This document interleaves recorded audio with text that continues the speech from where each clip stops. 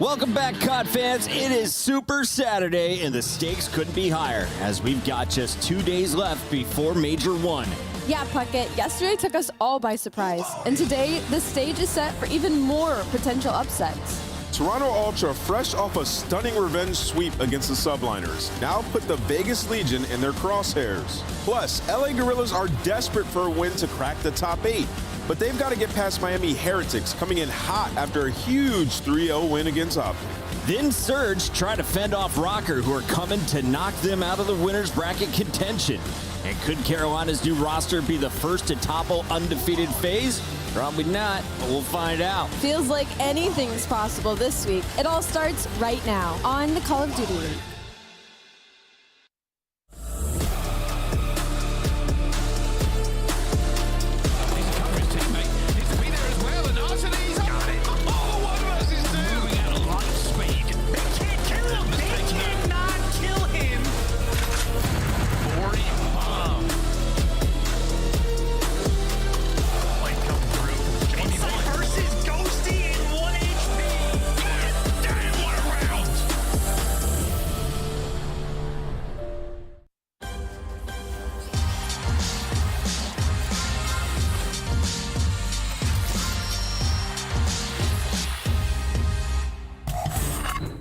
Welcome into the top 8, Minnesota, the team that started 0-4, now coming off back-to-back 3-0s as Vivid has a day. The Heretics popped off against OpTic Texas in our middle match, and the fastest series of the day was a rematch between the world champion Subliners and runners-up Toronto Ultra. This time, Scrappy crew getting revenge. Welcome in, everybody. It's a Super Saturday here at the CDL, the final qualifier Saturday before we go to Boston. Alley Cat Nameless alongside Chris Puckett here. And I want to start here with you, Nameless, because, again, once we finish our show, you figure I should just work some more. And you streamed all last night. Yeah, what rank did you finish on, my friend? We're at Diamond right now. It's been climbing, dude. We've been absolutely grinding. I'm surprised I'm awake, honestly. The rank has been so fun. It's pretty impressive. And I know you're still going after that Crimson. That's going to be tonight's goal. But what weapon do I need to bring out if I'm going to be starting my run this evening? Just the MCW. We got 8 of them on the map and ranked. And honestly, I don't even know what attachments to run right now in my head case. So I'll figure it out eventually, though. Chat, let us know which one you're running right now. And Alley Cat, let them know how they can join the show. Yeah, of course. Just like last year, make sure you tweet out all of your ranked clips at CODLead using the hashtag CDL Ranked, and maybe we'll feature you on the stream. Seriously, though, send us your quad feeds. I want to see that stuff. Let's take a look at the schedule, though, from the pros, because they take the stage here in about 20 minutes with Toronto Ultra facing off against Las Vegas Legion. We're going to see Guerrillas against Heretics, Røkkr against Surge, and we'll close it out with the unbeaten Atlanta FaZe as they take on the Carolina Royal Ravens. Taking a look at the standings, though, Allie. FaZe, you're good. You're in that winner's bracket. Everyone on that right side of the screen, though, it's getting murky. Oh, yeah, there's a 3-way tie right now, and it could turn to a 4- or 5-way tie with the way that Seattle Surge could lose today, or any of the teams that are 1-4 could possibly make a jump. All right, Carolina Royal Ravens currently in that 10th position, trying to break into the top 8, and they've decided it's time to make some drastic changes.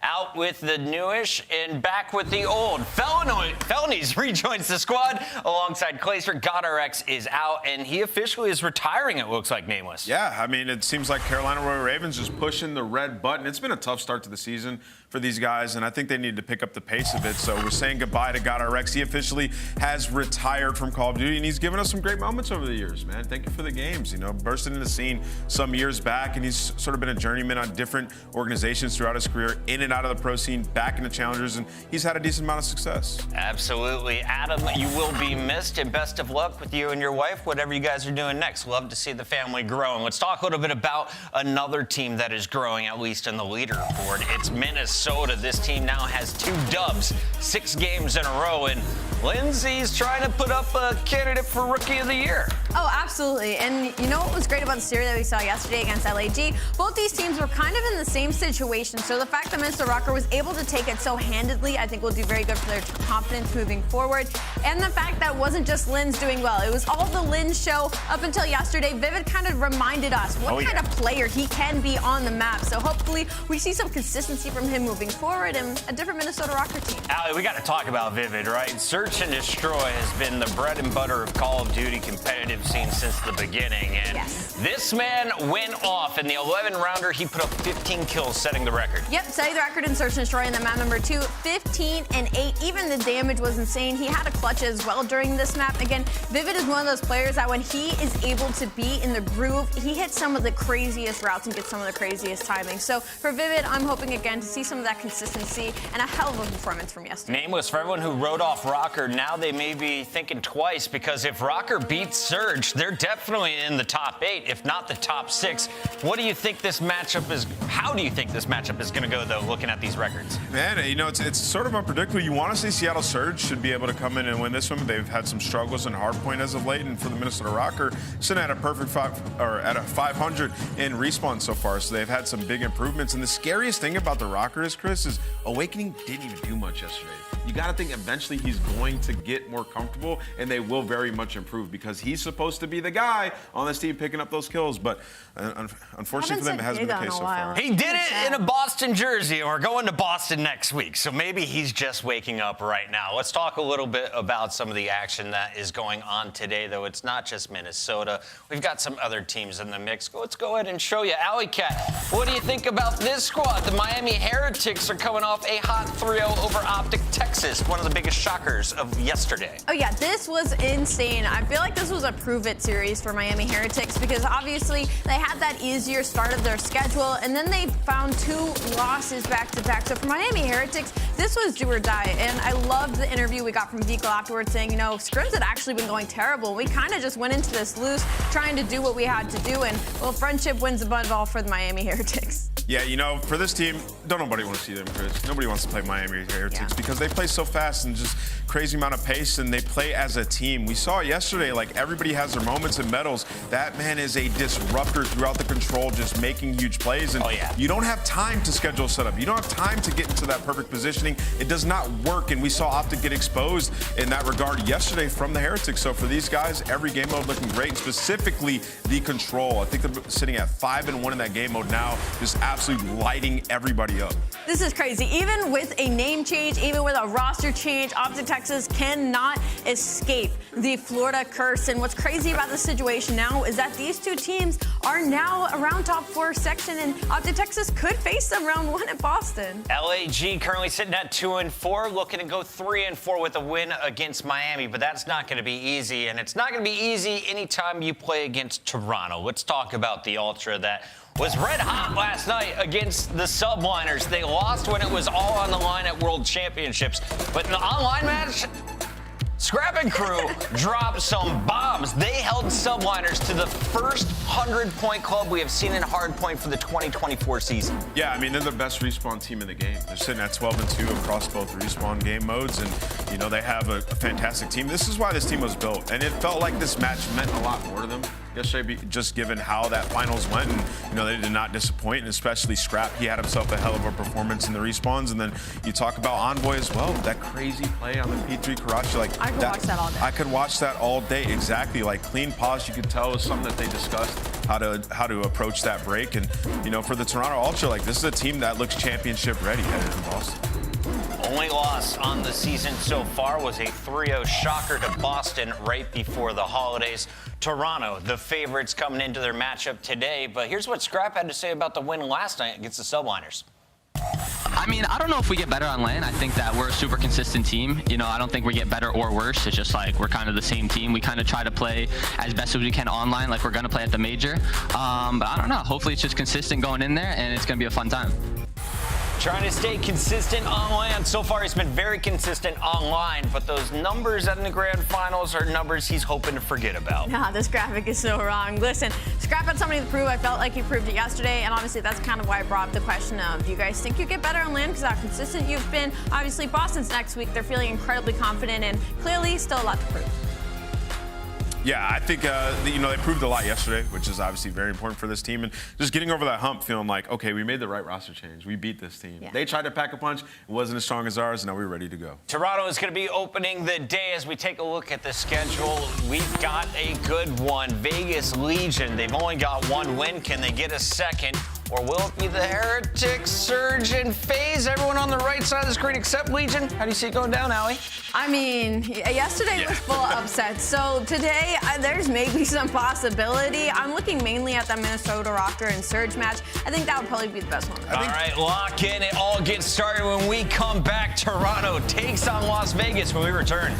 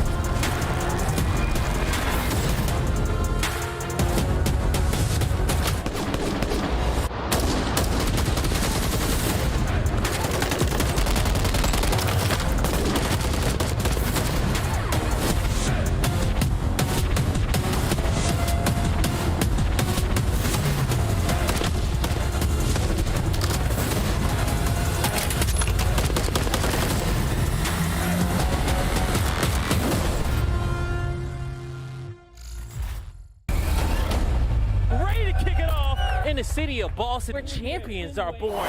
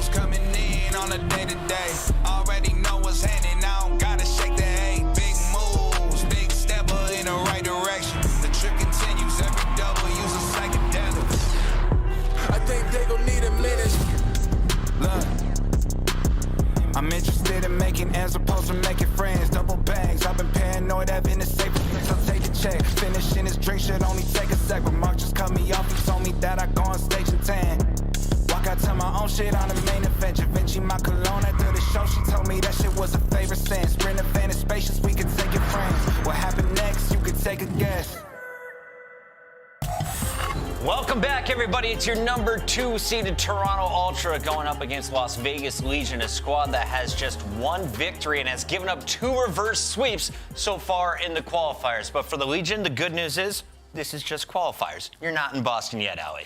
Not in Boston yet, but I don't think anybody wants to head into Boston off of a loss either, and it's tough for Vegas Legion when you're going up against an undefeated team right now. Let's start with their opposition. Toronto Ultra coming off that 3-0 over the Subliners, and the team looked like they could see through walls yesterday, nameless. They were hitting all kinds of shots. Listen, Chris, we all saw it, all right? But listen, Toronto Ultra absolutely have been unbelievable. Every single last player, the first 2 weeks, all about clean X, insight, and search and destroy this week so far. And Scrap, some stats about this guy, man. He's got 5,000 hardpoint damage per map right now. Absolutely getting back to the MVP form that we saw from last year. And it's leading to so much success. You could see the impact that Envoy has brought to the team so far. He's making the game easier for everybody. And you can see here in our Monster Energy pregame that hardpoint damage that we're talking about. It's not only leads the team, Chris, it leads the entire league. Number 2 in Slayer rating. And then hardpoint teamwork is key. Yes, if you look at, we have the stat sheet that has every stat. It's all green for all 4 players, everywhere. Those assists are insane, right? If you have 4 of the top 6, your team's probably picking up some dubs. Yeah, and it's not even just the hard point, right? We saw what they were doing in Search and Destroy yesterday. And what's even more impressive was the conversion rates. Toronto Ultra only had 4 first bloods, but Insight was 11-3, and they were able to take it in a 6-1 fashion. So for Toronto Ultra, just keep doing what you're doing. For Vegas Legion, you've had some great moments, especially games 1 and 2. Let's take a look here at the roster representing Las Vegas that is on the struggle bus. Standy, the only player returning for the Legion in 2024, but he's set up for success. He's got Attach, a world champ. You've got Nero, a SMG with all kinds of potential there. And then Purge, a player coming up from Challengers. But this team consistently falls short. What's going on in their camp? Well, one glaring thing right now is, for some reason, the the Legion organization cannot win Control. Okay. You can see it in your Monster Energy pregame. They're 0-6 map count, 0-6 in Control on the year, 5 series loss streak. Like, it has just been so tough for them. And then attacking in Control, 2-12 round count, 12th in the league. And just, you know, none of the stats are going to be great. And even when they play a map like Karachi, still can't win attacking, where that can be favored at times. So for Vegas Legion, it starts with that game mode. You have to make leaps and bounds to win Control. Yeah. For Vegas Legion, there's not much you can say. It's a lot of potential, like you said earlier. It's potential when it comes to Vegas Legion. You know, they don't have a very big strength in a game mode. And when we look at the maps and modes, they act like they have a deep map pool. They've played almost every map in every single mode, but they're not winning them. So maybe some misplaced confidence for Vegas Legion. Taking a look at the maps and modes, all of us are going to be taking Toronto, except for Nameless, who believes the Legion can do it in 3. Yeah, right. Pick the Legion, Nameless. I did not pick the Legion. That is the cap on this app. But listen, man, I'm obviously going to be going with the Toronto Ultra here. There's no edge anywhere really in this series for the Vegas Legion. Maybe you just have to pull off a crazy upset because we're unanimous. Yesterday was all upsets. Why shouldn't today continue with it? Let's send it over to our casters. Gentlemen, let's get this party started on our Super Saturday. Thank you very much. Yes, we are kicking off day number 2 in this last week before Boston. And this game may seem one-sided, but we've seen bigger games in the CDL go the other way. Chance the Legion have an opportunity here to upset everything before we head to the major.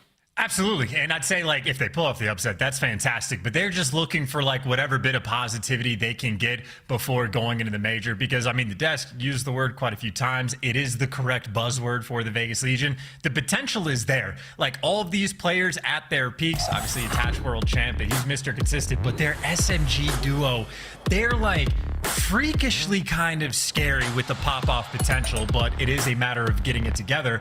And I gotta say as well for Purge, like, he's a rookie. He's the fresh face in the league. I know he struggled early on, but he does have some, like, back pocket stats that he's shown of, like, the potential is there. As long as he's a player that learns and grows, Vegas is going to be a lethal threat. Of course, against Ultra, though, that is, you know, one of the toughest tasks you're going to have in the league. Yeah, this Ultra team are looking to beat teams into the floor and keep them there for the entire time. And they want to set the pace going into Boston. I suspect that's what they'll be trying to do again here. And realistically, after their loss to Boston, there were some questions asked, and the answers have all been, hey, that was a fluke. Watch us clean up for the rest of it, because they have been dominant everywhere. Yeah, trying to clean up as well on this rotation. You see Insight. I mean, look, this is the player to watch if you want to sort of understand the fundamentals of the game, of what are the, you know, quote, correct things as an AR to do on the map. He's taking the deep routes. He's playing long-term for spawns and getting the freebie kills of shooting you in the back. And he is playing so distant as well for distraction to free up all the space for his teammates, and a nice little force spree as well. Of course, that is a lot of effort to block the spawns. They spawn right on top of them. But even still, look at the pressure. He has bought all of that map for 3 of his teammates now to be set up on that rotation over towards P2. Insight is the player that makes the game easy for his teammates. At the moment, that little bit of pressure as Legion will get 3 wiped away at this point. They're just trying to hold this one down, and you are right. Insight has been lights out so far this year. If you're an Ultra fan, it's exactly what you want to see. Usually solid, this time incredible. Yeah, and you actually had, despite all that work to get the spawns, Vegas still get the kills, so they wipe away P2 immediately, but I think the back spawns that came in through, again, caught Vegas off guard, and, I mean, that just leads you with the close spawn into a full setup, maybe just for the final 30 seconds, but obviously it's a close game we have so far during their first 2 kills. Looks like Ultra are going to set themselves apart just a little bit on this one. They're trying to do clear. Desperately trying to stay alive. Reinforcements maybe being able to help him out here as he will fall.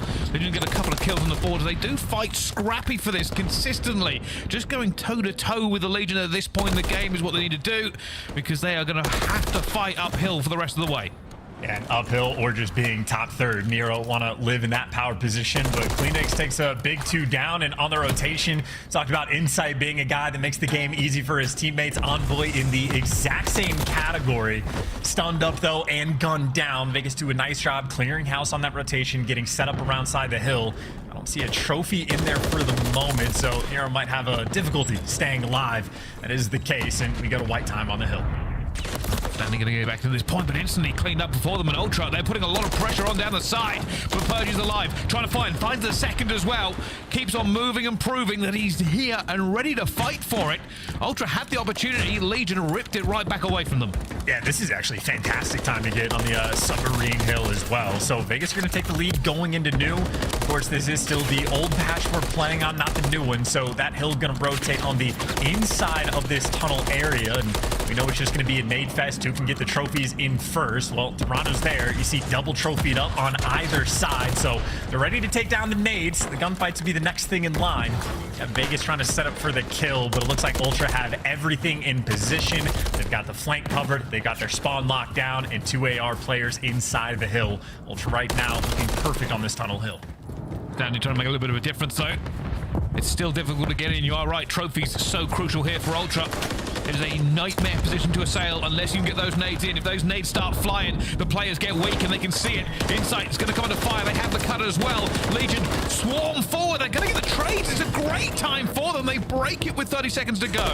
Yeah, now you want to hold on to it as well, right? Ultra still get those close spawns, so you don't want to immediately give away the time you just fought for. And nice gunfight win there by Standy.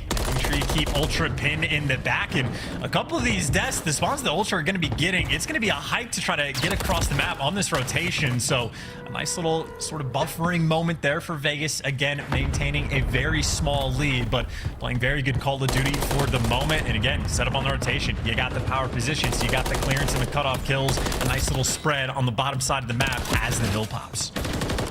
And Legion in the lead and looking good at the moment. Just need a couple of good trades to really lock this one home and get some points onto the board, but at the moment not really going their way. Nero trying to be the hero. He does get one, stays alive as well. That hill has not been touched yet.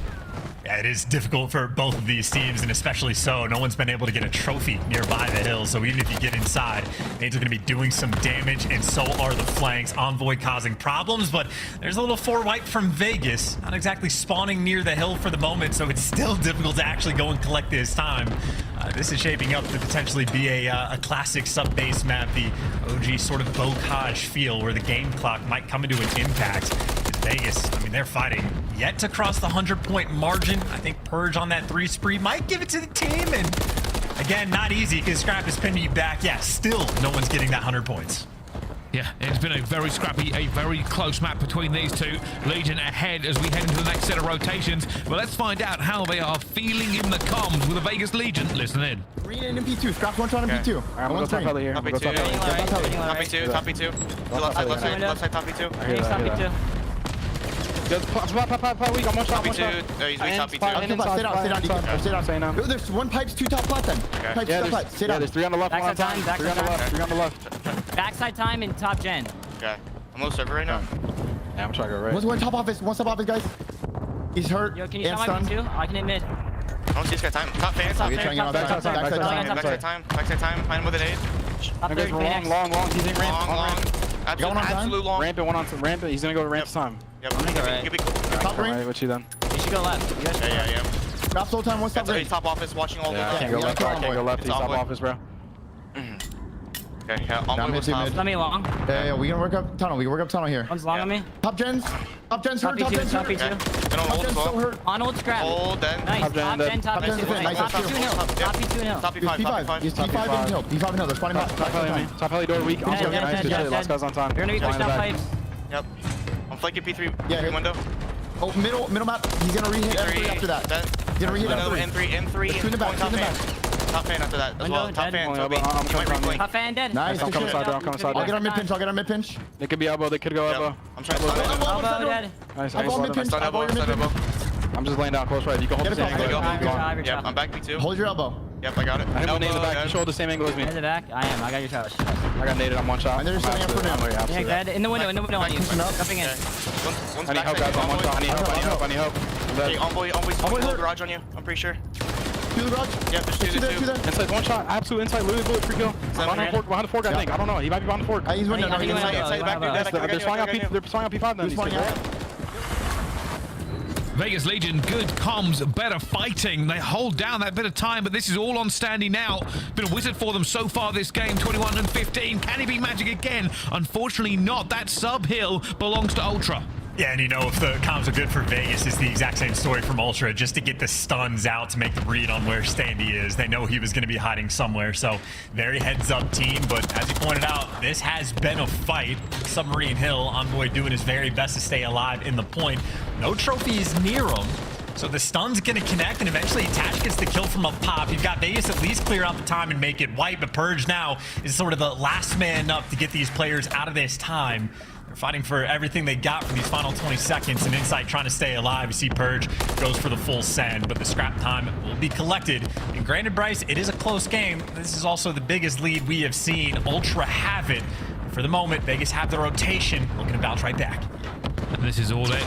They have to hold this rotation. They must lock it down. They want these points back. And Standy against the tide again for them. Attach will find another one, and Ultra are rebuffed. Not enough time to get back into this. The trophies are down. The map control has slipped away from them. And Purge is getting them before they can get back into position. This is great for Vegas. Yeah, Purge getting that big two-piece. Nero with a nice angle as well to catch these players down the tunnel. But now it's just a phase smash through tunnel.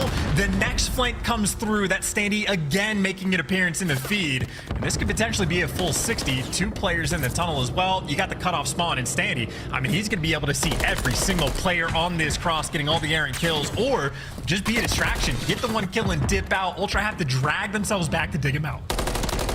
Eventually they will shut him down, but he is having a phenomenal game. A phenomenal game is what they need for them. Legion take the lead again here away from Ultra.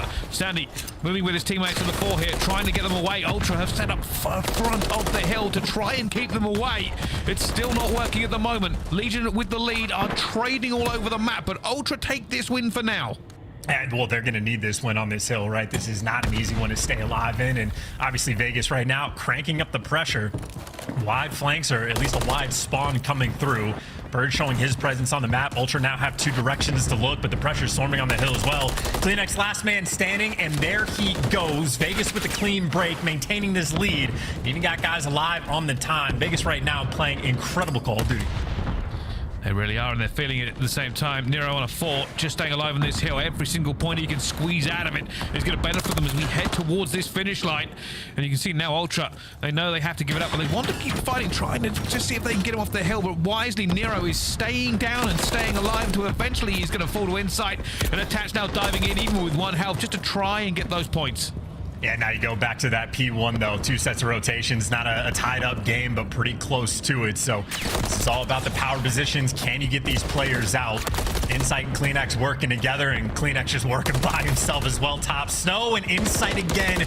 Those 2 in the feed wipe out everybody, and Envoy just gets to stay alive in time. I mean, Nero's tagged up, so you can't push long just yet. This is a P1 where Ultra obviously have now taken the lead. It's a horrible situation on the minimap. You can see Legion worried every single corner they turn. There seems to be an Ultra member. Nero gets across, but they haven't been able to even look at this hill yet. Ultra doing a great job. I think they know he's gone through the back here. Scrap has seen him locked onto Nero long range, and while he's weak, he will chase him down, and Scrap will get that's a huge kill just to make sure their lines are secure. And of course, while they're fighting for the spawns as well, they're getting the kills around the time. Envoy on the P1, they've nearly turned this into a full 60. Just getting a massive lead going into new.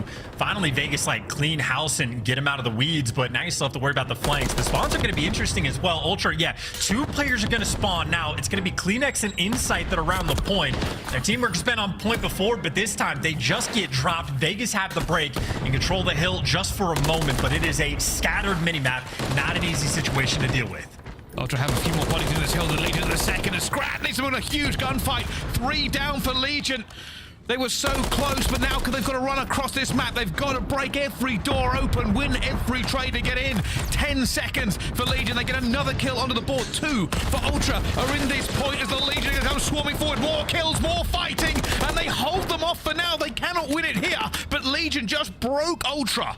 And they're reading the split spawns as well. You got a player number 8, Purge, getting the cutoff kills from people spawning. Warehouse Kleenex, though, is going to be a thorn in your side, but maybe not enough to deal with. Vegas are handling it perfectly well.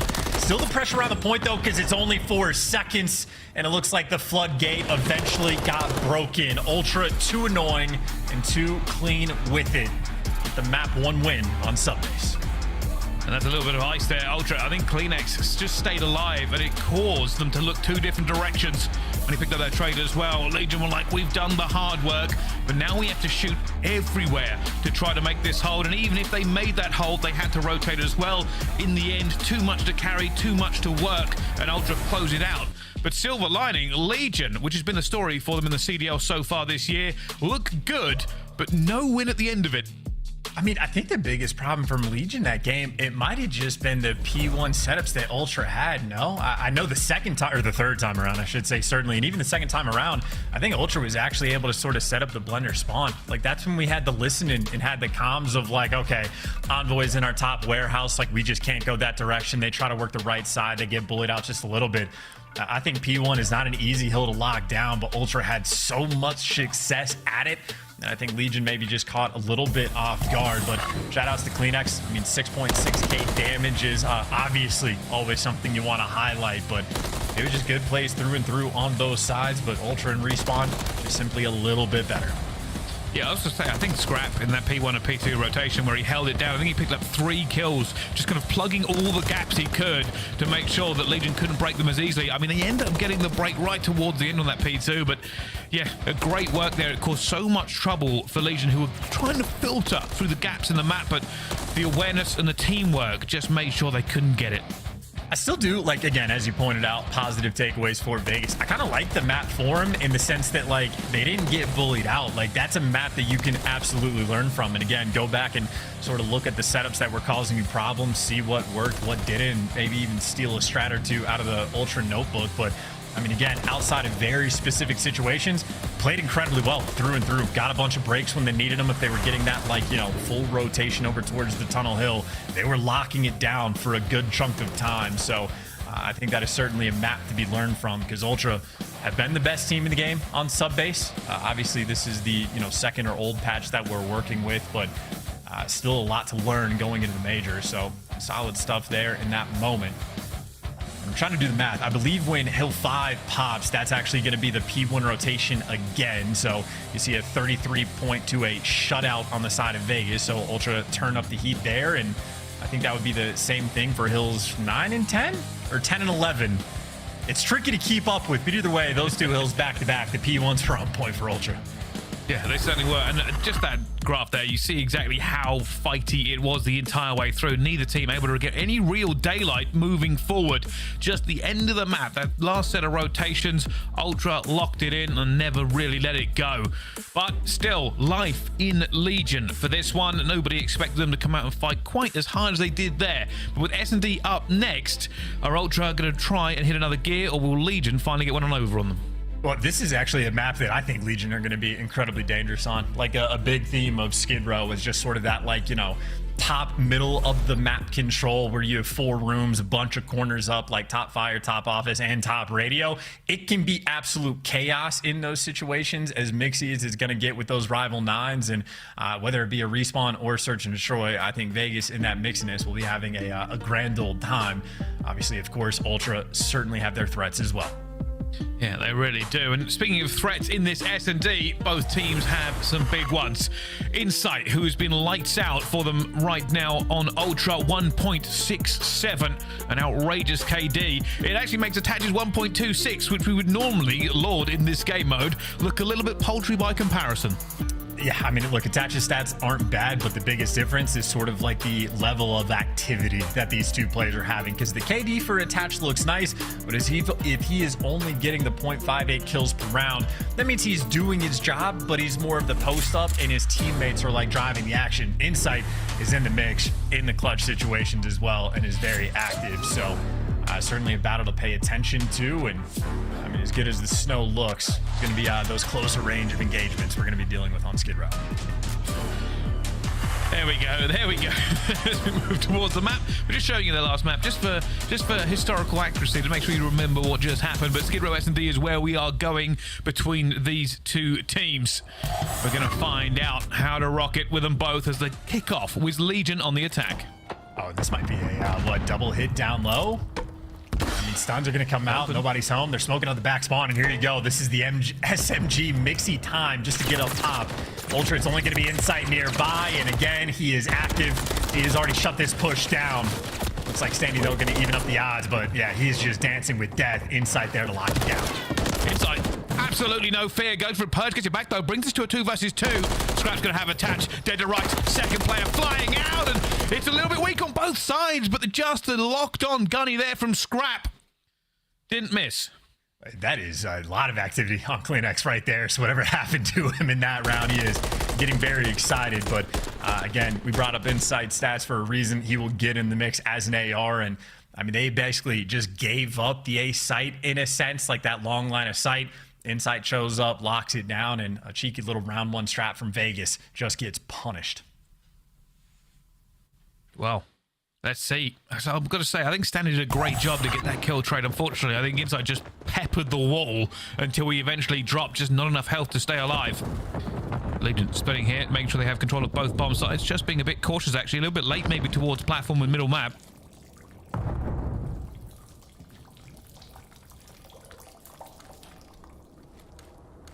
Here's the push as well. Nero, I think, might have just gotten yet horrific timing. Unfortunately, looks like Envoy is able to find a kill towards the middle of the map as well. So you dominate mid and you dominate the barbershop side. You don't have control of the site just yet, but still a 4 versus 2. You have high expectations, and there's all the trades coming through. Last man standing, Dylan Attach.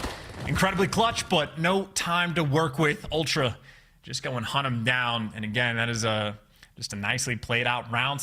Vegas threw a couple ideas on the board, but I think unfortunate for Nero on the steps, just gets horrific timing as the two players go through tunnel.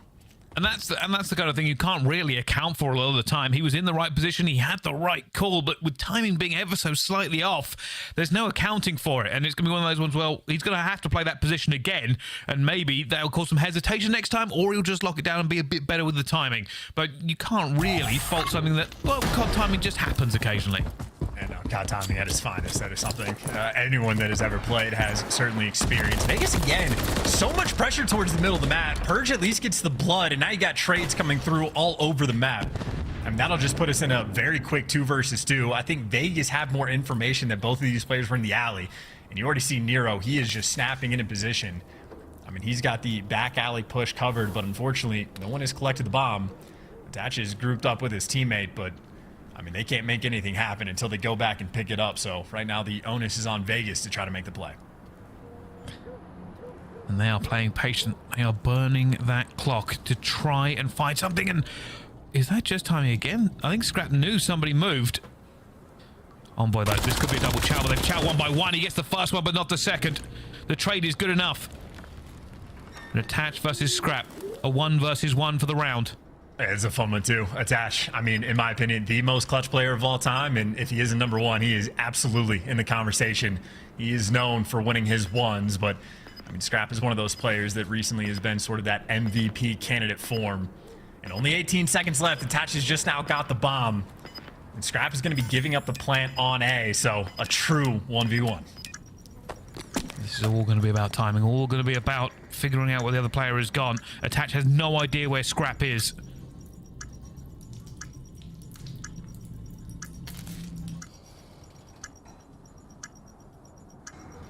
All banged.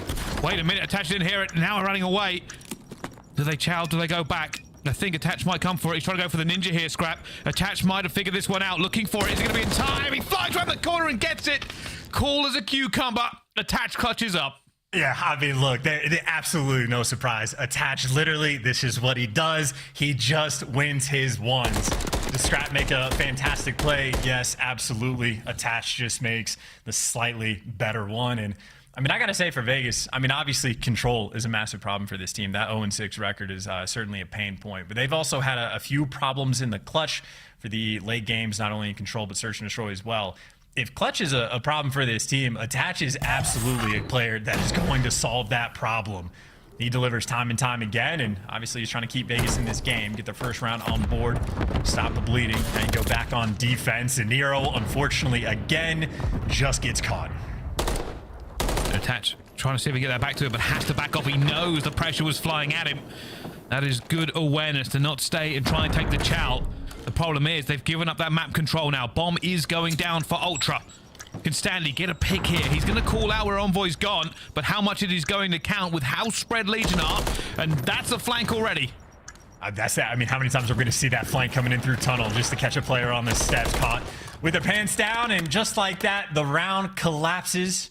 And it looks like Ultra, the game plan now, again, just working the steps on the little zig corner, obviously on point, but they are 2 for 2 on their attacking rounds of just being able to catch Nero out.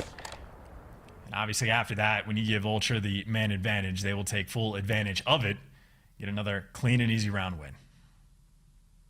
Well, that was pretty clean. As soon as Legion gave up control, Ultra just looked very, very comfortable, knew what they wanted to do, and got that round over the line. 3-1 to Ultra now, though. Can they hold a defense, make it 4-1 or 3-2? It feels worlds apart.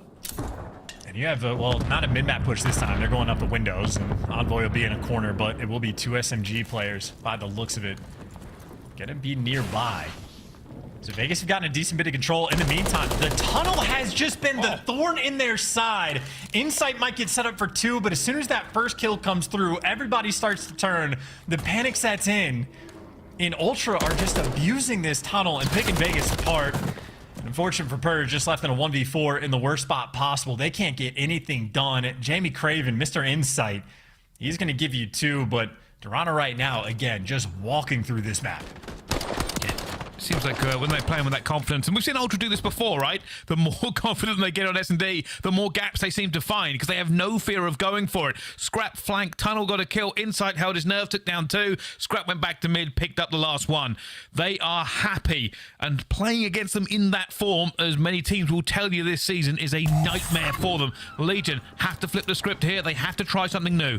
And this is a thing for Legion. Like, you can see that they do have a game plan of what they want to accomplish every single round, but I think when you have a game plan, it almost just becomes easy for Toronto to sort of calculate and pick apart. This time, though, Nero doesn't get caught, delivers for the first blood, had a little bit of help from Purge as well as the distraction. And Envoy might have found a gap for the timing, but doesn't check every single corner. Standy's there, not for 1, but for 2 as well. Big beams there out of Standy. And Insight, not even a hope given to try to clutch up. Vegas finally bounce back and have a very strong round of their own. That is a massive water bottle, too. It's the size of his head. Well, sometimes you get a little bit thirsty. And speaking of thirsty, I think the key there was realistically Ultra being thirsty for that first blood. Very aggressive start. Almost made it, but not quite. And that flipped the round away. And that's what I was talking about. Ultra, when they're feeling themselves, they go straight for it. It's a very aggressive, very direct play style.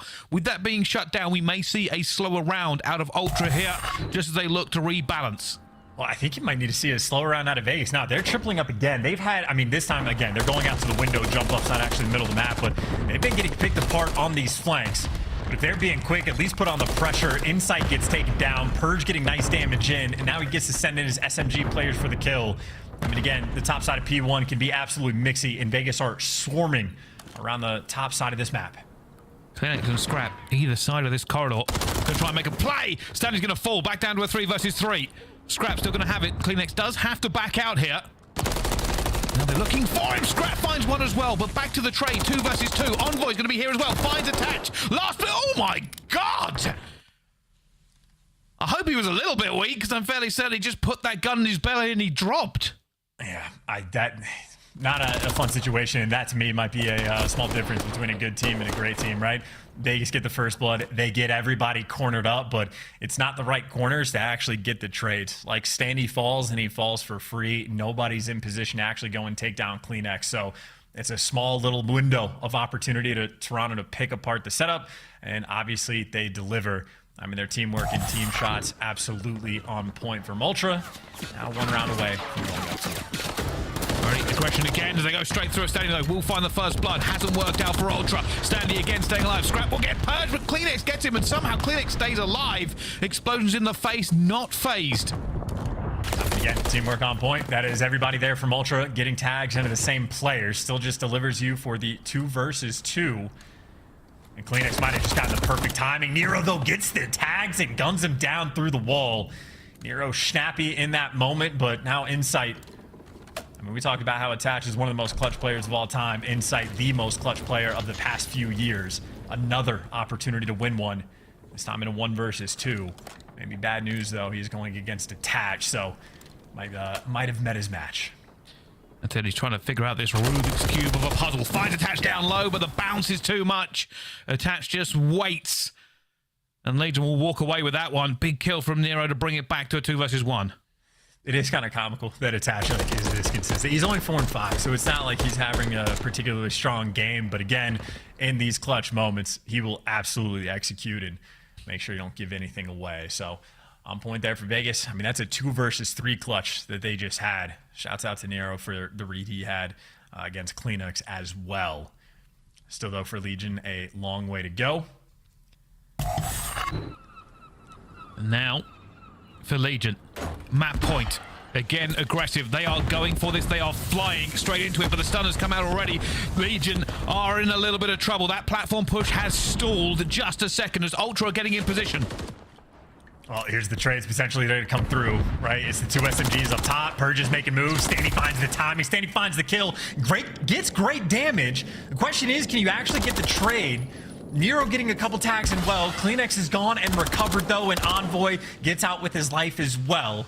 So Ultra doing a nice job, and they're making moves too. CleanX and Envoy working together incredibly quickly. They're down low, already pushing past and working on some potential flanks, and Scrap is getting tags on the players up top. So Ultra ahead of the information game, and now they have the man advantage as well, thriving in the chaos.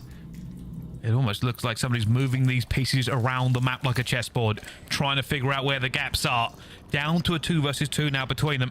More information from CleanX. Now that player just came off a bomb, and you can see Scrap the other end. The kill is set up, but there is a player flanking Attach. Might find something here if he can get the right timing onto him, and he will do. CleanX is going to go down. Scrap, a long bomb, finds the first. 14 seconds left to go. Attach has to make it, but Scrap is icy, locked on, not going to let it go. And that's why they were essentially just aiming down the kill feed. Nothing they could do. You gotta say, nearly the perfect play from Attach there as well, but just not enough time. And as soon as his teammate falls, again, he's 1 shot, forced to flood in with 12 seconds left on the clock. So Ultra all about their business, win the map, and I mean they're just taking that very quick bathroom break. They left. Shared chemistry is on point. Yeah. But they're just excited to get to map 3. Vegas be waiting patiently and talking over the woes of that S&D. Wow, they were out their seats like they've left something in the oven that they were cooking before the game. Like, oh, I've got to get that out before it burns, because they were gone. Scrap 12 and 4. Just a laser when they needed him, holding down the long sight lines, but it's all about teamwork for me, Chance. Yeah, Bryce, I mean, the stat that we saw, the Monster pregame sort of statistic, was like Ultra in hard points have like 3 of the top 4 like players for assists. So their team shots in hard point are completely on point. Now here in the S&D, I mean, that's what, 12 set, that's 19 assists in 9 rounds. And then if you look at Vegas Legion, that's what, 7 total that they just had. So the amount of teamwork Ultra just brought on that map, again, 19 total assists for maybe 20, 25 kills that they actually got. It is constant that you were dealing with always more than 1 Ultra player on the map. They're fantastic at isolating other players on the other teams. Vegas on the receiving end of that punishment. It certainly is. And speaking of punishment, we are heading over to a control just after this break for Legion. a chance to break the curse. Can they do it against a team like Toronto Ultra, who have been sitting pretty good so far this season?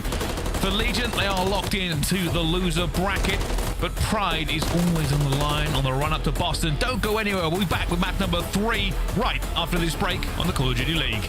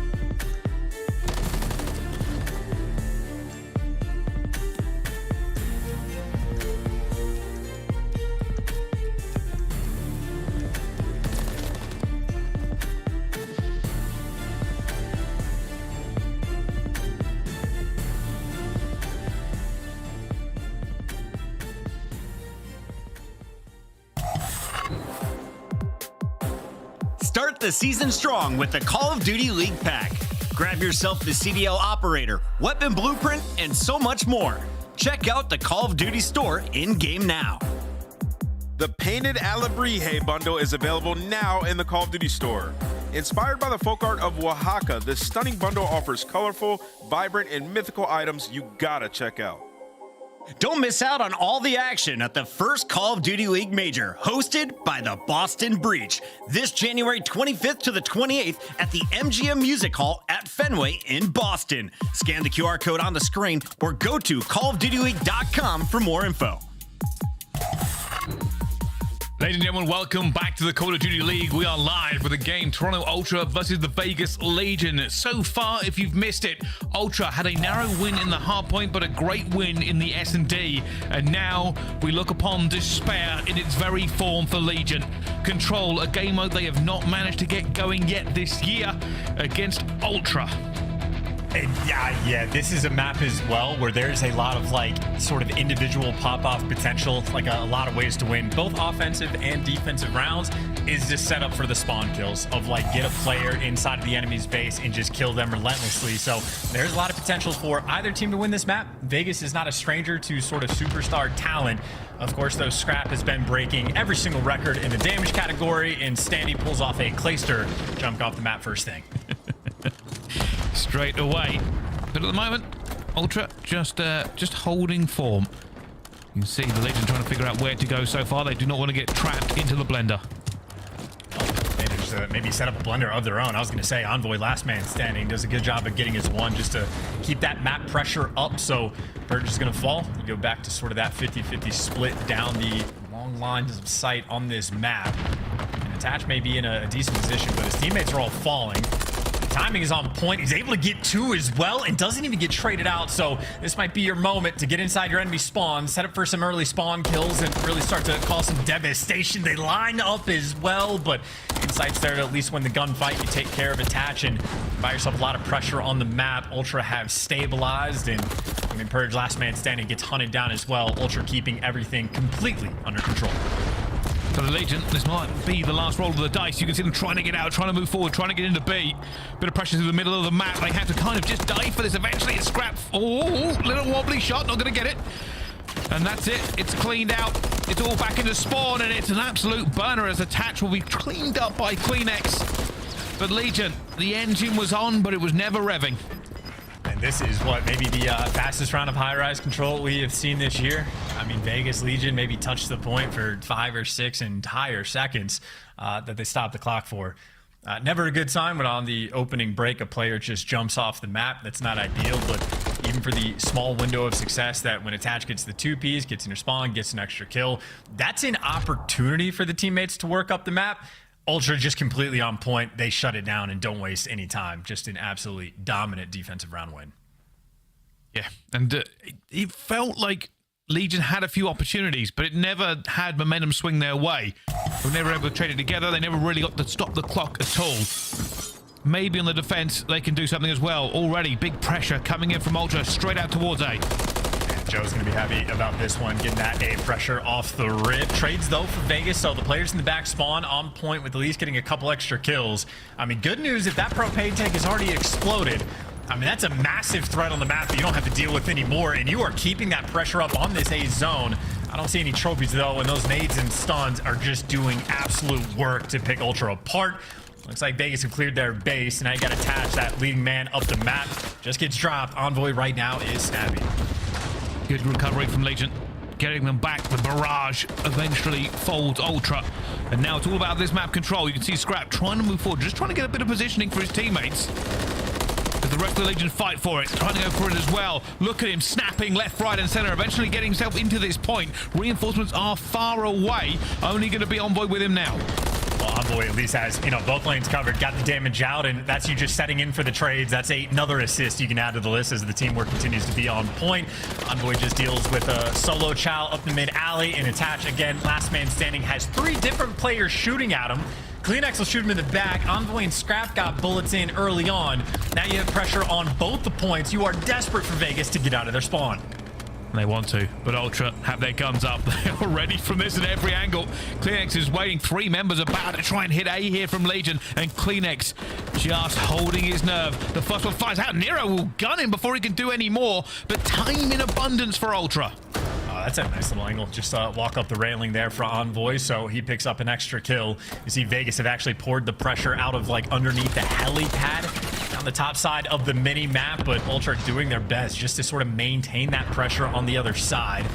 Envoy oscillating from point to point. Last time they saw him was underground. Now he's popped up out of blue and made his way towards the zone, stopping the clock, and he might have fallen, but his teammates get the instant trade, and now Vegas are back to square one. They are back in their spawn, and they're dealing with every single line of sight, just trying to make it out of these windows.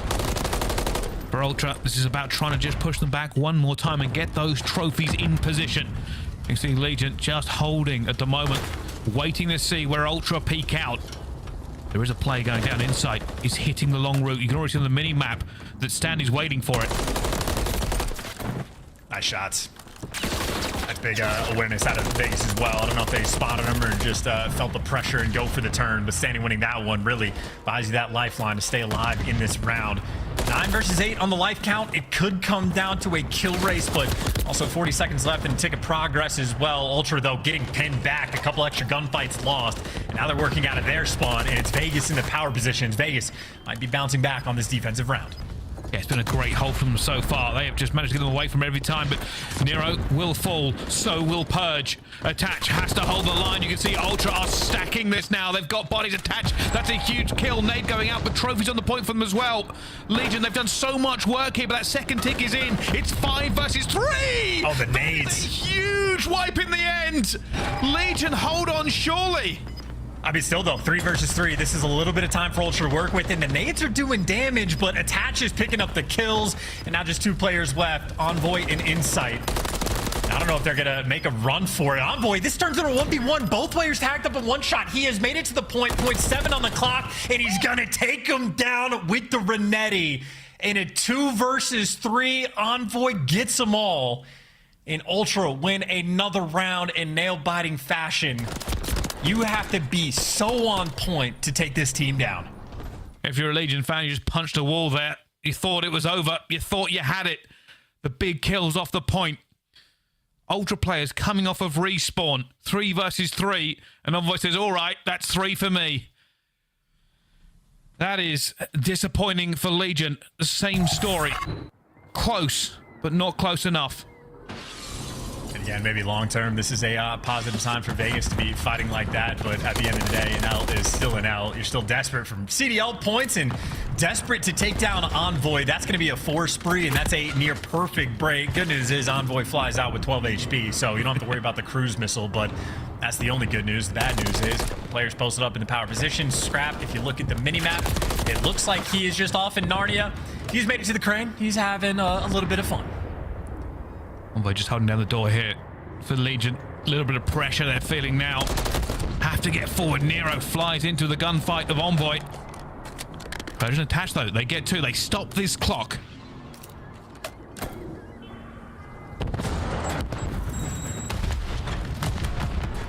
I guess out for a little while longer too. I mean, no trophies on point, so you see the nades rolling through. Not enough connect for the actual kill, though, so Standy, just a little bit of progress on the point, but of course you got the Ultra players filing through the helicopter side of the map. Able to pick up a couple extra kills. Attach and Standy working together, though. Able to win a couple, but Envoy, again, the player that is the thorn in your side, gunning you down. I mean, he was on a 4 spree at the start of this round. He dies, he respawns and goes on a 5. He has 21 kills for the moment. And like high rise is Envoy's playground. Nero getting the point and finding a kill as well, staying alive. That clock has stopped. They've got some trades through. If they can make some more, this might be a chance for them, but Scrap still up top, eventually will fall. Purge is here as well. 30 seconds left. And they are back in this point. It is not over for Legion. Very close to getting the extra capture. All of the nades rolling through, too. You see they're connecting with them, but not enough to actually take him down. And there you go. That'll be that B zone secured. 1.5 minutes on the clock to work with and evened up on the life count. It looks like Standy potentially in position to get a couple extra kills. But look at the stuns. Again, anytime a player gets in position, Ultra always heads up. They're always stunning these players out. And again, those just add to the assist column. Their teamwork is literally out of this world. Standy trying to make this work.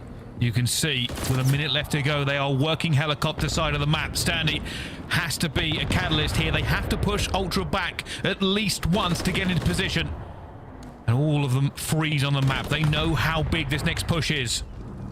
Well, Nero found him 1 kill, so maybe that's your opportunity to start making moves and get active. Attach is able to get the next, and now Standy trying to get in position for the potential trade. Jumping into the right window, and your opportunity for the spawn kills, well, there's number 1, but only 1 player actually going to beat off spawn right now on the side of Ultra, so maybe it's a Standy versus CleanX battle in the spawn. Attach adding more to the pile for these cutoff kills. And you're at least having a ton of pressure around this A zone, but nobody actually on the point, and Standy's still just waiting for these kills to fall in his lap, but just spinning in circles because the Ultra players are everywhere. Just weren't able to pin them back for long enough. That clock has got 20 seconds left, but Purge is alone in a sea of purple. Doesn't matter. Standy will get 1. He'll get the second. First tick now rocking up. Still has to make the hero play. Eventually will fall there, but it has allowed a few of the Legion members to get out. 15 seconds left in this map for Legion. Yeah, Vegas right now just desperate for the trades. Nero wins a 1, and that's the opener. You stop the clock. 10 seconds left, and it's a 5 versus 4. This could be a round to end on lives. 4v4 left. We go inside. Cannot fail here. He's the furthest forward of the Ultra players. Probably will just stop this. Not let them get through. Attach will get Envoy. Legion have the lives. They have the numbers, but that is an absolute gunning. And stopping it again. Purge will get in with the propane. Scrap will get 1 more back. CleanX firing for this one. That is the last ticker. 2 versus 2.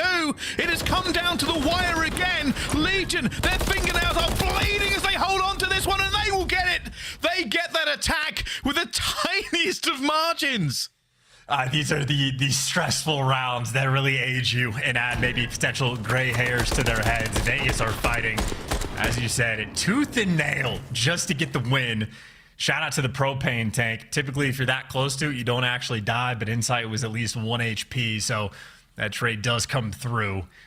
And CleanX, if he can get down and regen for a second, maybe could pull off the win, but that is 2 back-to-back rounds that come down to a 1 versus 1. So that to me has been almost like the theme of this series. Of Vegas are so close, like they are right there. I think Ultra maybe short of sharpening the steel just a little bit. I think this is a series Vegas honestly can be happy with for the moment. Strong opening break as well. Good shots across the board. Good nades coming through. Ton of map pressure you have as well. The movement not quite clean for Nero though, but still in good position. Vegas players all across the board. Locked in. And this is where I find Vegas seem to excel. When it slows down a little bit and they can hold their corners, they really can just put the pressure on the other team. At the moment, good map control from them. You got everybody in good spots as well. Nero's picking up 2. Attach would have been there for the trades if necessary, but Attach right now is sort of like the scout on the map. You see him picking up kills in the feed, but he's able to get that sort of intelligence on a bunch of different players. His teammates on the top side of the map getting sent in for the kills, and I mean, they're just delivering it, finding out where the players are, letting someone else get active. This is the teamwork right now shining for Vegas Legion. They're holding them. A game mode they have not won this year. And they have fought back when all hope was lost. Now they just have to keep the lid on Ultra here. They have to make sure of it. Nero will find 2. Puts them on a little bit of a stack at spawn as well. Standy finds 1 more. Only 1 player can jump in, and this is Insight. And he will get the trade, but down he falls. That clock is not stopped until anybody can get to it. Ultra have no chance to win this, surely. I mean, look, they got 1 player out towards A, but everybody else is just going to be scattered and picked apart and gunned down. 3 in the feed for Vegas. And just like we saw in the round 1, Ultra kicked this series off, or kicked this map off rather, with a dominant round on defense. You had 2 nail-biter rounds back-to-back, and then Vegas say, hey, we can dominate on defense too. Again, their opening break, nearly perfect. They get a nade kill. They get everybody winning their ones on different sections of the map. They got their own setup as well, and I mean, you saw the teamwork completely on point there for Vegas Legion. 1 round away, and they might turn this into a series. Well, a lot has been said about teams in the top 4 being unassailable. The Legion held them close on the hard point. The S&D will skip over, but this has gone down to round 5 on the control with some very close rounds. For Vegas Legion, a chance to break the 0 and 6 and potentially get a map and a way back into this series. For Ultra, they will not want to let this one go. They want it to end right here and now. Yeah, same opening break as well, right? At least on the Nero side of things, and the comms are on point as well. He knew exactly where that player was, and Scrap was weak in that gunfight. Doing a little dance to stay alive, and Nero is chowing. They're getting the comms of everybody being weak. Nero's over there picking them apart. Attached, by the way, on a 4 spree. So he's thinking about the potential cruise as well. And he has been loving this underground section of the map. There's going to be kill number 5. There he is in your spawn. There he is for the turn and burn. Cruise missile lockdown. Prime position right now. Vegas looking very strong on defense. Oh, Legion are on fire. Ultra is terrified. This is not the team they've been playing so far. They cannot get out. They cannot find a gap. And all of Legion have just flicked their accelerator to full. No kills for them. Ultra are running scared. I mean, this is brutal as well. Attach is still going, by the way. Actually, finally, he falls, but he picked up an extra 2 kills. Now you get standing in this position, so you can see Vegas have clearly done their homework on what setups you want to have if guys are constantly funneling into that position. And you can see how devastating it can be. With 12 seconds on the clock, the cruise missile could potentially do some serious damage. It's going to be a flood towards this B zone. Everybody grouped together. They do have a trophy, though, and that just saved you the round, potentially. So much work here from Legion already. You can see those flying in as well. The clock is down to 4 seconds. They have to get into it. Trades are going to fly in here from Legion. They can smell the blood in the water. Cleanix is going to be in the point. Scrap climbs at the ladder to join him as well. Standing, fighting 3 members of him. They're going to go for a chow. He's still alive. 3.6 seconds. Legion, one more swipe at them now. Looking for this win, looking for this map, looking to break the 0 and 6. And somehow Ultra have not fallen. Oh, they got the minutes of the clock, but what they do not have is the life count. They are down to 10 to work with. Ultra have to be on point, but they do have pressure on A. They can still get this done. Surely not from this point. Attach will fight too with the propane tank. Dress it in orange. Put Legion colors on it as it may have just saved them here. Still a fight. Still a scrap. Purge will get it cleaned down and 6 lives left for Ultra. They will have to be better than good now. And you see Envoy really pumping the brakes in this moment. Wants to group up with his teammates. It is all 4 Ultra players right next to each other. Maybe waiting for Envoy to take this route. You get 1 clean attempt to try to get this going, and after 1 player dies, it is going to get mixy. You have to make this play perfect. And they go for it. They know the call. They found the routes. There's 2 down. That clock will stop, but it is no lives spare for Ultra. Surely not from this point. Legion can just bleed them dry here with trades. Well, Legion are also falling, and the team kill is going to come through. That's 2 players down from Legion. Everybody on Ultra now around this point. Cleanix gets caught trying to go for the kill. The man on the point is attached. He's gunned down, a tick and a half through. 2 players left right now from Ultra, trying to stay alive, but it all comes down to insight, and the man advantage is enough towards the end. Vegas Legion. That is work that they just put in to get their first control win. The curse is broken, but the dynasty is not cemented. It is just a control win for Legion. And they turned it up in those defensive rounds. I'm pretty sure everybody of a Legion fan was sweating because Ultra never really looked like they wanted to let it go.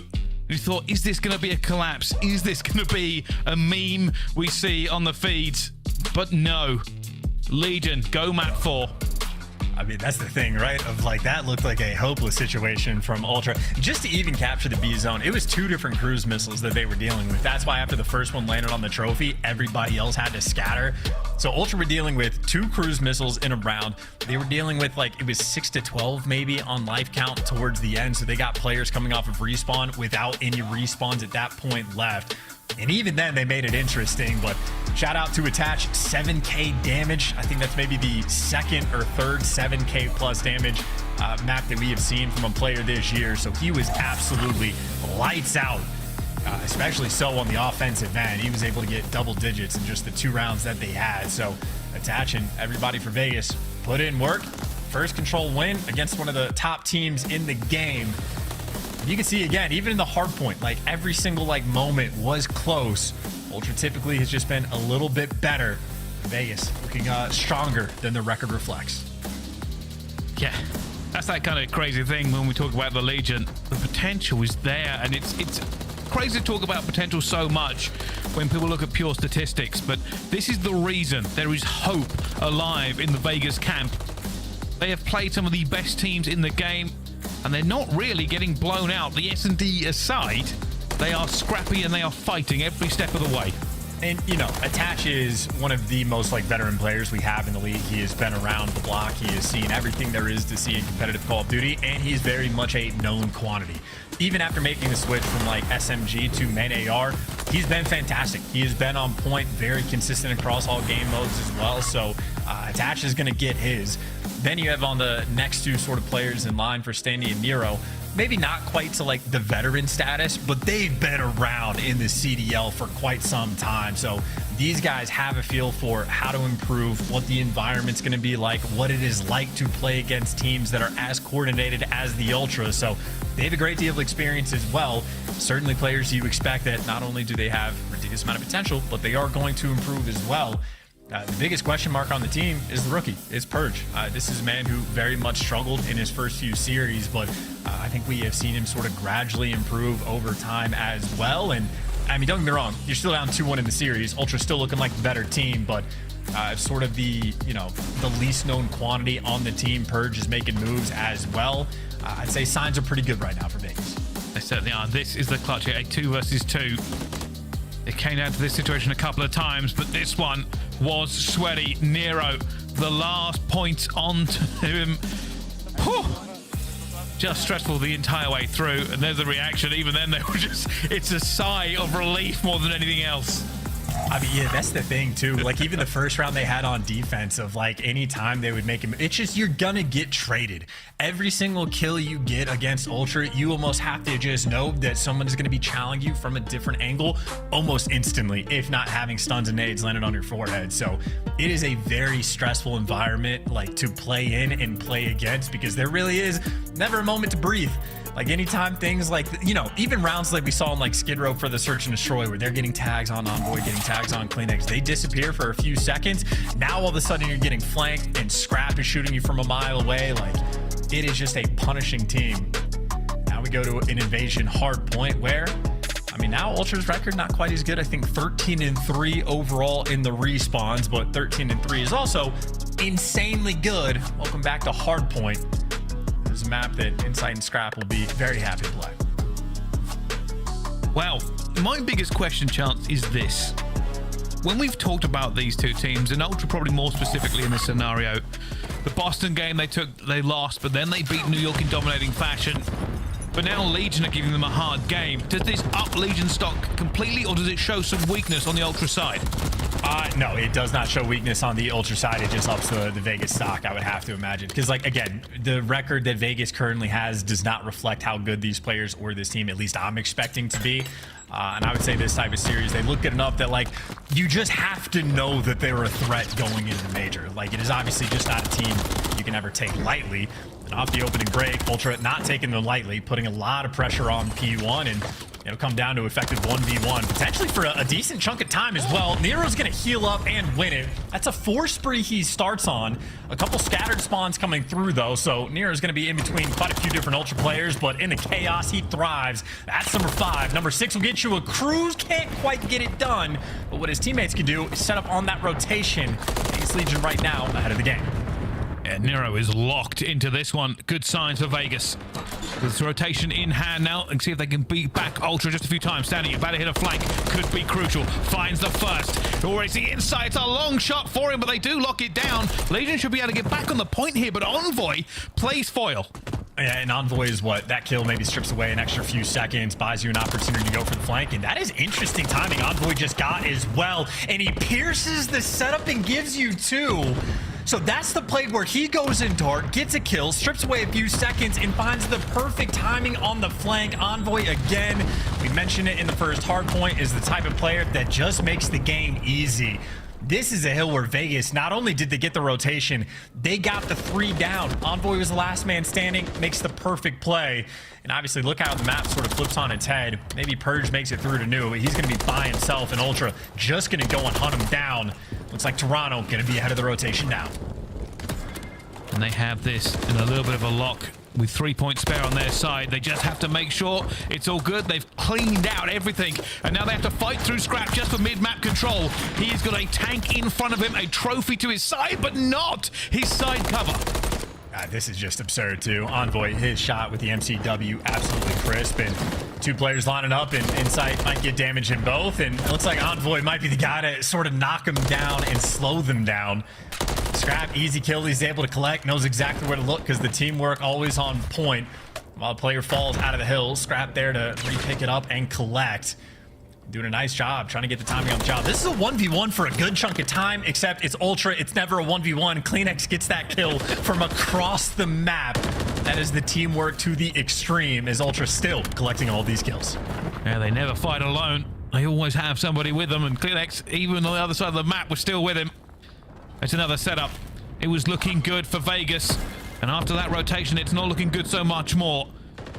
For the Legion here, they have to break, they have to find these trades. You can already see the stack coming through. Stanley finds 2, it's huge for them. Nero moving forward, doesn't get it. Will the trade come through from attached? No! They still hold them off here. CleanX looking for another gunning. And the Legion had a chance, but Ultra just defeated them in the kill feed.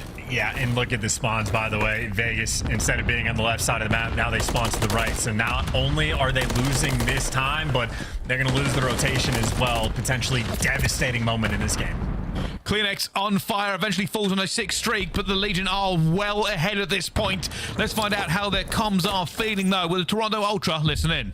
They're already here, already in ice cream. I'm spawning out. I'm weak here. Just one beach close now. I'm absolutely dead. 2 left. And 2 left. He could be on the street. Left corner, ice cream. Dead. Nice. Get ice cream if you want. Let's go. Have time, Bill? Yeah, I'll help you right, Jimmy, okay, if you want to. Yeah. Get on the scout ready. They're probably going to start spawning right here. Yep. I have one to Ace and D. Okay. I'm shouldering your left. Eli's coming. One left, one bullet. I killed the guy left. I have your card pressure. Nothing left, guys. Nothing left. Mid card. Wait for Scrap. Wait for Scrap to pinch. I'm one shot, Jimmy. Pitch it. Give me a sec. Yep. We're ready. Do Ace and D. I got both. Mid tank. That was a spawner. Running up. Nothing left. All right still. Mid card. Good time. I'm pinching again. Right. 2. I got one. One more going dark. And nothing left. Gonna make sure Dark dead. One more right. Ace left. Beat on tank. Really weak. You're left. I have right. Yeah, you're good. Front DVD dead. Still beat him tank. Beat him tank. Just hold. Try to give up left, Scrap. Let's get right street. Still beat him tank. He's still behind it. Holding a weird fucking heady. I'm looking right, bro. Freezer dead. Still beat him tank. I'm holding your. Beat him tank. In DVD. Okay, I'm just gonna. In DVD, run back. Beat on dead. DVD. Weak DVD. Contest. In new. Alright, one's mid helmet as well. You guys should play this brew. You said it was contest, no? Yeah, you would. And there you hear Ultra again, best comms in the game, and you just hear it in the sound. They make the game so easy for themselves. There is never a moment of chaos or confusion. Everybody calling out what to look like, what you've got covered. It's just for players that get to actually think when they play. Now, of course, you need to execute on the break towards P1, but they are swarming around it. You see they're trying to get back into this one. Last time Nero held it down for them. They need him to do so again. More challenge coming through for Ultra. Nero will find the first. They cannot defeat him on another 10 streak. P1 is his house. He will not leave. I mean, this is the place where he has gotten nearly every single kill he's had on this map, so he is making sure he can deliver.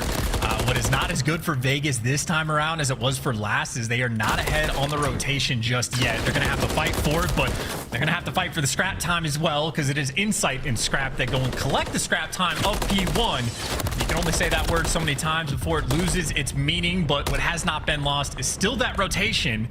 The spawn should come through on the left side for Ultra and attach. Well, he was giving it the old college try to find the break, but he's not going to get it. As Ultra hop on the point and continue to collect the time. And despite the fact that Vegas get a back spawn, number 4 CleanX is reading it, trying to open up potentially that door, but even when the weird spawns come through, Ultra, again, they always know what's up. Scrap with a wild chow, decided to go for it, trying to shut them down before they can get here, but Legion in a good position. They've managed to break through. CleanX bringing that in as well. A trophy will be deployed. Doesn't matter, Nero going to get cut down anyway. Yeah, you need the trophy if you want to have any success. You see the late ones getting thrown out for the crews to stop it, but CleanX chose the right man to kill to get back on the time. And I mean, Ultra, they want this final 20 seconds as well. They're going to fight tooth and nail for it before they start looking for the openings to go and make moves. Scrap actually gets pretty good timing as well. He knows to expect this gunfight. Does he check laundry? Well, now if he does, Purge certainly knows he's here. And Scrap doesn't have too much support just yet, so he's waiting to make his move. Yeah, looking to see if anybody crosses, but unfortunately nobody able to reinforce him. Eventually tries to take that trade as he knows Purge was shooting somewhere else, but it's a good hold from Vegas. A hold they desperately need as well. 60 points here will bring them back within touching distance.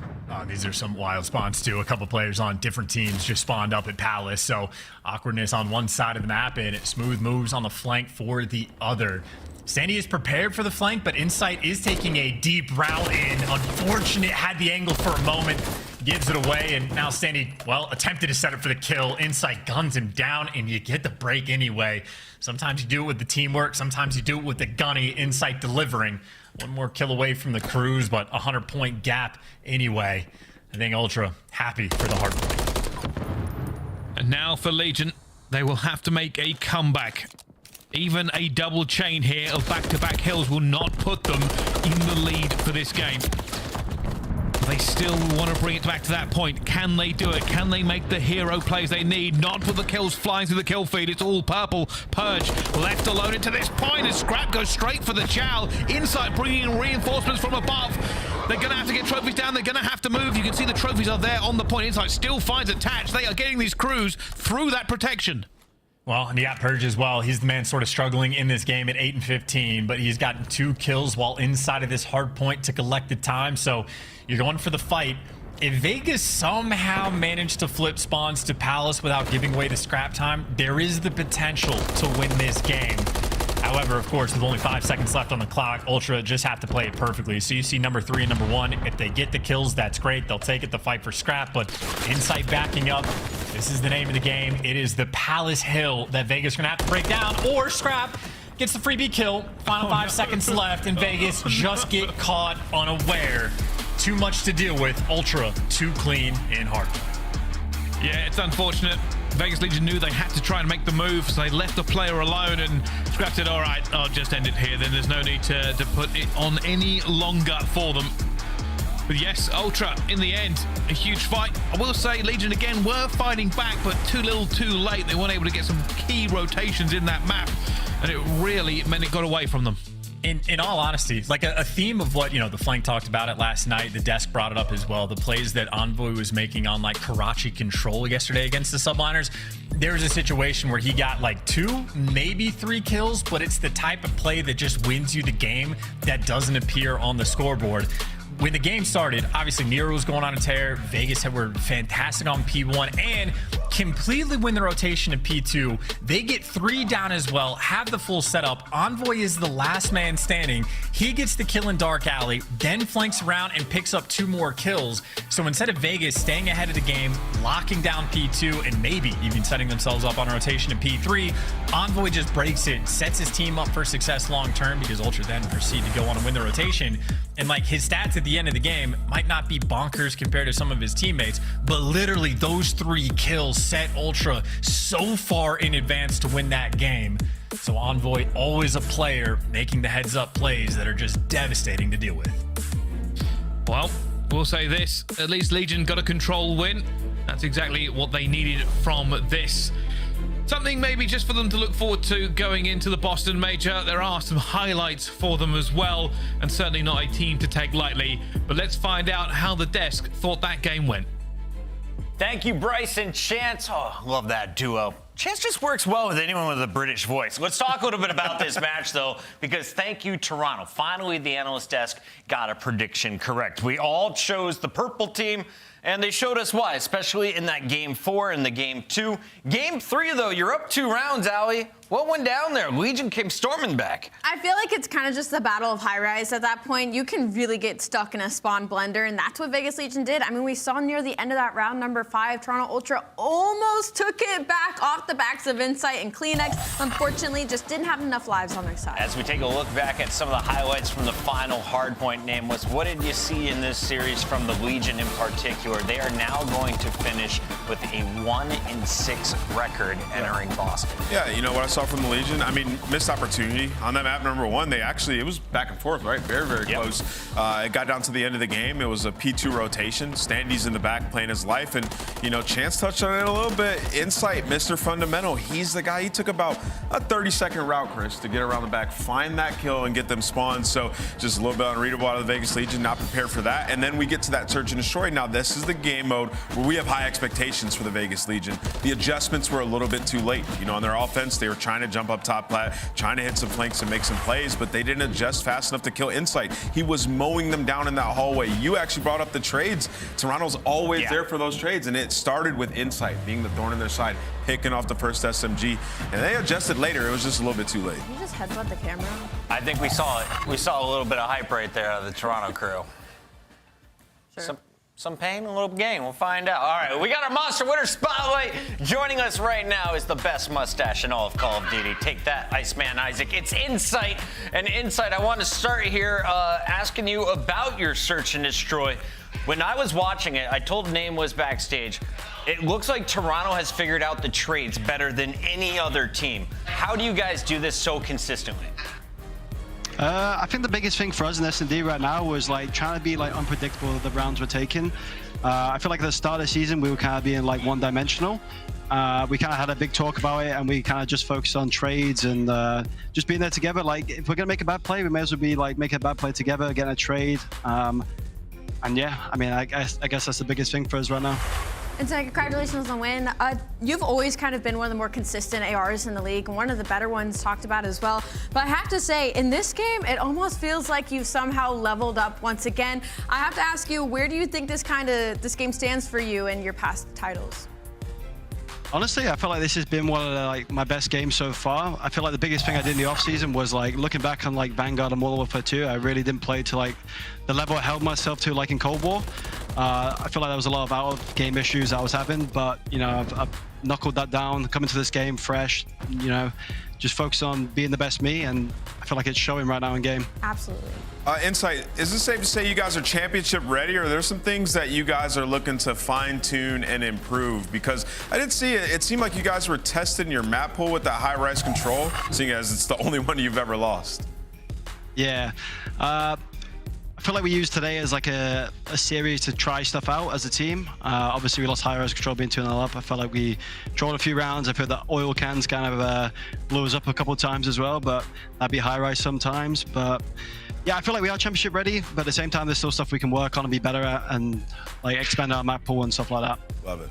And so now as one of kind of the top teams, you obviously secured winners bracket heading into Boston next week. Are there any teams on the bubble, I'm speaking Minnesota Røkkr, Boston Breach, LAG, that you guys maybe are surprised aren't performing as well as they are? For me, it's LAG. You know, when we scrim LAG, honestly, one of the best teams I've played in the game. The way they play the game together, like they clearly have a game plan. They don't troll. There's no one giving you freebies, stuff like that. They've clearly got their game down. I guess something's not clicking in matches. But for me, yeah, LAG. Final question for you tonight. Is Scrap a dirty cheater?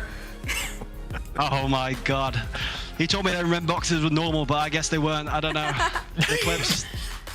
I can't save him. Chad is going after him. He'll prove it all to you guys on land next week. I have a feeling about that one. Insight, thanks for joining us.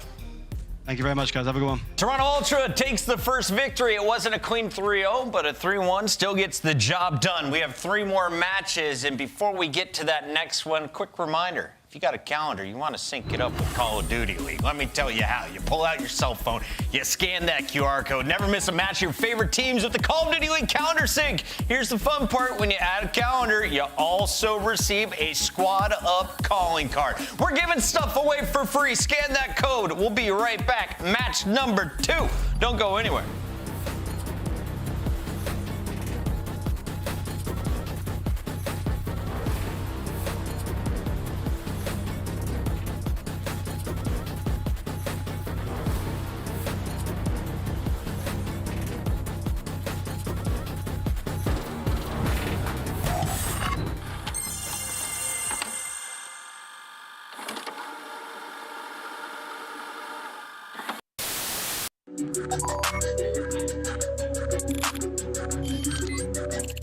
My goal here is to win champs.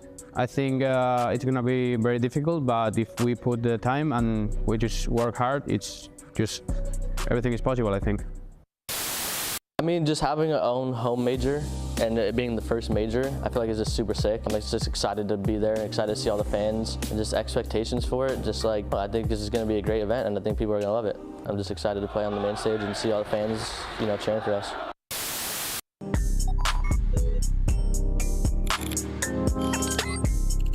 My best memory competing is probably last year with the Florida Mutineers, playing OpTic in the main stage in the first event. We lost against them 3-2, but then we had the opportunity to play them again the day after, and beating them 3-2 was a really good memory for me. What is this 9 and little 4. spot? What? Oh, that looks very uncomfortable. Very, very uncomfortable. No, it does, yeah. You're basically balancing your nipples on a metal pole. For some, that's a talent. Yeah? All right, hey, chat, watch this. All right, we gotta just go play the game. Let's take a look at this bad.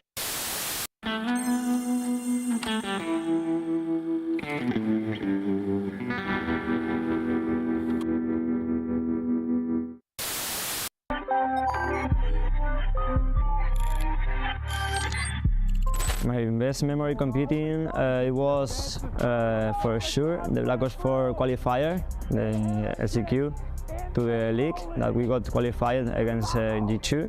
And then obviously like we were playing against the best teams in the world during that year, so that was a crazy feeling. They're playing my court. They have to play. They are both water. One shot. There's two water. They were both. They went red. They went red, Clay. They? Yeah, they went red. Both red. Both inside red. Both inside red. They went front door. They went front door. He's hopping. Watch the water. I have your word. Back door. They didn't see you yet. Nice! Let's go, Clay! Yes, sir. They're going for it, they're going to be in as well! It is not the Ravens! It is a Phoenix that has risen from the ashes here at the Major! They take flight! They break the curse! And London can finally weep tears of joy and not despair! The 1v1 over there is going to be big, but Joedecieves getting into the spawn, causing as much damage as he can. Diamond Con loses the fight on the other side. It's a 1 life difference. It's 12 seconds on the game clock. You cannot die, Afro. No! The fight from Ghosty now forward. Lives down to 3 for either side. This is going to be it. Last ditch attempt. Flying on the point. Joedecieves gets his. But 3 seconds to go. You've got to get on the zone, lad. Fresh mag. Send it. Wins it. Oh my god. It's a 2v1. Diamond Con. Can you do it? The boys are on the capture. It's now a 1v1. What a round of control. Diamond Con, if you win this! God damn, what a round! Billy, lie. But what the hell? What the hell is that? Wait, that guy's bowling. Wait, he's watching bowling. Look. You see he's watching bowling. Yeah, what the fuck? I gotta throw, bro. Wait, is he trolling? Wait, is he trolling? He has to be trolling. Wait, is he trolling? He's gotta be trolling, right? Wait, he's gotta be trolling, right? No. That's not right. That's an Easter egg from the CDL.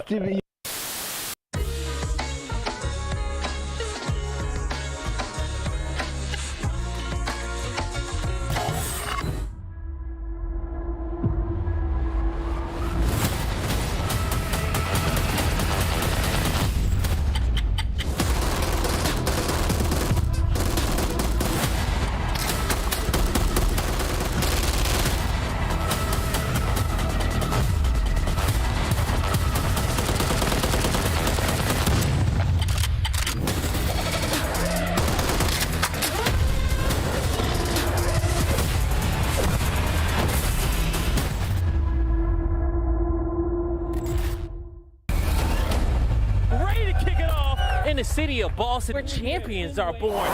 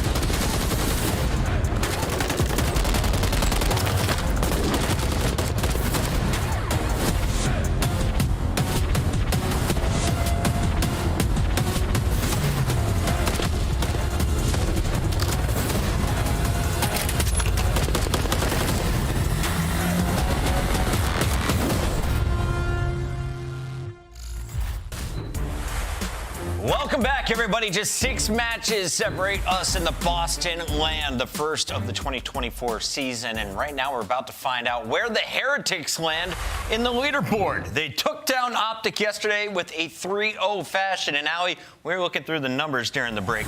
This was a beatdown. Tell me what Metals and the boys did yesterday. I mean, it felt like every match yesterday, the score kept getting worse and worse and worse. It was a 250 to 137 Invasion Hardpoint, a 6-2 SMD, and then a 3-1 Smoke Show on that map number 3 Control. So Miami Heretics are feeling incredible right now, and now they know what it feels like to beat a top team, right, and beat them handedly. So hopefully they took that experience. We'll take it today versus a team like LAG. Yeah, and for the Monster Energy pregame, best control team in the CDL, 5-1 map record, 83.3% win percentage. They have been lighting up in that game mode. And then we talked about it in the top of show, Metals. He is a disruptor. Yesterday on that Karachi, making plays, picking up 2 and 3 pieces. The pace that they set, he's a big reason why. And that could spell a lot of trouble for the Minnesota Røkkr, or for the LAG, excuse me.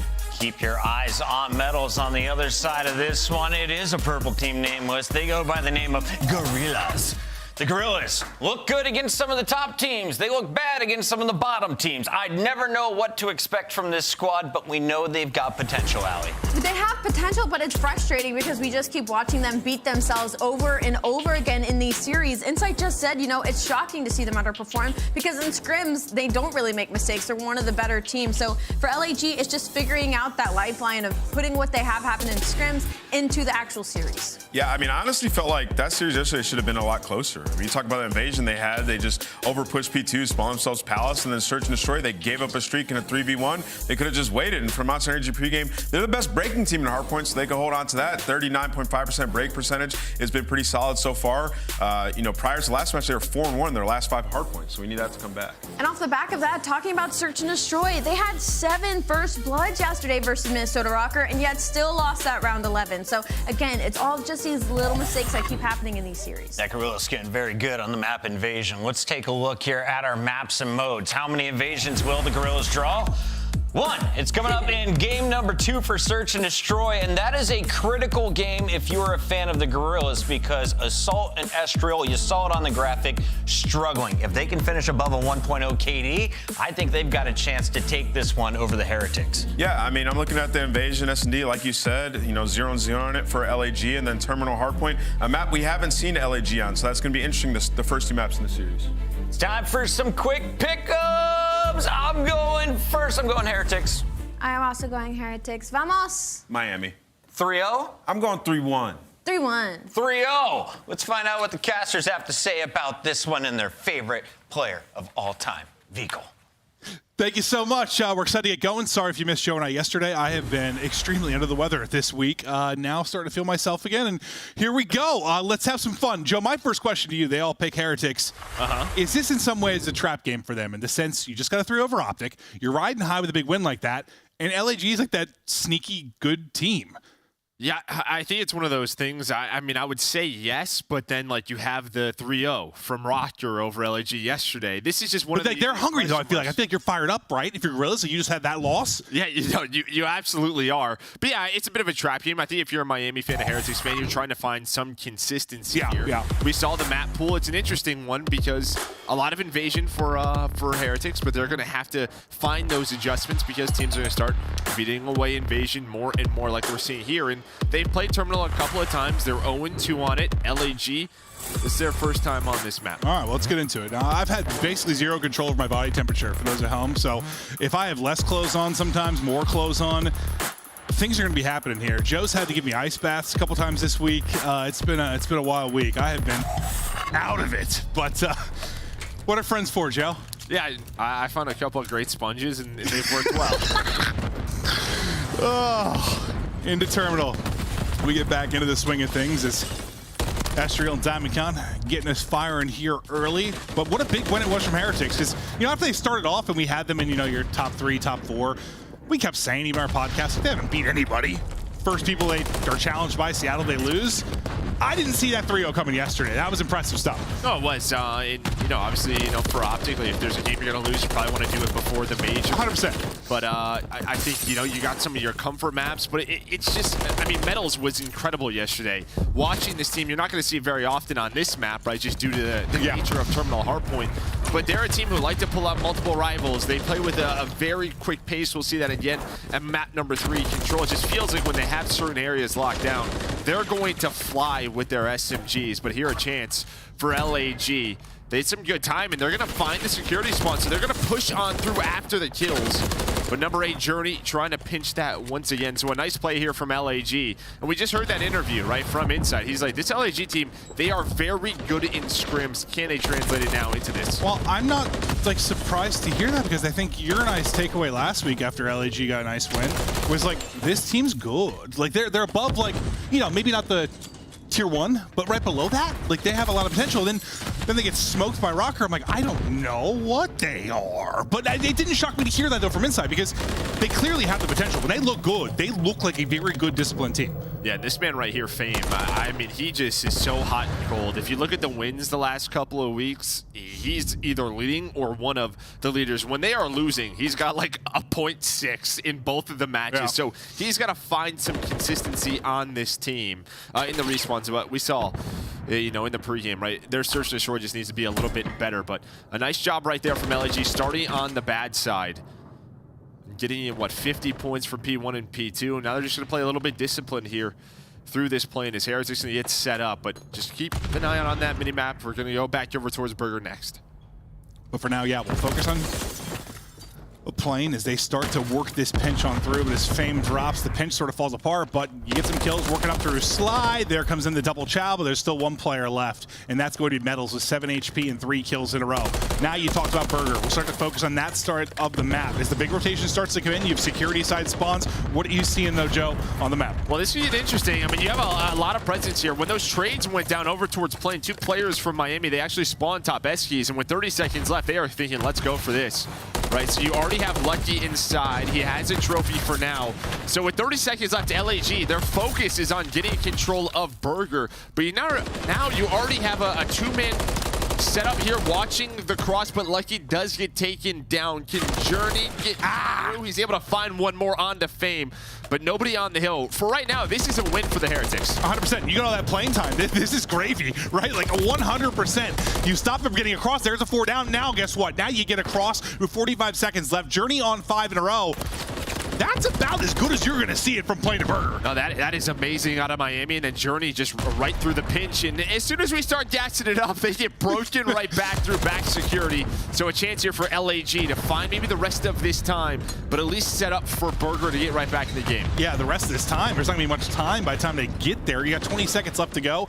Heretics lead going to be building up to, 90-ish points if they get the rest of the time, but it doesn't look like that'll be the case. As the kills come through on the cross, no one able to get through. The one person that will get there will be on LAG. That'll be Fame. So now we'll look at the mini-map as the next big rotation comes up. Bookstore getting ready to pop.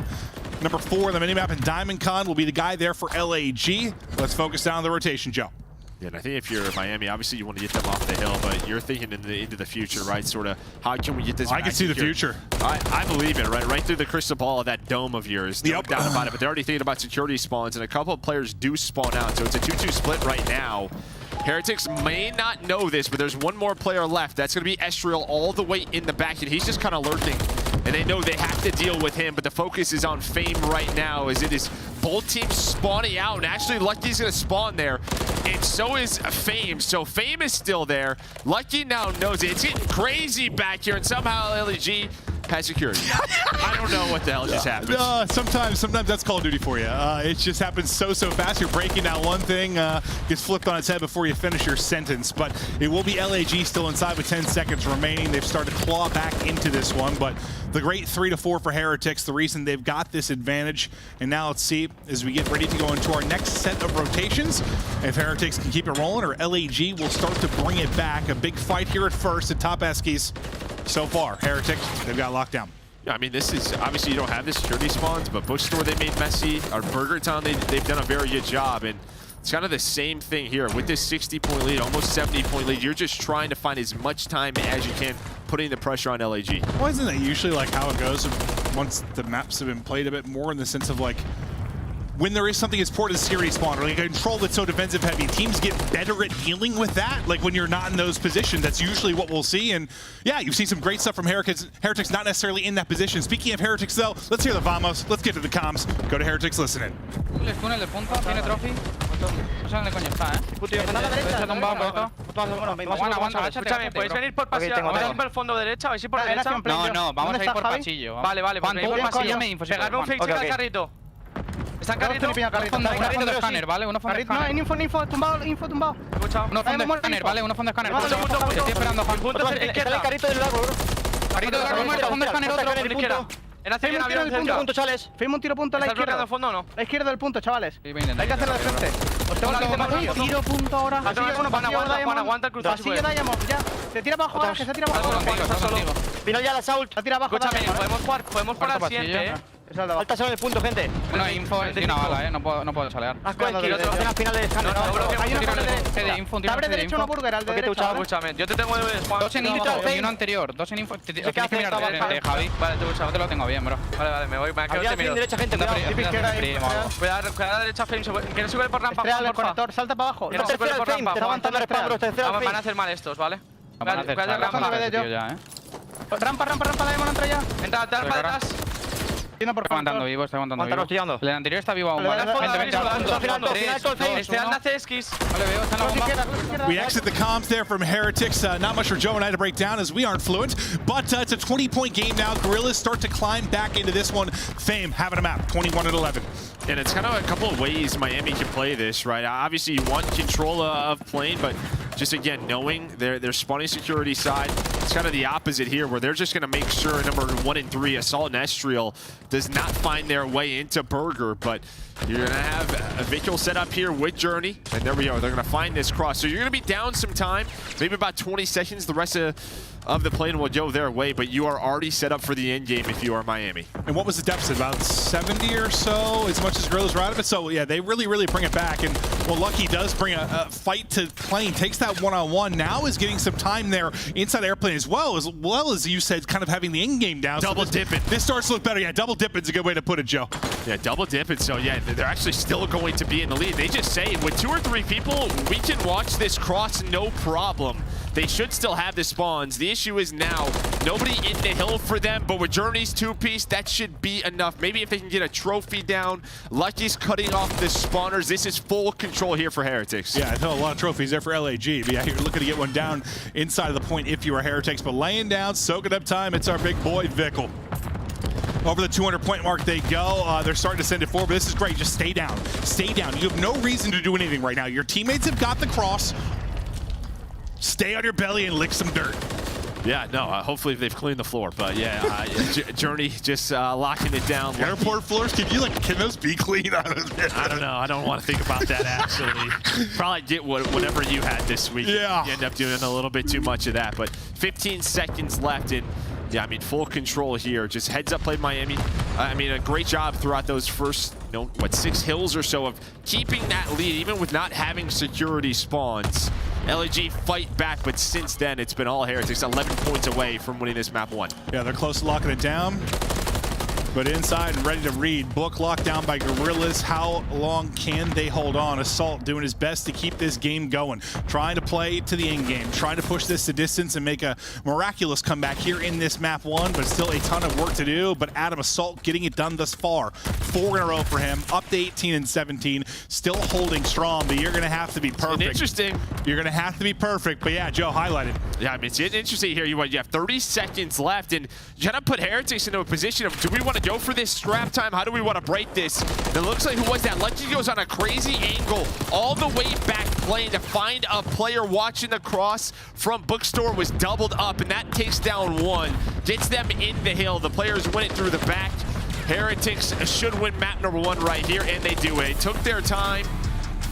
Couple of players go on some routes and they lock it up. Yeah, I thought we were gonna have another chance to get back into that if you were LAG, but they got hit with about 3 stuns, it looked like, as they started to run down that terminal alley. Can't get back in. Big break from Heretics. Nearly a crazy run there from LAG, but that's another one from LAG where you're playing everybody tough. You've had a lot of close maps. Some big wins to go with it, but You need one a lot more right now. You're looking for a big dub. If you can, Heretics stuff, they get up 1-0.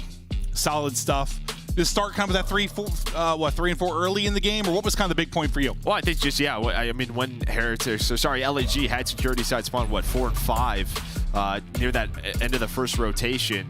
Even with bad spawn Heretics, they were getting time. They were keeping that 60 or 70 point lead. They put the pressure on LAG to have to play for time on plane. And then as soon as that flipped, game was over. And that, listen, you were the pro, not me. But the question I guess I have is, like, usually I feel like teams get better at the bad side of stuff. Like, you know, when you have good spawns, right? Like, you know, there's only so much you can do. Like, hit your shots, you're in a good spot. But teams get better and better at dealing with, like, the bad side spawns. No, they do. Absolutely. But I feel like against, like, the best teams, it's just... It doesn't matter. It's very hard to do that consistently. You're hoping to steal away a hill. Yeah. Maybe not multiple hills. I would say normally at the top, even with bad spawns, the best teams typically just figure out the quickest way to flip you, right? In a punish you if you make a mistake. It's very difficult to do with how sticky that security spawn is on this map. The stickiest. Very sticky. It's sticky as that airplane floor can be back there. But yeah, I mean, it's really just right around that point, right? Where it's like 140 to 80. They just kept finding time. P5, P1, keeping that lead. And then, yeah, as we go to this second burger, they had the lead, they had control. And I think this is a key map for Heretics, because when we talk about vetoes, right, Invasion is obviously circled time and time again against this team.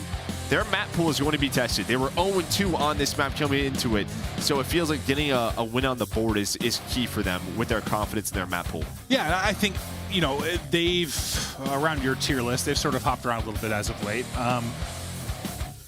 If they are going to compete with your top squads consistently, it's probably going to be around the map pool. Like, yeah, they're going to have to widen it. They're starting to show that they can hang with some of the big boys, but we get closer and closer to this Boston Major. I'm excited to see what they're going to be able to do as they continue to be tested, but now you kind of talked about circling that Invasion. We'll have that for map 2, Karachi Control to follow.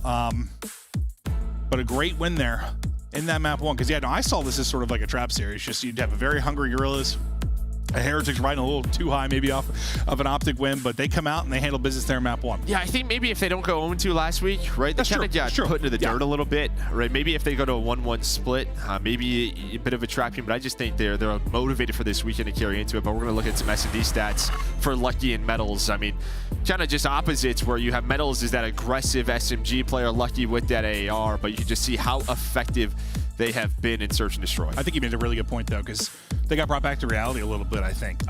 You know, they're riding high for that first week. Everyone's happy Heretics is back. Vamos this, Vamos that. One of the top teams, blah, blah, blah, blah, blah. They didn't beat goddamn anyone.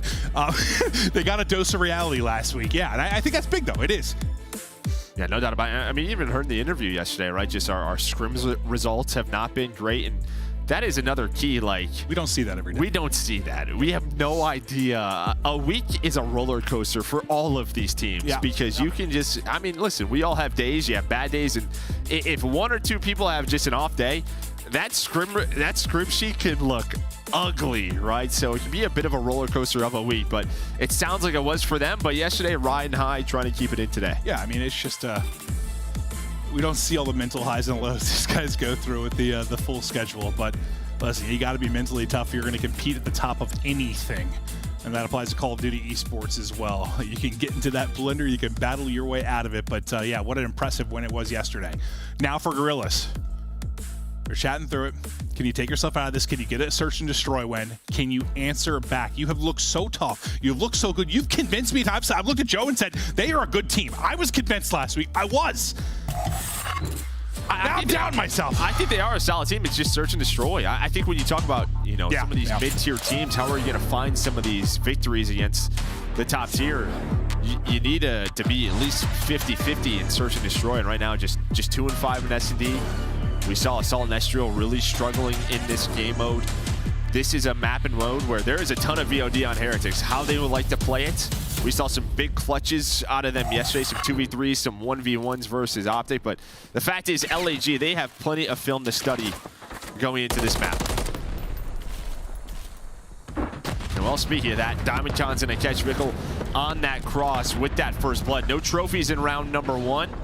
Estriel hits another nade. Where is that player? Not going to find him, but a quick trade, so into a 2-on-2. For the 2v2 we go. Cutting down one will be Lucky now. Journey, Assault, bring around the Rosie we go. The hip fire hits. The fist bumps are out.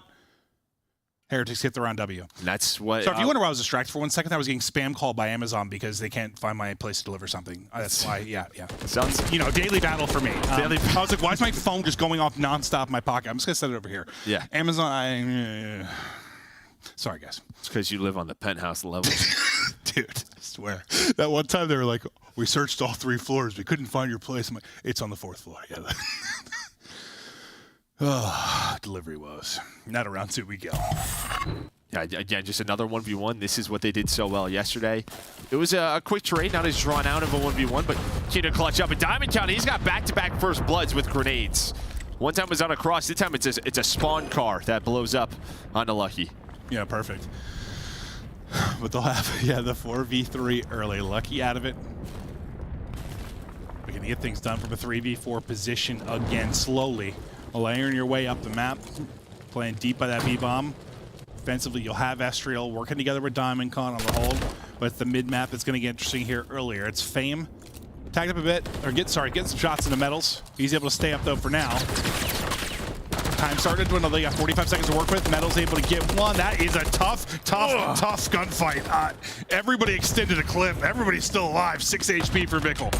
And actually, the nade connects as well. Journey catches Diamond Con, and Installed is still weak back here. So Journey just right through the middle of the map with the heads-up play. They know the player was going to rotate on back. And now you have a situation. Where does Vickle want to go with this bomb? It looks like they're kind of going back and forth with the comms, and we're into another one-on-one, just not on the same page. I thought he was in a plan A 30 seconds ago. Maybe Journey was thinking the same thing. But all of a sudden, we're into a one-on-one, and that door just got kicked open. I wonder if there's somebody there. It turns out there is. Round win to LAG. Doors. I just think that's, maybe the comms were a little hectic there on Heretics, because it felt like Vickle wanted to maybe help him while he's in the gunfight, had that player weak. Maybe they wanted to go through B through alleyway. I think Journey's like, dude, just go plan A. So just one of those rounds, you gotta be on the same page. I mean, they made it pretty mixy considering it was a 3v4 early on, thanks to Diamond Con and an explosive vehicle, but not quite enough. The juice goes to Guerrillas. They get the round win. 2 in a row there for Estriel. He has a nice gunny. The first kill to get him into the 1 versus 1. Some lovely shots from him. So nice clutch there from Estriel. Now see if you get a first blood. Okay, well, you're not going to get first blood if you're Heretics. Fame will do that. Run as I open my giant bulb mouth. I mean, again, this is a team, Heretics, they take some risks on their defense. They have done it on every single map. They're going to try to get pushed up, give themselves map control positioning, just make their reads a little bit easier on defense. Now you can see it's almost like desperation time where they want to run up this A street. Some nades are going to connect, and they're just going to reposition for now. We'll see how the reposition pays off, because the 4v3 Guerrillas now starting to work this towards B. See if they can be a bit more decisive with the bomb plant compared to what we saw last time with Heretics. Got a tag or two into Vickle, and that is a tough death. You die right on bomb. Vickle with some truly lovely beams. Now, bomb obviously in a position, you can still get this down, but it changes the round, that's for sure. Now, Lucky falls up with another, it just falls apart. Vickle, it's a play from Vickle. The shots there to get him on the cross, the bomb changes the round. Yeah, that happens, and then Lucky finds an opening on the flank to give them a 3 versus 2. But yeah, it kind of just all collapses, right? 30 seconds left in a round. Miami for a while is where are we going to kind of go with this bomb?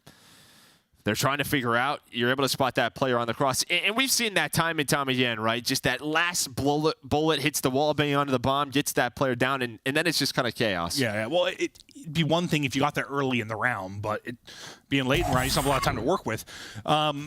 You're up 2-1, and you don't have a first blood yet, I don't think. No, so, you do not. You feel pretty good, because it hasn't been the easiest rounds. Like, you're fighting tooth and nail for these.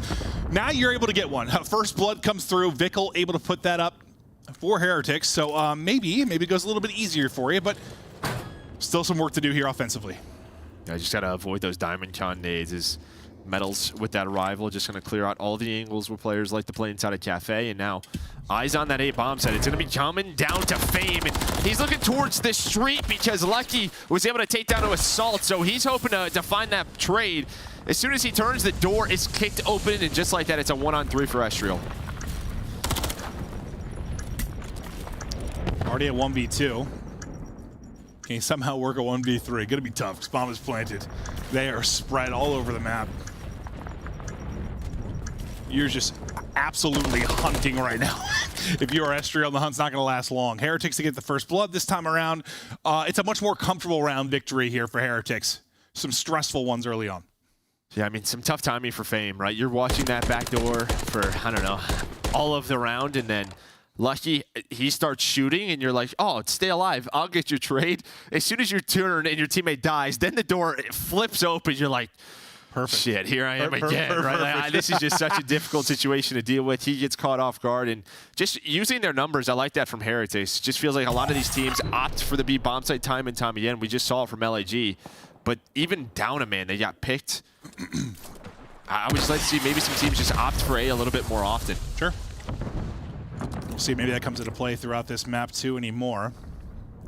No early first blood for either team.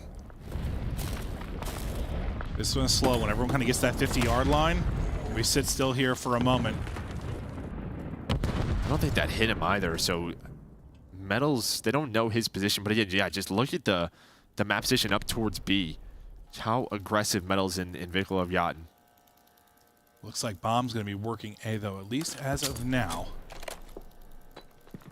People are going to start having to move. You get some information. That's probably why you see number 7 and Vikkel wrapping all the way out now, trying to get to a position now where he's able to support on A.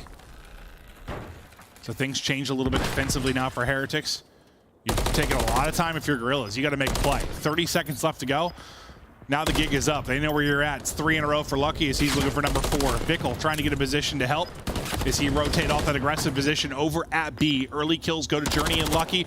Another one to Journey. He is frying right now. Last man up, Diamond Con. It looks to be another round easily handled by Heretics. And again, it just kind of starts with them being able to get in that position B street.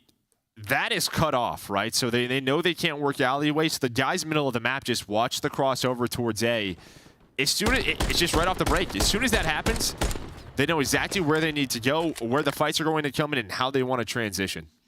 Yeah, I mean, it's just easier for us to talk about because we can see the minimap and how it's playing out. But, like, you know, you probably have a chance early in the round to attack A if you're Guerrillas. But by the time you start to, there's 30 seconds left. Vikkel's rotated the whole way across the map to now help. It gets a whole lot more difficult.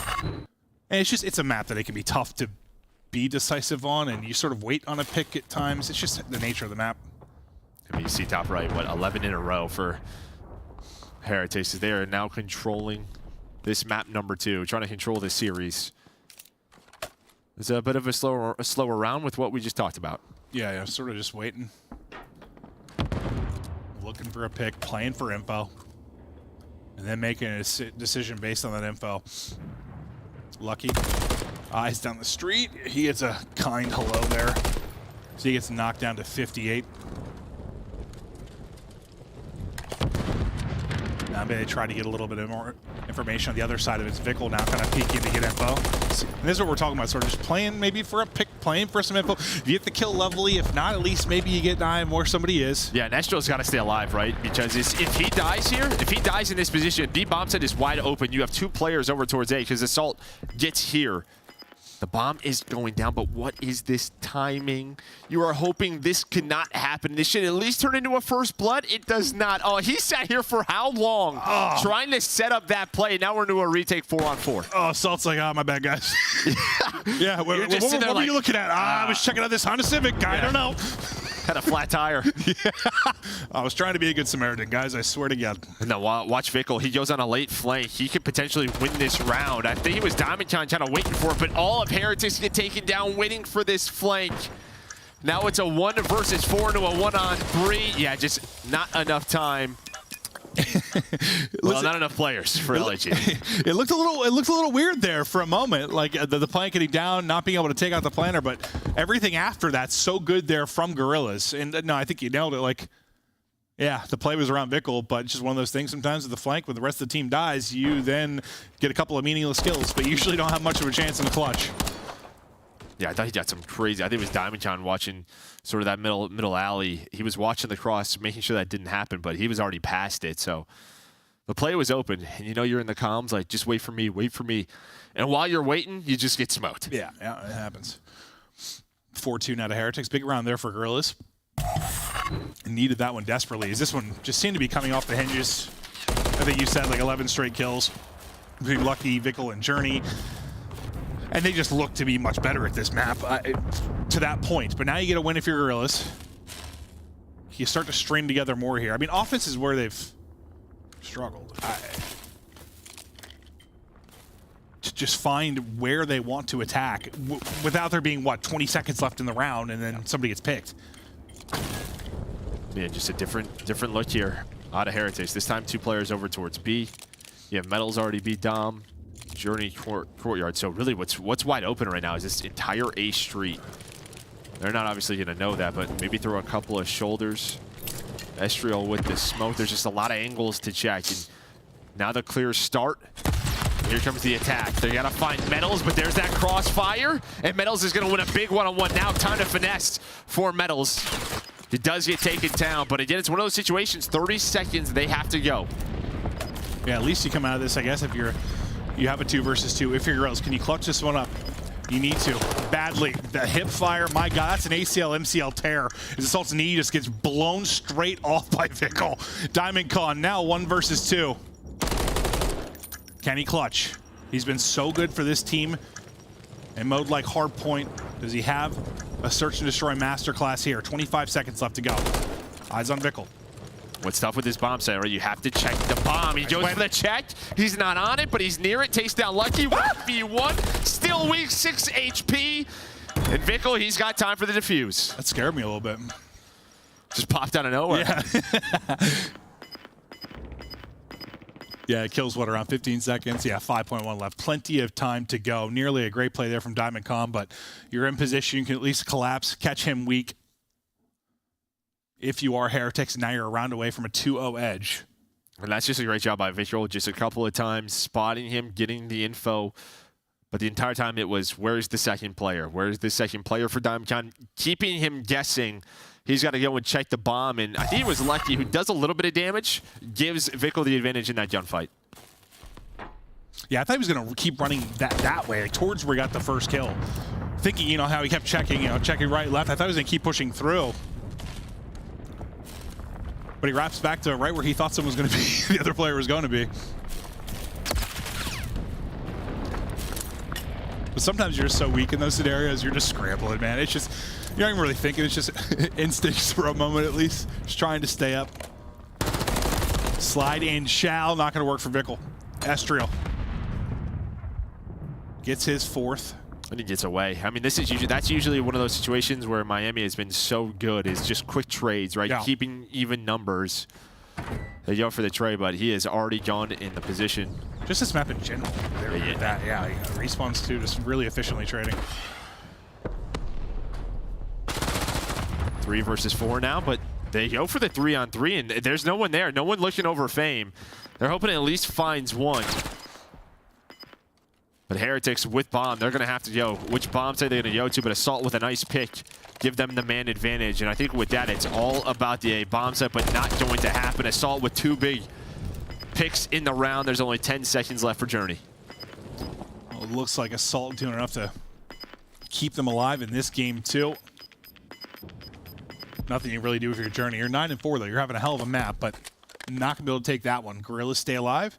Continue to push this one. You have to, what, rip off 4 straight? Check 1, done. But yeah, no, great job by Assault.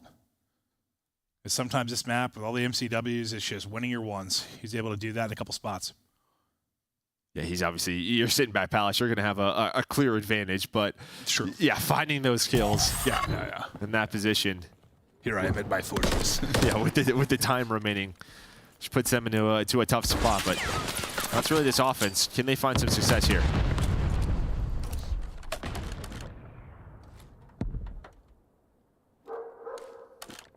There's that dog, dude. Clear as day. Sometimes I forget about him. I mean, he's there. All right, I come up with a name for him. Good boy. We've got 3 here on this B street. Getting ready to work this. Vickle. Lucky. And Metals have a triangle kind of set up around this. Now they got to try and collapse. You get some tags if your vehicle, but you're going to drop. The others collapse, and it's picked up beautifully. The triangle falls apart as Guerrillas pick it apart. And now it's just down to Journey. Still 9-4. You have to be involved in this round. Bomb's going to get planted. He's going to be stunned. There's the challenge. That's 2 of 4 now. I mean, that just starts with that first kill, right? Again, you're in a kind of position. You have a lot of help here, does Vikul. He has one player looking over him, one player middle alley, but as soon as he goes down first without maybe a first blood, those numbers start to dwindle. Maybe the one player's not ready for that gunfight. I think it was Metals trying to, get into that pinch quickly with the rival 9. But a nice job by LAG. They needed to find some success on offense. They do there. Heretics slow the momentum. How big of a comeback this would be for Guerrillas? Just, get that tough map 1 loss. You're down in a big hole here in Search and Destroy, and you're able to bring this back. So to win 2 rounds, though. One more that you get to around 11. Can you get it done here defensively? All right, Assault's back. He's back into his spot. Him and his Honda Civic chilling, vibing. Tires repaired. Is it? I don't know. I guess it might be the curb. I think you're right. I think it is fixed. It is fixed. Might need some other air on the other one, though. Yeah, tire pressure light is most certainly on in this war-torn street. Is that a piece of glass I drove over? No, it's a grenade. But Assault just waiting to pounce, but it's Estriel with the grenade that's able to find the opener right on the other side of this blockade. He's got company. Assault close enough, he can tickle him. Now they start to tickle. Who's the best tickler? He's gonna get 1, then he gets dropped though. But we get down to a 1 versus 3. It's just Metals looking like around 11. That's exactly what it's gonna be. Guerrillas get it done. They push it to around 11.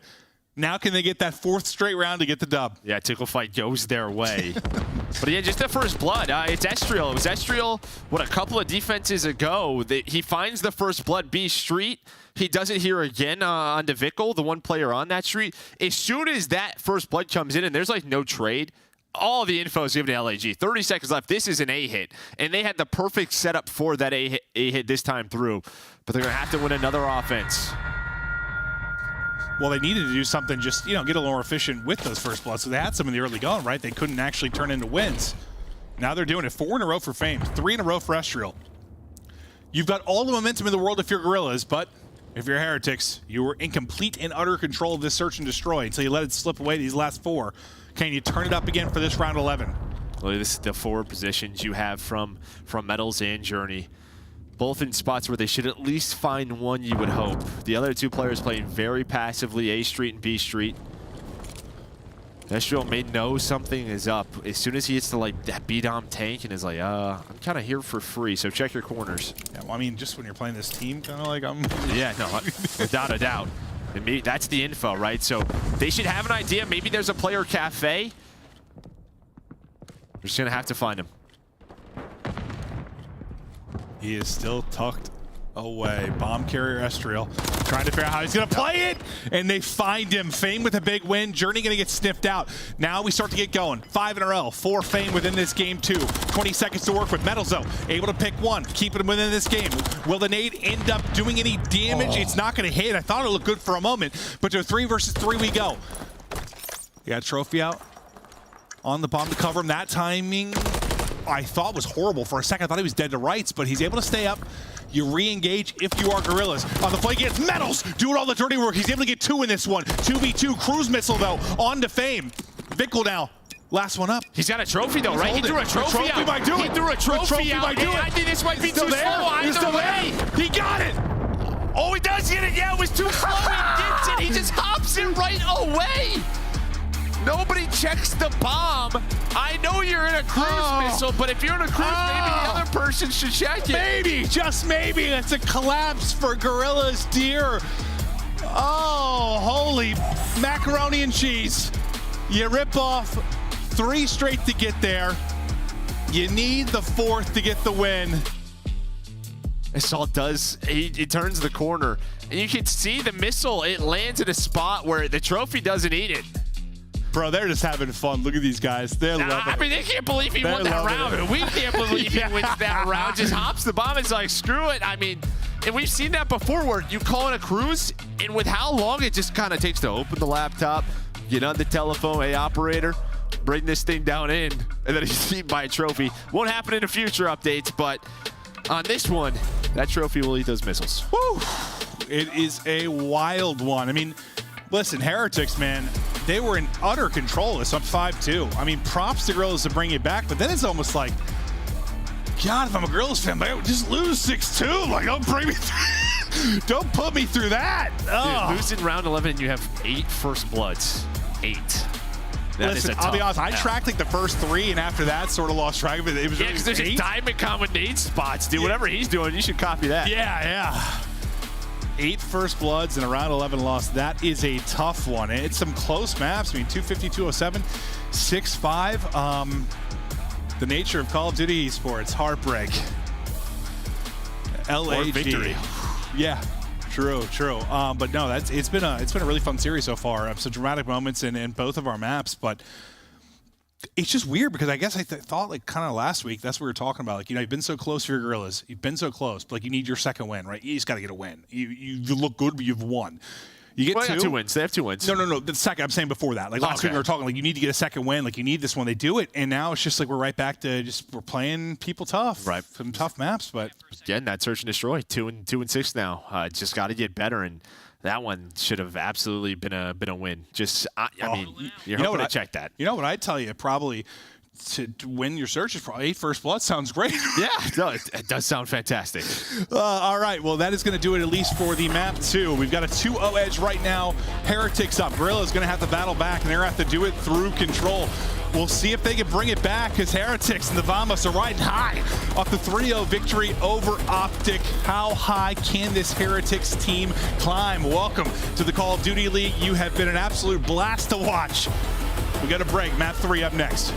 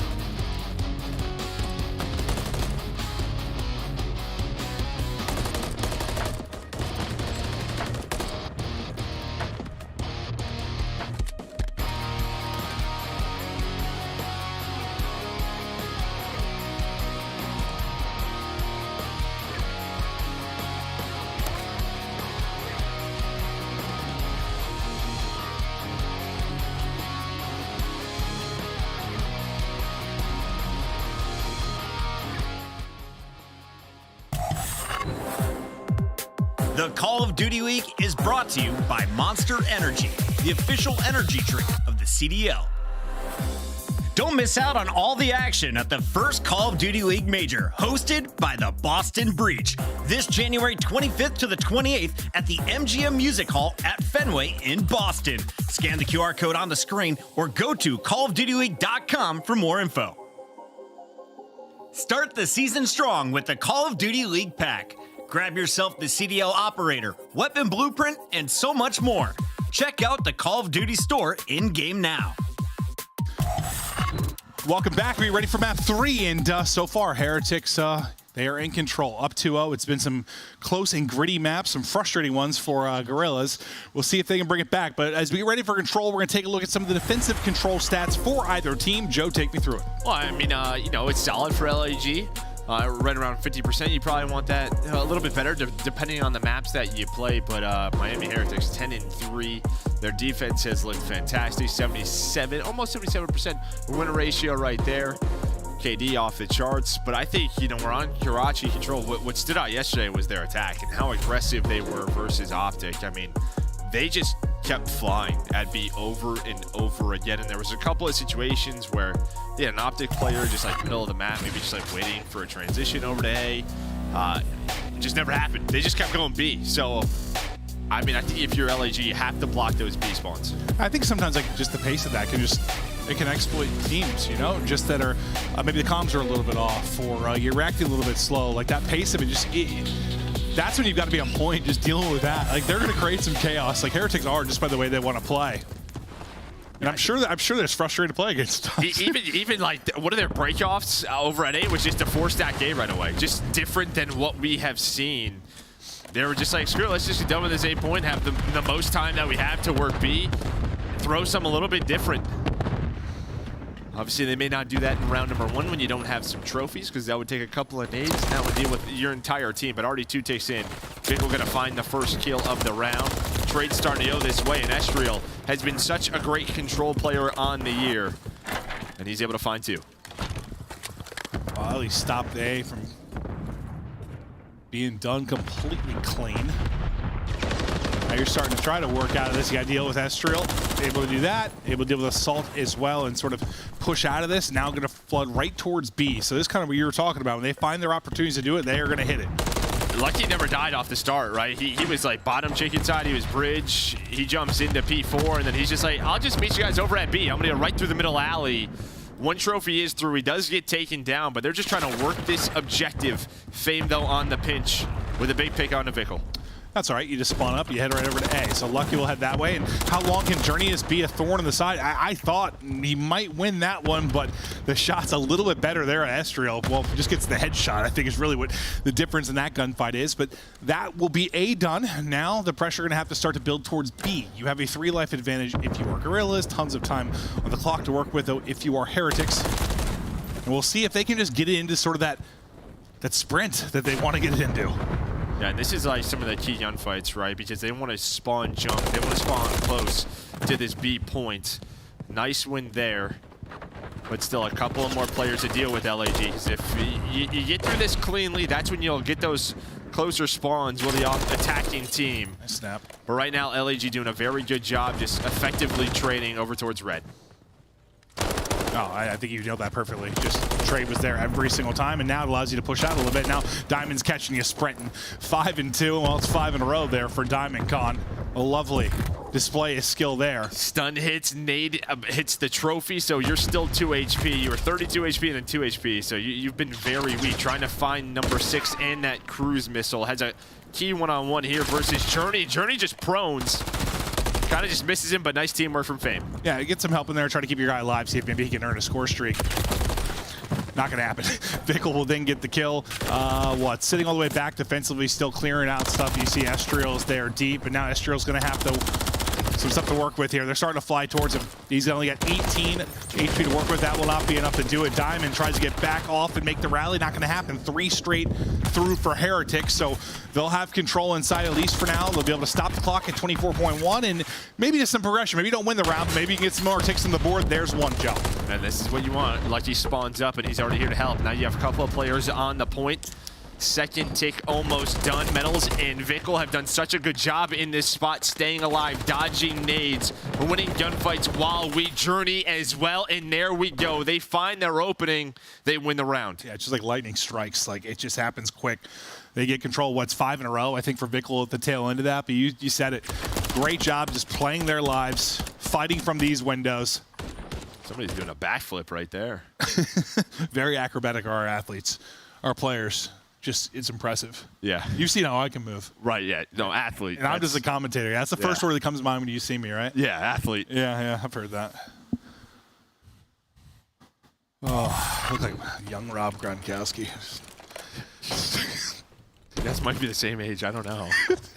Actually, not sure. Oh, God. One more round needed for Heretics, and they'll seal this up with a 3-0 victory. We're not quite done yet. Guerrillas, you know, they can turn it on. The drop of a hat. You need that hat to drop. It needs to drop soon, though. And by soon, I mean right now. Right now would be good. Yeah, responding with an offensive round win would be huge for them. So far, very, very controlled, just taking their time, working this A point, just pausing the clock. Second tick is in. Now you have 2 players on it. Shit done with it. Vicky's still trying to find that cruise missile if he can.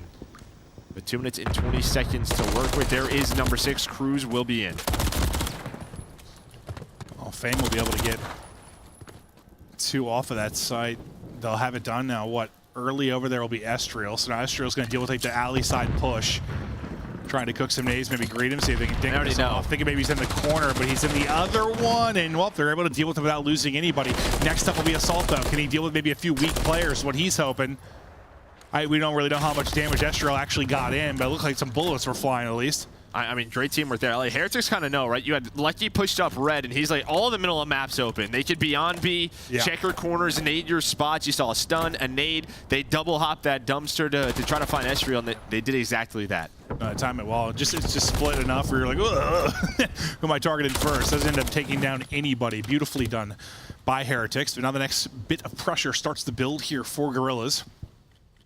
Kind of lurking in between their entire push will be Metals. We'll see when he's going to start to pounce. But it'll be a junk side fight up first. FaZe able to take out Journey. Metals looks like he's going to find his angle now. So Metals gets involved. Metals is now going to drop. What a Guerrillas got in the bag here. Yeah, Heretics, no, they're just kind of looking for FaZe. They're waiting for him on the pinch. The where they were spawning, they knew somebody was working the flank, but he wasn't near the point. So 3-0 down as soon as they find FaZe. He's going to spawn back up. Diamond, now the last player inside of red. And with those couple of kills, maybe some forward momentum for FaZe to try to maybe find some spawn kills. But yeah, they're just going to try to find this one player. Not able to do so there. A team shot comes in from Estriel, but every single time someone gets pushed forward, Heretics deal with it. Yeah, no, well, it's just always been like 1. But I guess that happens when Heretics got 1-4, though you got a killer. You got a couple kills, right? And that was the difference. They haven't been able to do that, so, yeah. Great point there. 20 seconds left to go. It all comes down to this for Guerrillas, or your 3-0-3-0 bopped right out of this one. They've just found no opening. 14-6 for Vickle. He's been efficient in this one. Team fire there with Journey. Now he's got to clear them out of the point. Pistol popping, not hard enough, but the teammates there to finish off the kill. Just 10 to go, Joe. Yeah, you don't want to lose, obviously 2 rounds in a row being down 0-2. The LAG still have a chance, maybe here. You have the life advantage, but again, just how efficient these SMGs can be around the point. So I love seeing this out of Heretics, just how good they can be. Journey and Metals have clutched up yet again. So they're going to go up 2-0. And now you're closer, just getting smoked out of this one. But again, just all of these sort of nuanced situations, just one player working the pinch, whether it's on offense or defense. Heretics, they've been so good in that area, either finding that player or as soon as that player gets a kill, everyone attacking that B point and getting onto it together. Yeah, we've seen really good looks at Heretics from both sides of it. Now, if you're Guerrillas, like you've seen both sides, how can you make adjustments now to maybe get your round wins? But you've got to rip off 3 straight control rounds, 3 straight maps if you're going to get a victory in this. But we go to mid-map, where Mr. Metals will be dancing with disaster. Here's that look, 3 players on it. It's not all 4. As Journey's going to be looking, but they're going to try to get done with this quickly. And with that kill, this just helps the transition over be a little bit easier. They know Journey has some position, and LAG are like, all right, we have to try to find this one player. They do. As Estriel, he's up to 11 and 10. Yeah, they're just like, give me every second available, because you give us enough chances at this, we're going to break through, right? Like, it's like, we're going to chip away at this until we find a hole, or until we just get you on the back foot enough that there's a misplay. Let's see this start to build. Vickle continues to eat his 15. Nice snap there onto the second, too. Assault gets ripped out of the window. Double positive now is Vickle. Yeah, maybe here's that opening. Now he's trying to wait for his teammates. That's going to be 3 dead. Now off a spawn. Pretty damn open, Joe. Yeah, here comes the rest of LAG. He has the read on the one player up top, but who was that Diamond Con with the first kill in the alleyway, so he gets caught. So LAG have done a good job taking down 3 players, but Lucky's still alive. Trying to just get the tick, maybe. Not gonna happen. Yeah, so you get the clearance. It looked like a massive opening there for a moment where you said, Guerrillas deal with it well. That's done. Yeah, you can't hide from that. That's the second one. Just, okay. Still gets kill. He does, but Metals will get the follow-up too. That looks frustrated, dude. He's like trying to hop out. Just stuns hitting him. Nice centering there from Metals, but Diamond just laying prone, able to catch him. And just that the first 2 bullets from Metals on that gunfight. Just a little bit off, tries to recenter. But again, you have so much forward positioning here. If you are Heretics, they can just constantly are going at this with this close spawn. You can see all the players spawning on up, and you're just going to go right back towards this. But maybe with Estriel, can set up a little bit better of a defense here, but always a trade from Heretics. No, you're right. So jump control and go and go and go and go and go and go. And even when it feels like they have 3 or 4 down, like, yeah, the spawn is just so going close. again. See, you're just going again. We just keep on going until we can't go no more.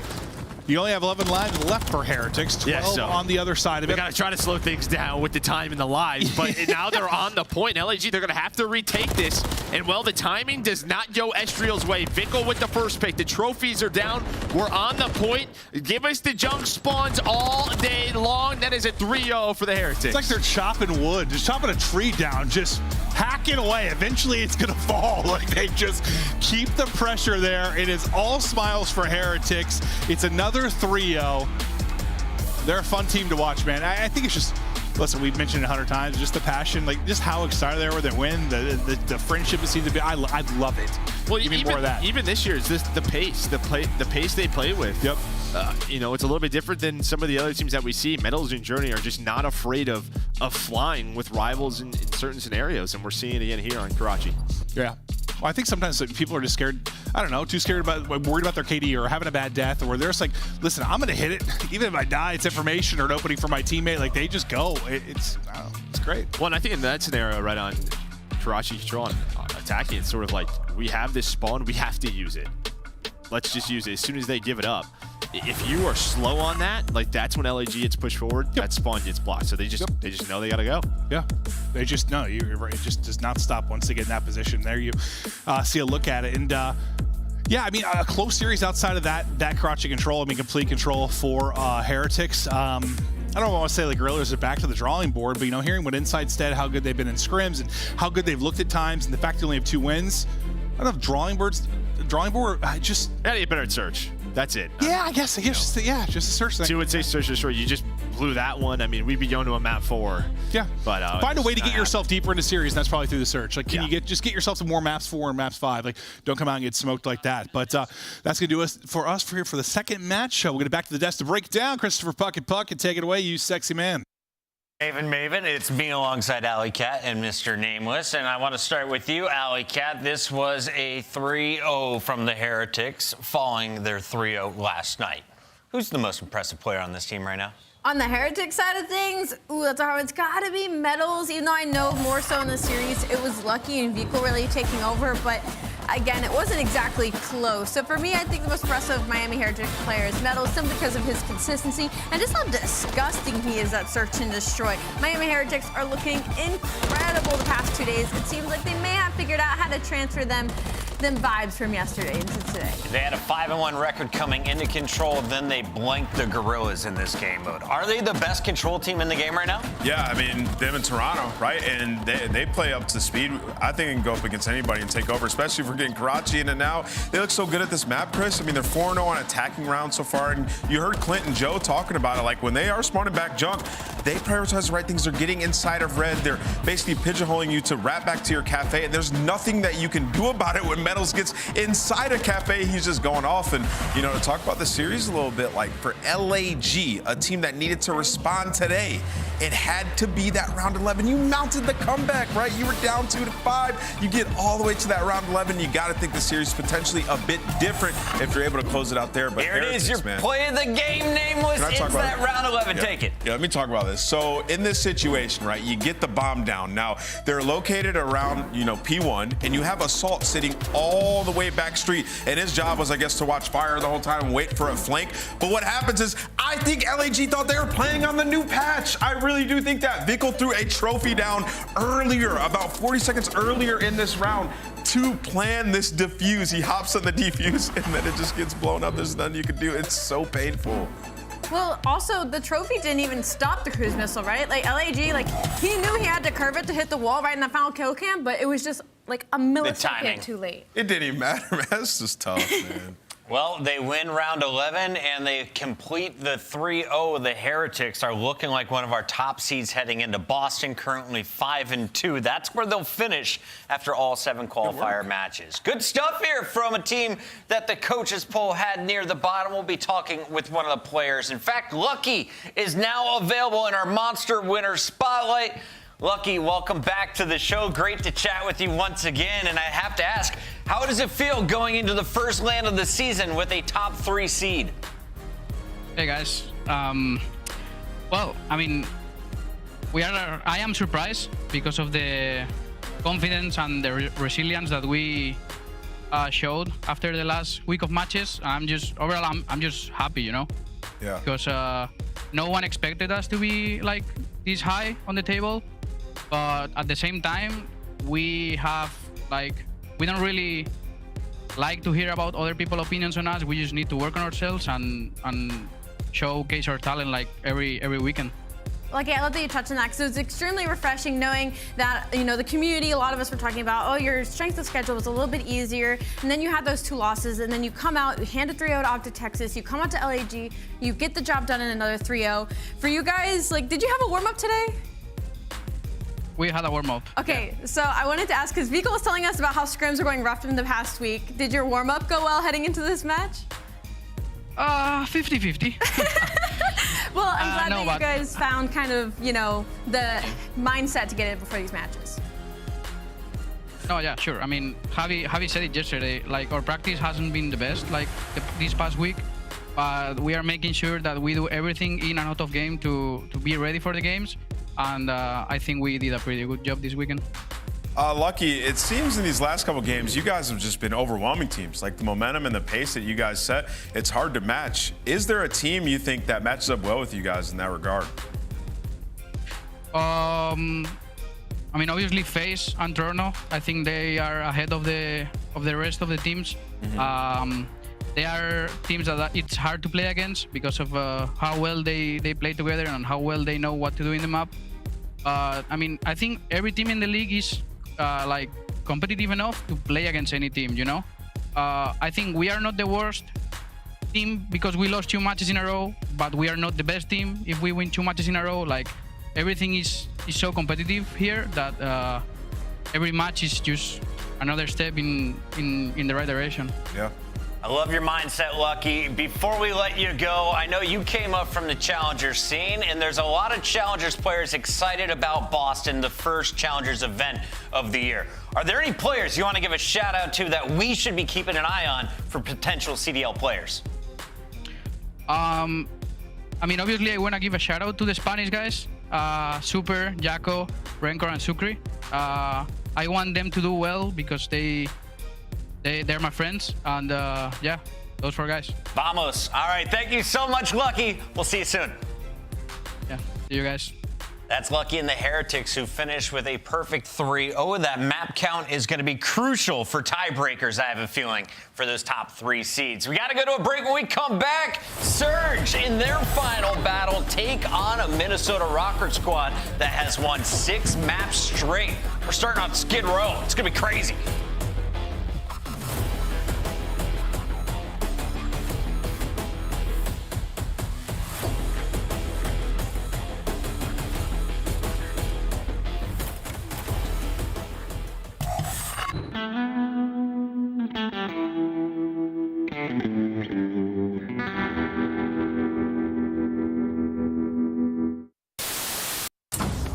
Hey. Hey. Oh.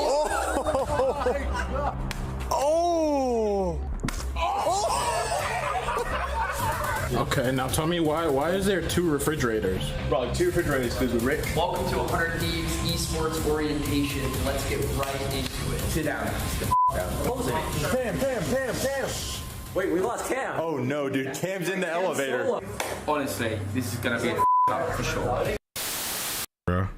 Lane. Got him. Dead. Reviving. Chad, one shot. He's dead. Reviving. Hold it. Oh, wait. Dead. I'm picking up Esky's pinch. 4 dead. Dead. Oh my god. Red dot, and he's gonna chase it. Hungry for the streak. Checks it. God, yes, come on, son. You cannot ask for more than that. The 3rd kill for Fame as well. Give me the AC screams in the player cam. Cross, no bullshit, by the way. Nothing cross laundry. He rushed.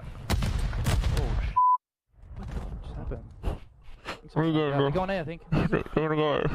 Yeah, keep your name, teams. Do something here as he finds one under Cammy. All they need is 2 seconds.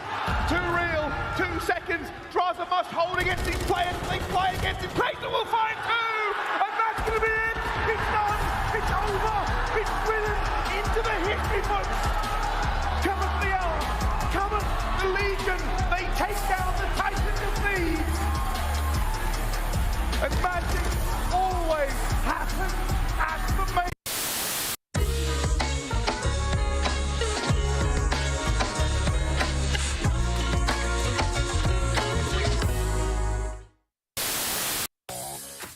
Welcome to the Esports Report. On this week's show, we cover the current COD League standings. Do you agree with Smokes not being in Respawn? I do personally, yeah. You do personally? I do too. I think it would make the viewing experience worse. What did I just see on my screen? Who was that guy? Did you see that? No. Who the fuck was that guy? I don't know. Welcome to Citizens over there on YouTube. There was some random guy, like, see how they have the quad box? Like, there was some random guy just like in the all 4 boxes, and he looked like he was going crazy. Yeah. Yeah. The start of the year to the end, I actually don't know. If I had a guess, does it go like this? Does it go winter, spring, fall, and summer? Please tell me yes. Spring, summer, wait. Huh? That would be really good. I like your trophies. Which one's your favorite? Yeah. Honestly, I don't know. This one seems like insane. Look at this one too. Like, this is crazy. Like the golden nut, baby. The diamond nut. Excuse me. You know what I'm saying? How could I not be like? How could I not feel like I'm not gonna lose? You know what I'm saying? Like, come on. Yeah, and that's what I was gonna ask you. Is like, Sib, you're coming into a winning culture. These guys won champs. We obviously. But early in our 7th circle here, there's still 30 teams left. You don't have any resources. Get to the zone if you can. Win your gunfight. Maze somehow sneaks through. You see a lone Nubu Spartan running around like a chicken with his head cut off. There are so many squads. This is unprecedented. Being able to see this from the Codcaster is so special. There's our first moving zone.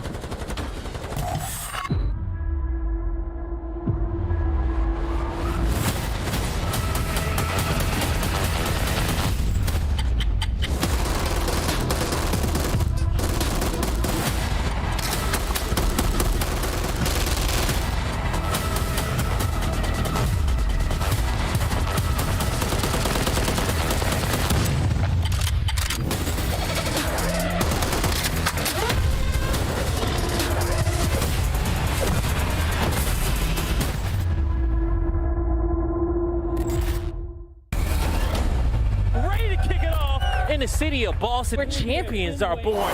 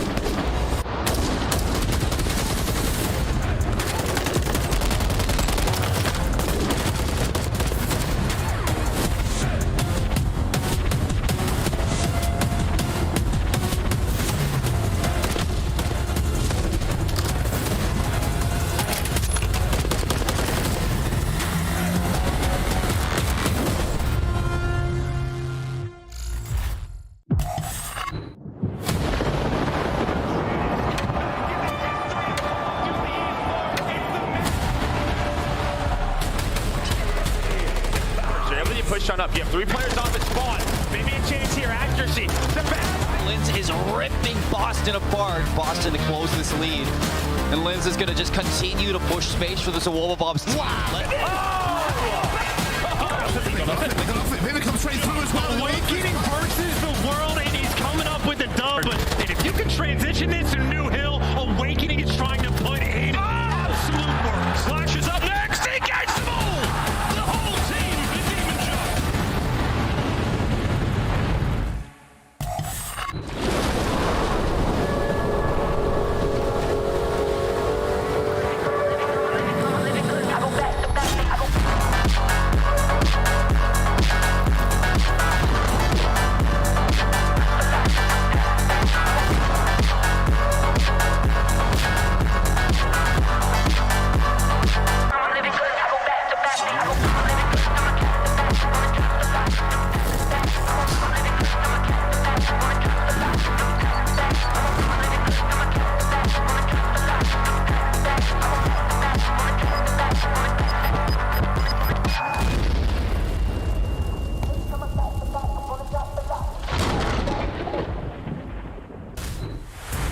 Get ready for an epic showdown. Both of these teams fighting to lock in their spot in the top 8. Minnesota Røkkr winning 2 matches after dropping the first 4. The Surge, they're split 50-50 at 3-3. Let's start with the blue team and Seattle Surge, a squad that is made up of Illey, Huke, Arcitys, and Abuzah. If I'm just joining the league right now, what one player do I need to know about on that screen? Ooh, honestly, you need to know about all of them. But if I open it up, I guess you need to know about Illey because he was the S&D star from OpTic Texas. He had to take a break because of an injury, and then he comes back on Surge, just lighting up the feed. Now, Surge has found some struggles since then, but I will say in their most recent series against Miami Heretics that I saw last game, they went off. It was Huke the Nuke doing what he does once again. And for the Monster Energy pregame, S&D is carrying the way for this team. They're going to do well in those maps 2 and 5s, but unfortunately they are struggling in respawn.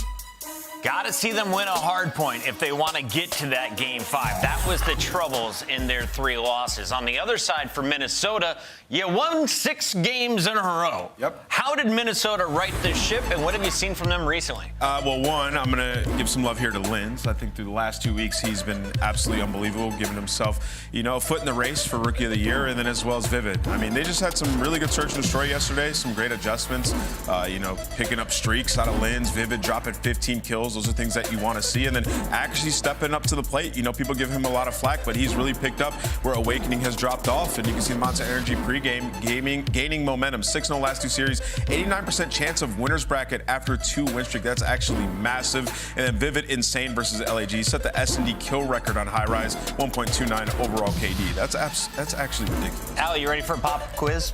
No. All right, while we take a look at maps and modes, I'm going to need you to answer this question. What are the 4 seasons and what order they come in? Oh, what order they come in? Okay, well, it starts at winter, then spring, then summer, then autumn, then winter again. Okay, nailed it. Autumn, He fall. paused and I I was worried, and I'm worried as a Minnesota fan. How deep do the Røkkr get in this series? I actually think this can go pretty far. I think we get game 5 in this series. Are we getting in game 5? I think these hard points are not too bad for the Minnesota Røkkr. You know, on Terminal, they've been solid on it. And then they have some good statistics when you think about that first map, Skid Row, as well. So I think this goes game 5. Well, Nameless, you and I have been on point with our predictions today. Allie, you have also been on point, but you're one behind us. You're still chasing that first place spot. I'm going to lead it. I'm going Surge. I'm not catching you today. I'm going Surge. Surge? I'm going to go Surge. All right, we're all SMD too staying strong. Surge. It means Minnesota's winning. Let's send it over to our casters. Gentlemen, take it away.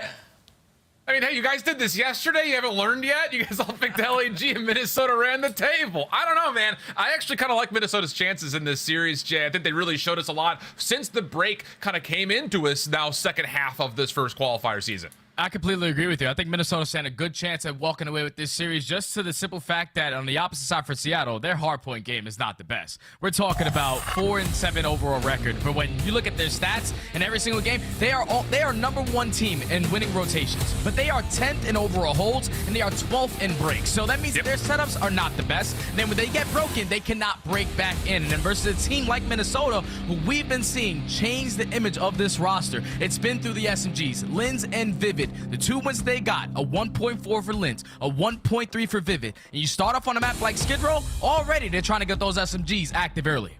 Tee it up, bombs away. It's what it feels like for sure. If Lynz and Vivid can have another stellar day, it very well may be the Røkkr upsetting predictions from the desk again. But do not sleep on Seattle in particular, what Illey has been able to do with Huke so far this season. Abuzah will start things off for first blood. Seattle looking good for opening time, and a couple of trailaway kills right underneath in Garage have also allowed a lot of extra cushion here for Seattle early. Yeah, if you are Seattle, though, you'll take this. You're going to walk away with a majority of this P1 time because already around your mini-map, Minnesota are thinking about that rotation. They flipped the spawns. They're now forcing all of Seattle to spawn over towards double doors, and the break does come in. But now you want to make sure you have someone playing for that next hill. They currently don't. It's an all-out fight in towards P1. Yeah, and Huke just running circles from bedroom to bedroom. Keeps himself on 2 before eventually being taken down 1v1 for the scrap time. Illey just dancing with the devil right now in the form of Vivid, and well, Vivid will find a way to get the win. Looking down towards the minimap, you've also got Owakening set up over towards P2. He has not necessarily been great in hardpoint. He needs to have a good moment here. Yeah, Awakening definitely has to turn up, and as long as he plays well, his teammates are going to be able to put him through this as Minnesota win the rotation. And now you're going to force Seattle to try to find a break, where they are the worst team currently in the league at doing so. Not going to send anyone through the tunnel side, or at least the one player through tunnel is going to delay push while the rest of his team has attacked through Garage and through Ticket. The hop-up is going to be here, and Illey, the sole man through tunnel, gets the break. Just complete disregard for his own life. He says, I'm just going to hop and see what happens. Able to find not just the first to open, but also the follow-up on the accuracy. The rest of his teammates making life easy. And how about that for the Surge? 4 men down, a clean break, just as best as you've ever seen it before. And now they can take their rotation success over towards 3. Yeah, with only 20 seconds left, that time is all going to be there. So you already see number 8 in Arcitys early off that rotation. The only man now on this side of the map. So he's going to have his hands full. A couple players from Minnesota are going to try to take him out of this positioning. But with only 8 seconds left on O, it's already a great start from Seattle Surge. Now we have to hit a couple routes because you don't have it the preferred side of the spawns, but it's all about top mid control. What can Abuzah get done? He drops. That's 3 dead. Minnesota in full control. Yeah, great route from Vivid, and even more discipline from Lynz on the other side of the staircase to say, hey, look at me. While Vivid gets a free 2-piece from behind. Seattle spawning out towards P2. Accuracy, Vivid lighting things up right side front water. Everything looking beautiful for them right now, trying to get back into this game. Yeah, with only 40 seconds, now you have to make a decision if you are Seattle. Do we decide to rotate through tunnel? Do we try to go up middle map? It's all out push right through the Garage, and Agashi's going to try to be the flank man to get something done, but his teammates already took care of those gunfights. Now you just have to worry about your back, but cannot win the gunfight versus Arcitys. But this has been a great hold, a great response from Minnesota Røkkr to get themselves back into this game. They're going to be the team all the way off the rotation, but Seattle, they get this final 20. Yeah, good success to the middle of the map. It wasn't really discerned whether or not Seattle was going to try to play for the old time at 3 or rotate to 4. It's kind of like fight the war on 2 fronts and then over-invest into the side that seems to be most successful, and that would be over towards the old time. So just when we thought for sure Røkkr was going to pull away maybe 45 plus seconds, it's the Surge who find themselves with great success, now working their way through old on their way over towards this backside barber. Yeah, and Seattle, they're putting themselves in a great position. You have players are already top mid, but you're working towards back apartments. This does take a lot of time, and if you don't find these gunfights, it's gonna hurt you, because then you're definitely spawning all towards top middle, but they trade the player out towards back apartments. Now they have multiple angles to attack from. Illey does get cut down, and now you have the conga line up to the God Steps. Oh, tough position for Huke, but just mantles over the cinder blocks to find the kill over towards God Stairs. One more player down low, getting hit by a multitude of Surge members, but Accuracy stay is alive. Little help from a stun that comes through, and then Lamar pushing a little bit further forward. Just gets one bullet needed from Awakening to confirm the kill, and now Minnesota take the lead. Yeah, Minnesota going to be able to walk away with this final 30, but it's going to be Seattle fully set up off the rotation. Only player you have to take down is going to be Lynz, just causing problems around towards the garage area. Huke takes care of him, so going to be fully set up. Now you just can't allow an opening kill in a crucial position to happen. So right now it's going to be Illey towards the top back crates. You also have the assistance from Abuzah. He's going to fall, so now it's all on Illey to watch this ticket side by himself. He's gonna have a lot of different rocket rifles staring at him, and a nade also lands on in. Arcitys, last one alive, just inside the interior of the fences, just looking for whatever recovery he could possibly find. But Minnesota, again, from every single angle, they're starting to find success. Another break starts to come through. The last one left would be Illey through P2 side. He gets a little bit of assistance from Huke, who is trying to make a mess of the front side of this, but no one's picked up ticket. Røkkr still able to reinforce, and we've got a 50-50 battle for the remaining time. Yeah, they all started with Illey finding that two-piece through top P2. Once he gets those 2 kills, that's now 3 dead. The last player on the point. We trade him. This junk time is now going to be ours. So Seattle going to be able to take the lead for a little bit, but now Minnesota have the opportunity to set up properly in towards P1. How does Seattle Surge decide to break on in? You have one player already at God Steps, one trying to hit a playground route. He does get sniffed out, but now it's on Huke. Can he slip on by, find the timing? At least he plays his life, but position is now known. Yeah, gets seen, but not a lot of help nearby, so just finessing his life and just staring him down the entire time was Vivid. Eventually gets the kill frag cooked up, makes its way into the window. That will eventually confirm a trade, but damage had already been dealt. Vivid for 2. Now puts Minnesota in a pretty controlling spot to open up this first hard point. Abuzah trying to change that. The rest of his team spawning on the other side of the map, and these trophy systems are not allowing any utility to get through, but it doesn't make a difference. Huke just mantles through the window and finds an opening. Now a chance for the Surge to contest. Yeah, Huke is just trying to contest. His teammates are already setting up for that P2. So if we can keep this a little bit more scrappy, we can definitely grow up a nice little comfortable lead, and the nuke is shooting. Give him 3 in a row. There's another one around the corner. Can he find the 4th? Nope, just gonna jump out the window. We do not want to challenge this guy. He's one off for cruise missile. Cannot give him that, and a big kill right there comes in from Vivid to shut him down. Final 15 to Minnesota, but full rotation set up for Seattle now. There are a couple of members that have kind of split spawn, though, for the Surge. So every big gunfight around P2 is massive for Seattle's ability to hold, and they do clean up the couple of the stray members of Minnesota. So the Surge down just a small margin, but set up perfectly. Prime time to take a look to see what their comms are sounding like. No, take it. Yeah, Lynz is under already. I'm watching my push. On my jump if you can. He's up. I'm good. One more steps. Reach. He's in. No, one tap, top on me, jump top. He's on time, he's on the barrel, I'm one shot, guys. I'll stun time for you guys. Go. One shot. I'm one shot. Got blown by a fire extinguisher. Nice. One ticket. I'm one shot. I'm getting naded. Go. I'm getting you. Take your time with this. I'm gonna flank blue down with you, okay? Flank blue. Yeah. Back up to man, bottom mid.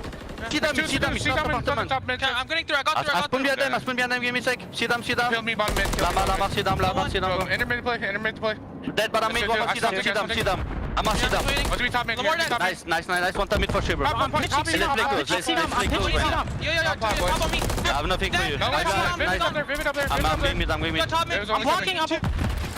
Fucking C-Dom. Two top mid, one is 1 HP. Yeah, there's one top mid. I'm waiting. At 6 point back P2, guys. Yeah. Take your time. Up down. You got Lynz. You guys want to push this shit? Nice. I'm pushing front. I'm gonna push. And I'll tell you, the energy and the tempo definitely seem like it's there for Seattle, especially when it comes to them on rotation. But once again, that stat line you pulled up, they're just not quite able to hold when they get Illey on these quick rotates. Yeah, they had Illey on a rotation already. They found the final 25 seconds at P2. They were nice and early towards P3. They start off with the initial 2 kills, but then they're just too spread apart in their setup, and they get broken to keep this game basically even. Only up by 10 points currently in Seattle, and now they put themselves in a position to basically almost call game. You win the rotation, you're getting the junk time, you're forcing Minnesota all the way across the map. Do they decide to sprint through tunnel? Do they decide to go through bottom middle? It's looking like the pressure's going to be through back apartments, and this might be the push. If you get shut down here, Seattle might win it. Here we go. There is the breakthrough playground side. Everything now focused right on this hit through checkers. On the back alley, here come 3 Røkkr members. First defender falls. Abuzah can only do so much, and you even got a pinch set up over towards tunnel side. You've got aCursy watching for this rotation. Illey's not even worried about this whatsoever, but he should be. Stun comes through. aCursy almost able to double down, but the rest of Røkkr push on out. Find the bump from the hard point, and the last 2 Røkkr members will get over the 200-point mark with just 1 more contestant to deal with. It's Arcitys playing inside a kitchen, and he gets cut down. Røkkr a chance to reclaim the lead. Oh, and Vivid with a big one-on-one versus Illey off the rotation. Now you're going to be the team early off on this side of the map. Vivid, you just have to play your life. He picks up that AR, trying to cut off this ticket side, finds another one, finally gets some assistance, but now there's 2 players from Seattle contesting from that P2 area. You take care of these 2 players, you can basically call game because they're going to swan all the way across the map. Arcitys gets sniffed, but now it's all on Huke. What play can he make so Seattle can have a chance? And they have no idea that Huke is here. Can he be the X Factor? aCursy the first one to drop. Awakening up top. Can't quite find a peek, but still takes down 2 third ticket. Now Huke is completely trapped, and it's a 4-man feed. 1 more chance, and look at aCursy. He's going to try to cut off this entire rotation from topside water. He finds the first, no problem. And oh, what a thorn in the side aCursy has been. There's 245. No one's going to touch this hard point in time, and again, Seattle looking good on rotation, but unable to put together a sizable hold, and Minnesota stay chef's kiss perfect when it comes to their map 1 records. What's that now? 6-1? They are dominant in map 1s, man. Minnesota Røkkr came out swinging, but it all came down to those final moments at the very end. The fact that Seattle were able to contest it, be up by at least 20 seconds going in towards that barbershop hill. They kept it scrappy. They said, all right, Minnesota, you can take the final 25. We're going to properly set up at the next hill over towards that P5 area crates. But unfortunately, when Illey loses that gunfight, Vivid makes the play happen. He finds that kill. Then he picks up an AR, finds a second, allows aCursy to flank through top hat to find the third. And then even with Huke in that position, his teammates got closer to him. They came off spawn. They were trying to get back into the play, but they all dropped again once Huke found that kill. So when 3 go down, last player Huke, we take care of him. They spawn all the way across the map. Minnesota get it done. Up 1-0 in the series. Yeah, I mean, looking at this overall, again, it's one of those things we were kind of talking about it during the listen, and like Huke and Illey at different moments on these rotations are kind of dragging the rest of their teammates with them. Like, guys, I'm going to rotate at 25, win a couple of key gunfights. Can you please get here? But the ARs are just not quite giving them the support that they need. I mean, Arcitys in particular just never felt like he was in a position to help lock down lanes after either Huke or Illey went absolutely bananas on new hardpoint setups. Yeah, it's just tough, man. It's just tough, especially on a map like Skid Row, because all these gunfights, especially towards the top middles and towards the barbershop, even towards P3, they're all up close and personal. So the ARs are not going to have a good time on those sides of the map. But when you get towards the P5s, when you get towards the P2s, where these ARs have to hold down the lanes, just pre-aim down the line of sight, and you should be okay. That's when we saw them start the fight back into this game. But when it got a little bit scrappy, it was just too much for Seattle to handle. And Minnesota do exactly what they do best, man. You get led by your SMG and Vivid, 27 and 20, 29 traded kills. Reese has been having himself a nice couple of days here. Yeah, I'll say. And I think that's one of I think the biggest component of this Røkkr team. I mean, before we got to the break, it was all about the Lynz story. Even with Røkkr not having won a single series, Lynz was still putting up top half percentages, KDs, and things of the nature, statistically speaking. But now all of a sudden, everyone's starting to step up a little bit. aCursy and Awakening are still kind of on the bottom side when it comes to overall KDs. But hey, in this particular map, they were very much so participating when needed to. And it, again, helps players like Lynz and Vivid continue to do what they've done best to this point. So I kind of wanted to just use this as a quick final, maybe highlight moment.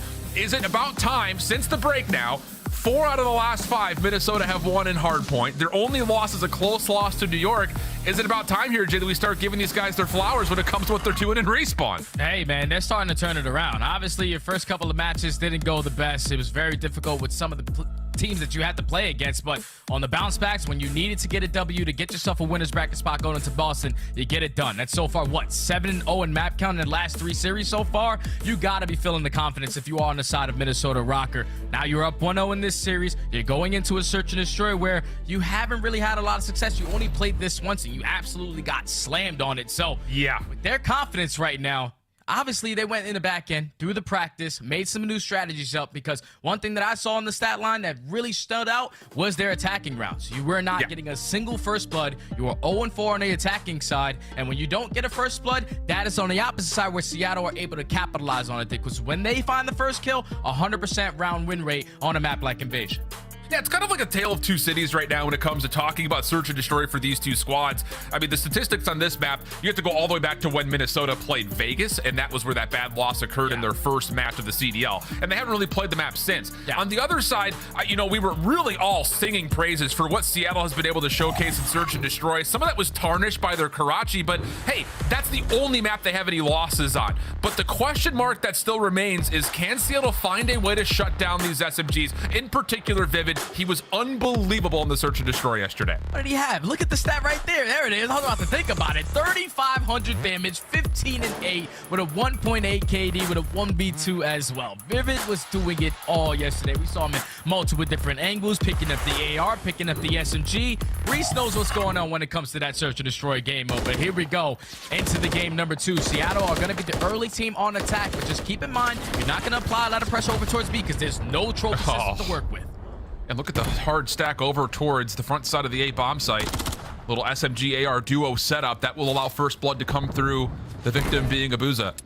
So all of a sudden, Seattle kind of stuck playing just inside of this DVD area. Awakening, a little bit of trouble here at front tank. Gets a read, backs up, a little finagle with Huke on the other side. Lynz here to assist, and well, everyone stays alive for now. Accuracy on the hunt, should be able to confirm this kill, just a matter of when and where, and finally the kill comes through. Huke drops the bomb just outside Dark Alley. So now it's a 4v2. Accuracy gets some info on towards Illey. He's gonna line him up. Illey has half HP. That Accuracy says we're not going to give him a chance at this 4v2. Arcitys actually, the island player across the map, takes down Vivid. So makes this a more manageable situation, but that bomb is still down towards the middle of the map. And with only 30 seconds left, you have to retrieve that and plant it. Good luck. Illey doing what he can, but like you mentioned, just being looked at from every single angle. Nice shots onto Accuracy, but tagged up so heavily, does not make much of a difference towards the Røkkr defense. Pretty good, and I think a lot of it was a lot of free first bloods, not just first bloods. It was long crossing angle first bloods that Røkkr were able to reap. Yeah, I think it was just Røkkr applying pressure in towards Cafe. They send multiple players in towards red. He's lining them up, watching them cross over towards B. Awakening gets that first blood, and at that point, you put Seattle in a position where we have to now try to even up the numbers. Someone has to take a risk, and unfortunately, those risks did not pay off. Minnesota take the first round. To the attacking side they go. And I don't know if Seattle even had enough players alive or enough kills. Illey might be the only player to potentially have earned a trophy system, so he has to potentially be the guy going to be. Yeah.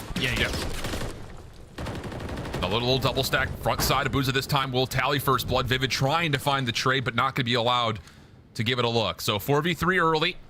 Huke sitting just inside this back kind of freezer closet area. Vivid with the bomb, just looking for someone to overpeak through mid, but no one's home. And Seattle just absolutely just playing their numbers at this point. Yeah, you don't gotta give nothing up. They have to plant the bomb to win the damn round. So let's just make sure we hold our angles, and Abuzah finds another on the round to now make it a 4v2. Awakening and Accuracy, the ARs for the Røkkr. Left the clutch on up and trying to solo out Illey. He's hurt. We're going to apply the pressure on him, see if we can take him down. But the stuns, the cover fire, the cover attacks from his teammates at least put them in a position to where he is going to be known. Trades come in. Accuracy 1v3. He falls, and Seattle respond with the defense of their own. Clean stuff to this point. Defense finding early first bloods, a lot of it free. Numbers holding. That's been the story of the entirety of the year to this point. In particular, I think on this map especially. So we'll be interested, I think, to see if there's going to be any adjustment or modification towards what these ARs are doing, because right now it has been long-range AR fights over the middle of the map that has determined the first 2 rounds. Yeah, you just can't give it those gunnies. You can't be getting first blood across the map. And even when they're putting them in aggressive positions towards red, we know that that's most likely what we got to be prepared for. It's just monkey see, monkey do. They both did the same exact thing in round number 1 on both their defensive side, but into round number 3 we go. Seattle going to change it up this time around. Bomb's not going to go towards middle. We're going to attack towards A Street. But keep your eye defensively also on number 4 and Vivid. He is already pushed up closer towards Treehouse, and Accuracy seems to want to maybe just take over B Street. The more information they gain, the more that these defenders at A will imminently know that there's going to be a threat here at the A site. Trophy system gets placed, and now it's just down to when do Surge want to try to barge through these doors and try to hit. Yeah, Vivid gets all the info. They're not going B, so just falls into the hands of Lynz and Awakening. Can they trade this properly? Can Huke not be in a position to potentially sniff him out? But the nade from Awakening. Don't know how that happens. He's standing right next to him, but he makes up for it. Finds one, finds a second. Actually, the nade over the top. It's now a 3v2. Awakening keeps his life. Stun keeps him locked into place, but the rotation's already on for the Surge, and there's just nowhere to go. I mean, this whole B alley is completely shut down, and there is no way Surge had any idea that it was a double investment through B lane. Wow, very strange, because Awakening actually still had both of his nades, so I'm not sure what happened for that team kill, but maybe he just threw a couple of shots into her or something. Regardless of the matter, Surge just cannot find a way onto the A site. They could not find a way, but Awakening almost gave them an opportunity to do some. But the nade comes in. I don't know if there's a trophy system right there potentially that blows up the car. I don't understand what just happened. That was Minnesota a Seattle nade. Yeah. It was 100% a Seattle nade. That was Huke through Freezer. Yeah. Someone tell me what happened. Someone let me know. Weird scenes. Nades through mid. Huke gonna get stunned up. And initially, a little bit of a poke here from Minnesota, trying to see if they can find him locked in place, but not to be. Huke gets first blood, Lynz to drop, and we go an early 4v3 in favor of the Surge. Early 4v3, and Huke's just trying to keep the aggression up.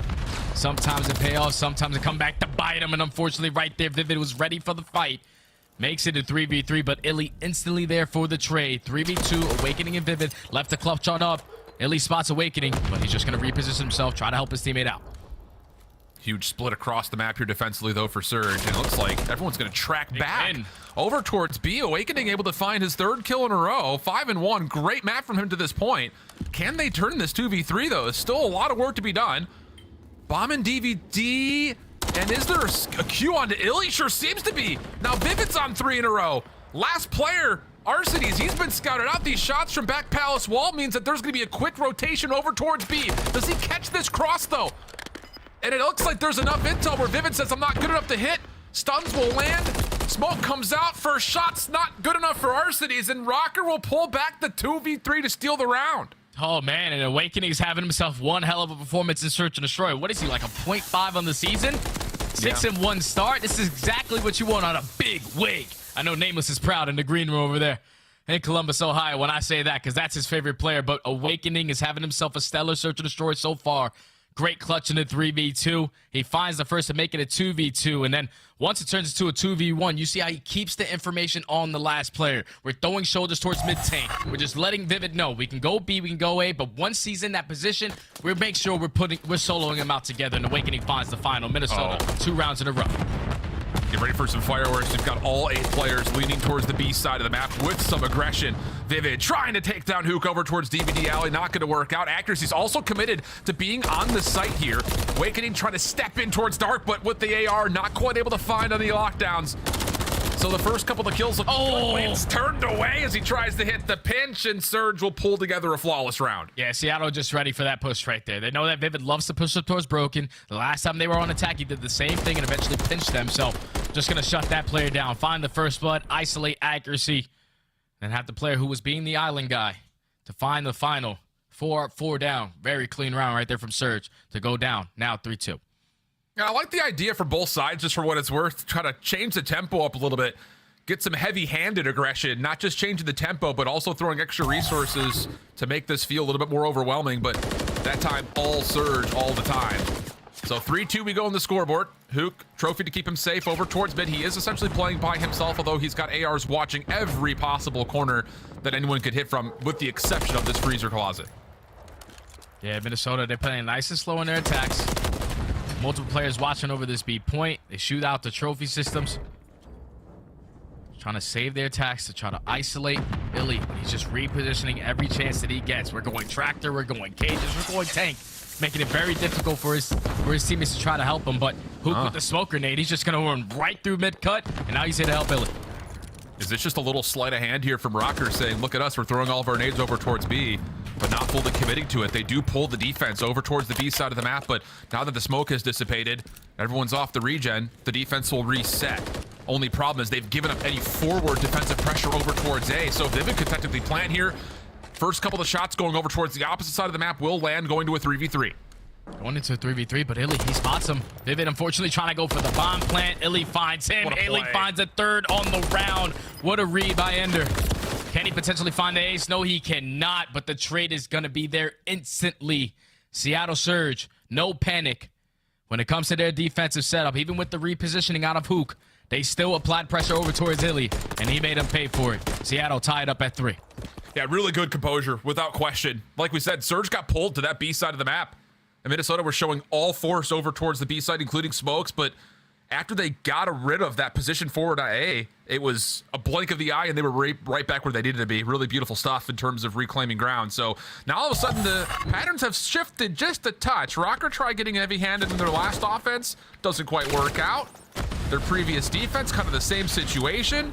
Didn't fully work out with the aggression, and now we kind of reset as Seattle looked to head over towards A early opening nades and opening gunshots all through mid-map. Going to keep us in a 4v4. You can already see the difference in Minnesota's setup. Vivid is no longer pushing up the B side. We're going to have accuracy on that side of the map because Seattle, they've only went there once, and that was a full-on bomb rush. So if they're not doing that, they're most likely going to commit towards A. Vivid trying to be the player to watch right street, but Awakening is in a crucial position towards mid-tank. Nades, everything is coming at him. He still manages to play his life, but the smoke is going to be here. Now you have to figure out what you want to do as accuracy finds the first. That's a huge rogue route being hit by accuracy. Again, just aggression through the B side of the map. Awakening able to scout out one just in front of what will eventually be our new P1. Shots tag, but Awakening stays, at least for now, alive. And Illey has snuck through. No one has any idea that Illey's here. He's able to get the first. Now you'd have to think they need to try to isolate onto accuracy, but they can't find him. Lynz getting aggression. That's going to be good for another elimination, favoring Minnesota in the 3v2. Illey stuck at mid-map, just hoping he can lock down a gunfight, but there's none to be found. Arcitys, last one left, only able to take 2 of the final 3, and Minnesota finally able to find themselves a response. Man, that was a whole lot of dancing in towards B-Dom. I'll say. So everybody was having a fiesta around the tank, but you saw once Illey was able to get out with his life, he actually got out with 0 HP as well, Alan. That's insane. That guy was eating bullets. But he comes back to life. Eventually, he sets up his teammate in Arcitys to find 2, but in the perfect position is Minnesota on that setup. The trade efficiently. They respond with the defense. Back up 4-3. And now they're going on the attacking round, and I would love them to do the same exact thing that they did in the previous. But this time, let's actually commit towards the bomb plant, because if you get Huke to reposition from red, it's a free A plant. Yeah, getting a little anxious about the call. Long-range shots again coming through. Lynz is trying to see if anyone's playing. Right in the front. There we go. He does see Huke, but can't do too much about it outside of call the comms. Not really a good look to isolate him either, although Minnesota are really trying to. Smoke in hand, that will be spent. And is there actually going to be a play through this? No, it's team shots to Arcitys instead, who just essentially keeps himself safe backside Palace wall. Slowly but surely, accuracy is working his way up to try to isolate Illey again, but on the opposite side of the map, Vivid takes down Huke, and an unfortunate team nade from Arcitys now makes it a 4v2, 3v2 with Abuzah responding. Bomb will be planted. Accuracy still just going on his own hero route. Nice shots come through for Vivid. Trade immediately by the way of the... Wait a minute. Okay. Abuzah now 1v1 with Awakening. Long range shots first will land. Oh, both players have to be a single bullet. Pop up from Abuzah. Stun starts to come through. Dealt with that range, and Abuzah, you can see it in the cam. Thrilled about it, and that takes us to a 4-4 tie. That's a 2v4, Alan, with Abuzah finding an ace on the round. He won the first gunfight towards A Street. He lines up the second with a frag and then reads accuracy on the deep flank to find the third. And at that opportunity right there, Awakening has every advantage. You're using a fire truck. Heady, you got it all. You can shoulder. He has to sprint at you at the street, but Abuzah was not nervous in the moment. He was ready to gun him out of his shoes. And that's exactly what he does to tie the game up at 4 with an ace in hand. Abuzah, the young man, the rookie, makes it happen. Unreal stuff. And now Surge looking to just throw some pressure over towards B. Accuracy once again by himself. But look at this aggression coming out of Røkkr. Very heavily invested through A Street. And Arcitys is the only one close. He's at Laundry. Lynz is already on a really good angle for this cross. Can't quite find the kill. The stun locks him up. Is there enough help to keep him alive? He decides instead just to push with a pistol, you madman. And does at least trade out his life, so we go 3v3. Yeah, there was just no way in hell for him to get out of that situation, especially when the stun came in. But accuracy, are your fists strong enough? No, they are not. Illey has the Renetti in hand to take him down. Now a 3v2 in favor of the Surge. All out pressure up towards B, but Illey has 6 HP. This guy is tanking bullets. Have sets up Abuzah to find one, and now he earns himself a cruise missile. 1v3 for Awakening. And he gets the information on where Wake's positioned at. A couple attacks come through, but the bomb still gets stuck, and it's Silly who finds him. No worries. Wow, what a bounce back this has been for the Surge. I mean, heroics from Abuzah, and then here it's just a messy opening that eventually gets manipulated towards Surge finding success at B. They're not hesitant right now on their place. And whenever it comes down to an ISO gunfight between Illey and accuracy, we've seen a lot of them so far on this map. Illey comes out on top. We kill accuracy, the sole man over towards that B point. We can commit towards this site. But Abuzah has really taken over in these final couple of rounds. That cruise missile is going to play a really big part. If he decides to use it here, they're going to be on defense. Yup, we're going to camp right back street. If you decide to go B, that cruise missile is going to be ready for you. A little bit of intel towards Abuzah, but with his position over towards Water Bridge, you can see exactly what Surge are thinking. We can just stack mid and get a quick rotation to B if there is a hit this direction. Otherwise, if Abuzah does get into trouble, we can try to cut the map maybe a little bit differently, but smoke will allow Røkkr to start to make their steps in towards construction. Huke not quite able to hold the trigger back, so his information now called. Abuzah gonna try to force out the cruise, but honestly speaking, this is kind of a fake from Røkkr saying, hey, look how aggressive we've gotten. They've pulled this cruise out for really no effect. Yeah, and Seattle Surge, they have decided to play back on this round because no one wants to scam. No one wants to go out there and get first blood when you have a cruise missile, so their setup is not gonna be as dominant as it was over towards this A site. You still have Illey though. Over towards Tractor. Trophy system now earned. You get that down in your fate. You get some info that this is where the pressure's coming in. Everyone help me on this side. Huke is just taking his angle over towards Dark Alley here and there to see if he can find anybody. Illey coming opening shots, but it's actually that play through the Dark Alley that works out for both Arcitys and Abuzah. Last players for Røkkr trying to hit through the front. There's just really not a lot of space for them to work around. Just a tank for coverage, and there's really nothing going the way of Røkkr. Accuracy stuck on site, not a lot of time. And it was a mixy one to start, but Surge continued to be perfect outside of their Karachi Search and Destroy. We tied the series 1-1. Yeah, they just made the adjustments in the middle of the game a lot better than Minnesota. We're talking about the 4v2 round when it was tied 4-3. It was 4-3 Minnesota up. In a 4v2, a teammate comes in from Arcitys. You solo out Abuzah, but the fact that you lose that round, the way that they lost that round, that basically called game because Abuzah, the following round, was able to earn a cruise missile, use it in this final round, and then just stall out a lot of that game clock. Minnesota only had one opportunity. Cruise missile gets invested. Now you have 2 players in towards DVD, 1 in towards Broken. With only 30 seconds left, you have to commit towards this B bomb. You cannot afford to rotate back towards A, and they were just ready for the push. Everyone had a crossfire set up. Huke did not try to be super aggressive in towards red, and they were just ready for the retake, ready for the pressure. And Seattle Surge, they tied up at 1. S&D has been their backbone, and once again, they show it here. So with this tie series, we start to look at the prospects of what's to come. Karachi Control, of course, immediately after what's going to be our upcoming break, but then Terminal Hardpoint also confirmed, which leads us with some really interesting talking points when we eventually get there. But just to kind of tease everybody here, Jay, what's our early thoughts on this Karachi Control and this 1-1 tie? Man, whoever walks away with an attacking round is going to be able to take the damn map because believe it or not, on a map like Karachi, attacks are usually the best thing you can go out there and get. Defense is difficult, but if you can walk away with an attack, you're calling a W. Little bit to look forward to. Both teams have, as you would figure, been great defensively, but will there be any offensive recovery from both of these two squads to take an edge in the series? Røkkr started off hot, but Surge for the big bounce back keep us locked in at 1 in what is a huge pivotal match for potential upper bracket considerations. We'll come back and head into the Karachi Control after this.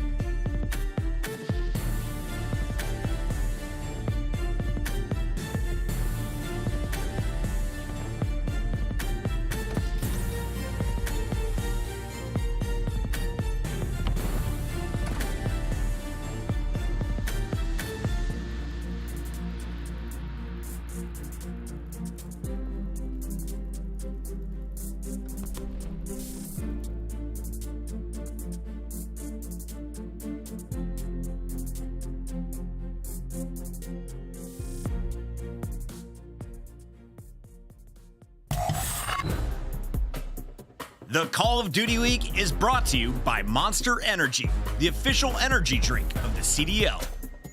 The Painted aBeZy bundle is available now in the Call of Duty store.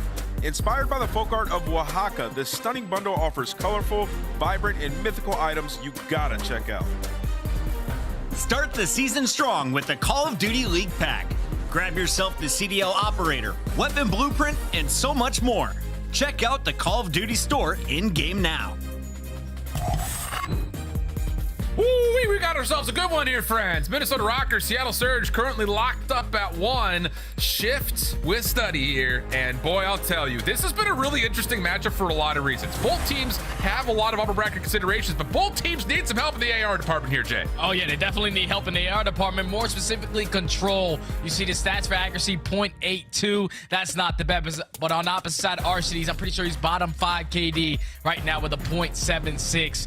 On a map like Karachi, where those ARs are gonna have to hold down those top 3s, hold down those long range sides, just put yourself in a position to where you're able to block spawns, catch a couple players off spawn to get some freebies. These guys definitely need to step up for their respective teams, because you're not gonna win controls if you're dropping 0.7s. This game mode has basically come down to lives the majority of the time.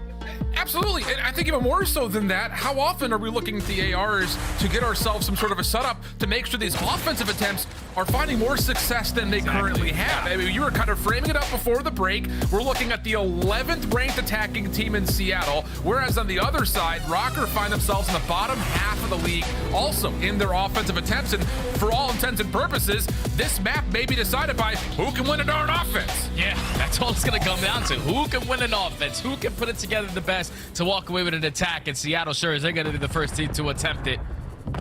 As you're gonna have one player in Huke just going his sweet time by himself over towards B side. They're gonna make sure no players from Minnesota are gonna go for that deep flank, and unfortunately does not get the best timing there. Lynz makes it behind them, enemy lines, and now he's on the flank to eventually strike, and he does it just so to take down Abuzah. Well, the A zone seems to be the focus for now.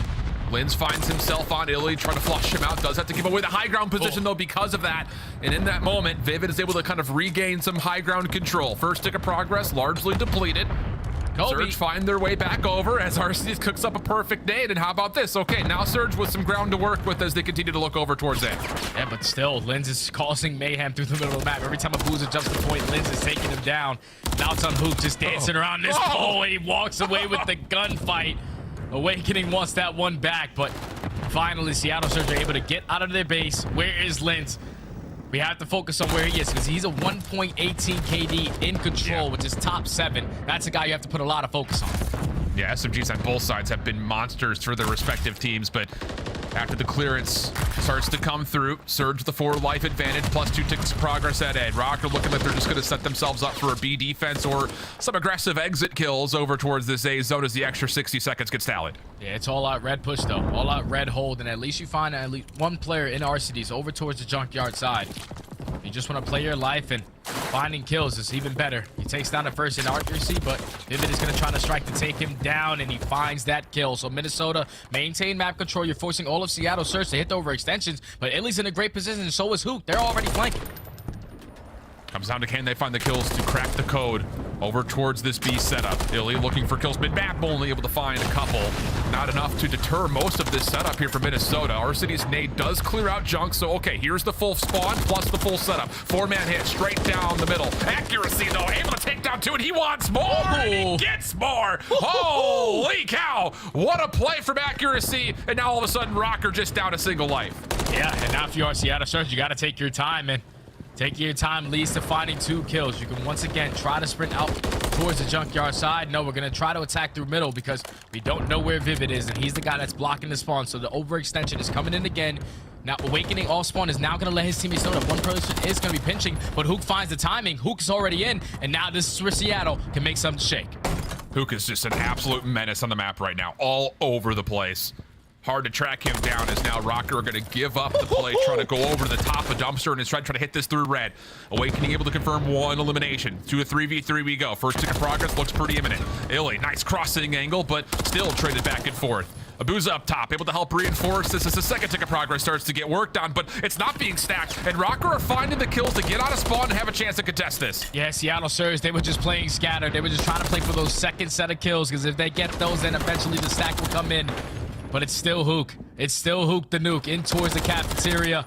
He finds another gunfight. His teammates are coming alive. They find the kills. The stack is going to be in. And we were asking for an attacking round, and Seattle give it to us in the first one.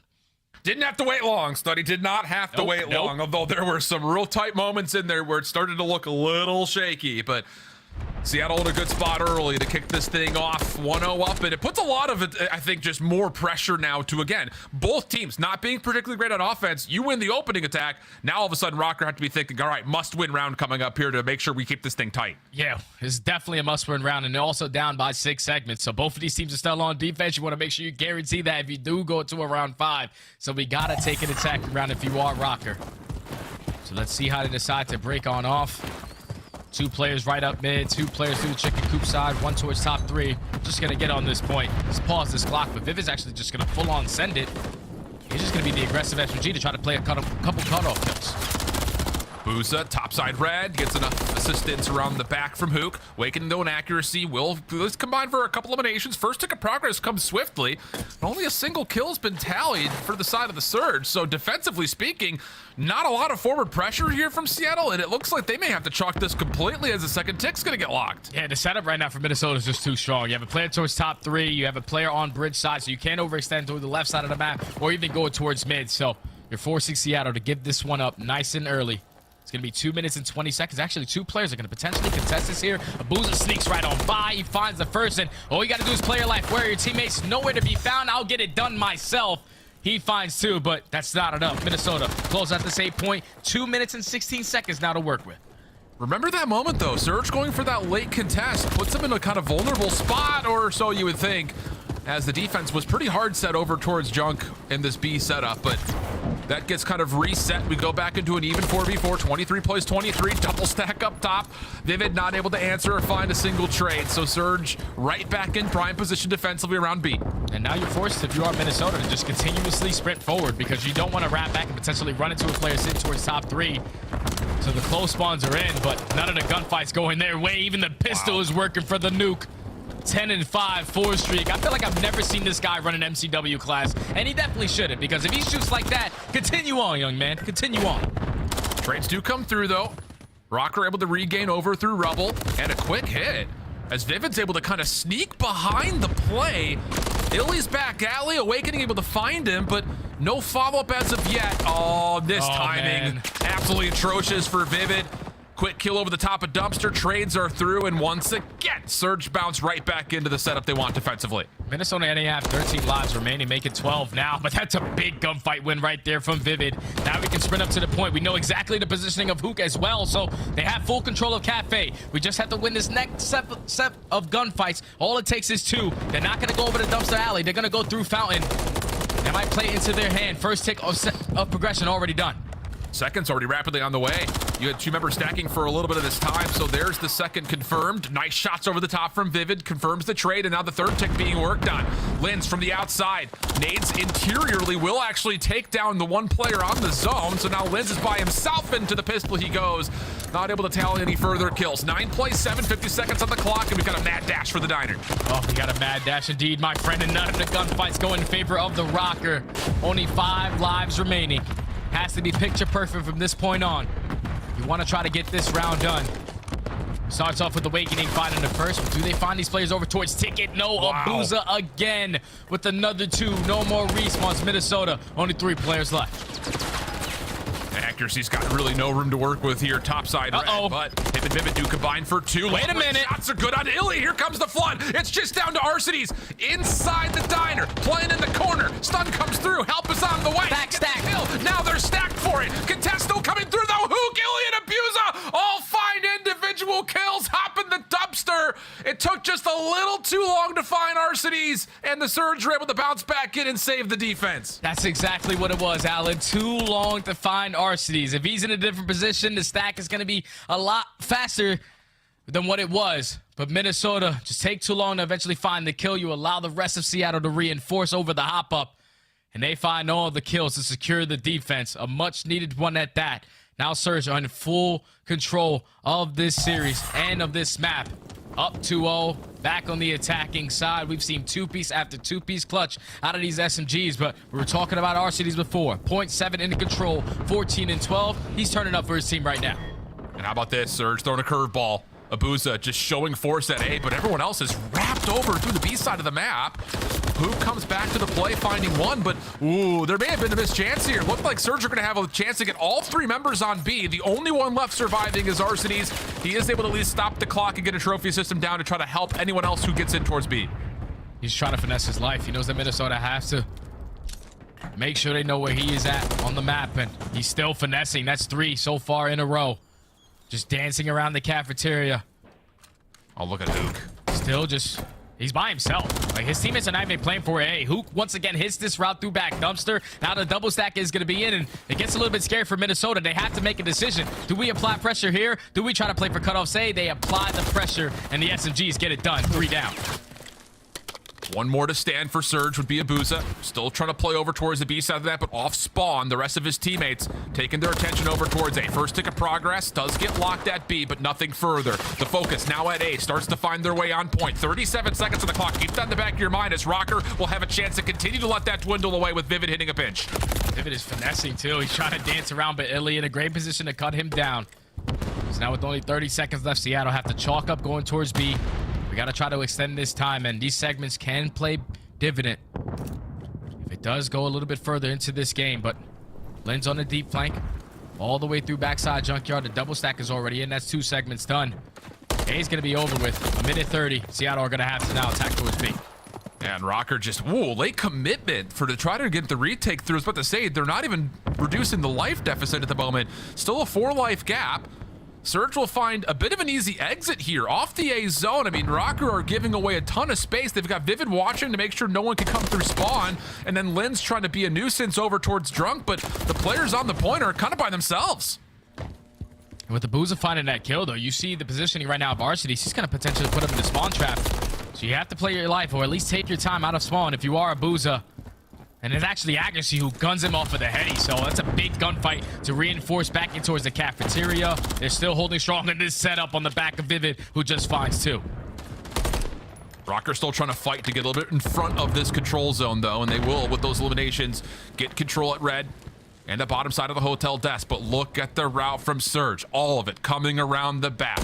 Awakening just on the backside of alley would have to be the one you would think to look over towards dumpster side, but wait a second, Surge are going to double hit through this, and Awakening gets the first, not quite the second. Arcitys provides the trade. 27 seconds on the clock. Time to here if you're Surge, and they're finding the one agents. Last one left alive inside the point is Vivid. Can he pull off a bit of a miracle? Contests is in, finds the first, looking for the second. No! Arcitys finds the kill, but can he stay alive through this? Here come the rest of Røkkr. 15 seconds on the clock, and the regain is in. Who could be the last chance, and he's pushed too far away. Yeah, there's only 10 seconds left. I don't even think they have enough time to run across the map to try to get in towards the cafeteria. Minnesota are going to be able to clutch up on the defense to stay alive in this control a little bit longer. But now's when I'm adding up the segments. They're currently down by 5. So if you want to have defense going into round 5, you need to win this attack by completing both, not by outslaying. So what is their strategies here? Do we have to make a decision to go over towards B to get that one out the way? A was pretty easy to get done for them. On the opposite side, Seattle did not apply any pressure once they lost those first 2 gunfights. So Minnesota have a game plan here. What do we do? Do we extend the time early, or do we try to go for the risky play over towards B? Yeah, I like the call as well, just to kind of reestablish that, yeah, Minnesota essentially got A for free. There was really no gunfights to happen outside maybe a first couple of opening skirmishes. And it looks like they will heed your advice here, Jay. 2 members right on in towards A. 2 others for Røkkr going to make their way over towards the outside through market. First tick rapidly making progress as 2 members on for the stack. Will confirm it immediately. Over the top, accuracy keeps everyone down low, nice and safe. Over the back, Abuzah can find absolutely nothing. And once again, Røkkr clean through the A zone, and they're already stretching through Soda to get over to B. Yeah, both the SMGs on the side of Seattle, they love hitting the same exact routes. Abuzah did it both on his defenses, trying to flank through junkyard, and then Huke every time he lives at that dumpster. But finally, Minnesota are starting to pick it up.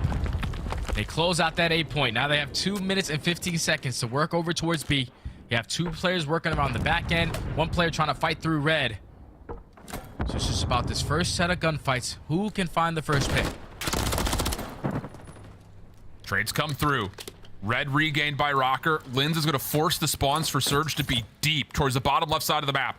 And with accuracy already on the zone, Arcitys would have to do something immaculate. And he's not even giving a threat to accuracy at the moment, and Lynz is going to find him for free. Now there's a chance with his first tick of progress to be even further put than that, because there's a double stack on for the second starting to come through. And Surge are still spawning in absolute Narnia. They're so far away from this zone. Second tick lock, 3 members on. Abuzah would have to do it all from top platform, and he could do nothing. Røkkr quickly get both zones, and now they should have round 5 defensive advantage. Røkkr literally just made that happen. Players through the back alley, players through top red. They win those initial 2 gunfights. And then once they find the 3 dead, they know the last player from Seattle was the guy that was blocking the junkyard spawn. You saw Vivid in a nice little corner outside of Ticket playing for Illey. He gets that kill. They now force all of Seattle to run through Soda Alley, to try to jump over the dumpster, and that's just not enough. I thought Arcitys, when he found himself in that 1v1 versus accuracy, you got to take that fight. He was just trying to finesse around the back end, not trying to give up his positioning, because he didn't know how many players were in that situation. Yeah. But in that situation right there, if you challenge accuracy, you probably stand a better chance at winning the round, and it eventually leads to accuracy on a 5 streak on the defensive side. Minnesota set up for the W.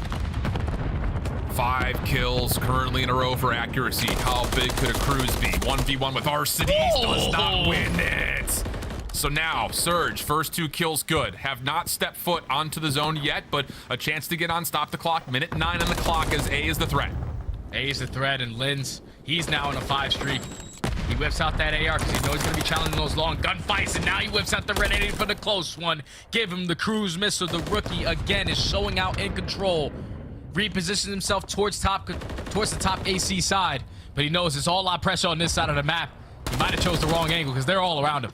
But no one's been able to find him yet, so Huke will get taken down. Lynz trying to get out of dodge, and accuracy will be there to at least confirm his trade. 25 plays 24. First segment done at A, and Seattle are still finding kills. This should be, if not the second tick, likely the zone. And it looks like Røkkr are going to give it the cruise missile here. They want to try to regain this control point. Spam tax. The tax got to come in, but nothing is going to be able to connect. Trophy systems are just too strong. So now Minnesota, you get the investment with the cruise missile, but nothing earned from it. Now you have to set up properly around this B point. You already have Awakening over towards Junk. Big gunfight win versus Illey to hold that side of the map. They're going to force Seattle off that rotation to overextend. Try to push out through Fountain, try to push out through Chicken Coop, because they have to check every single corner. And Vivid makes him pay right there. Big gunfight winning towards red. Røkkr just putting themselves in very challenging individual gunfight positions.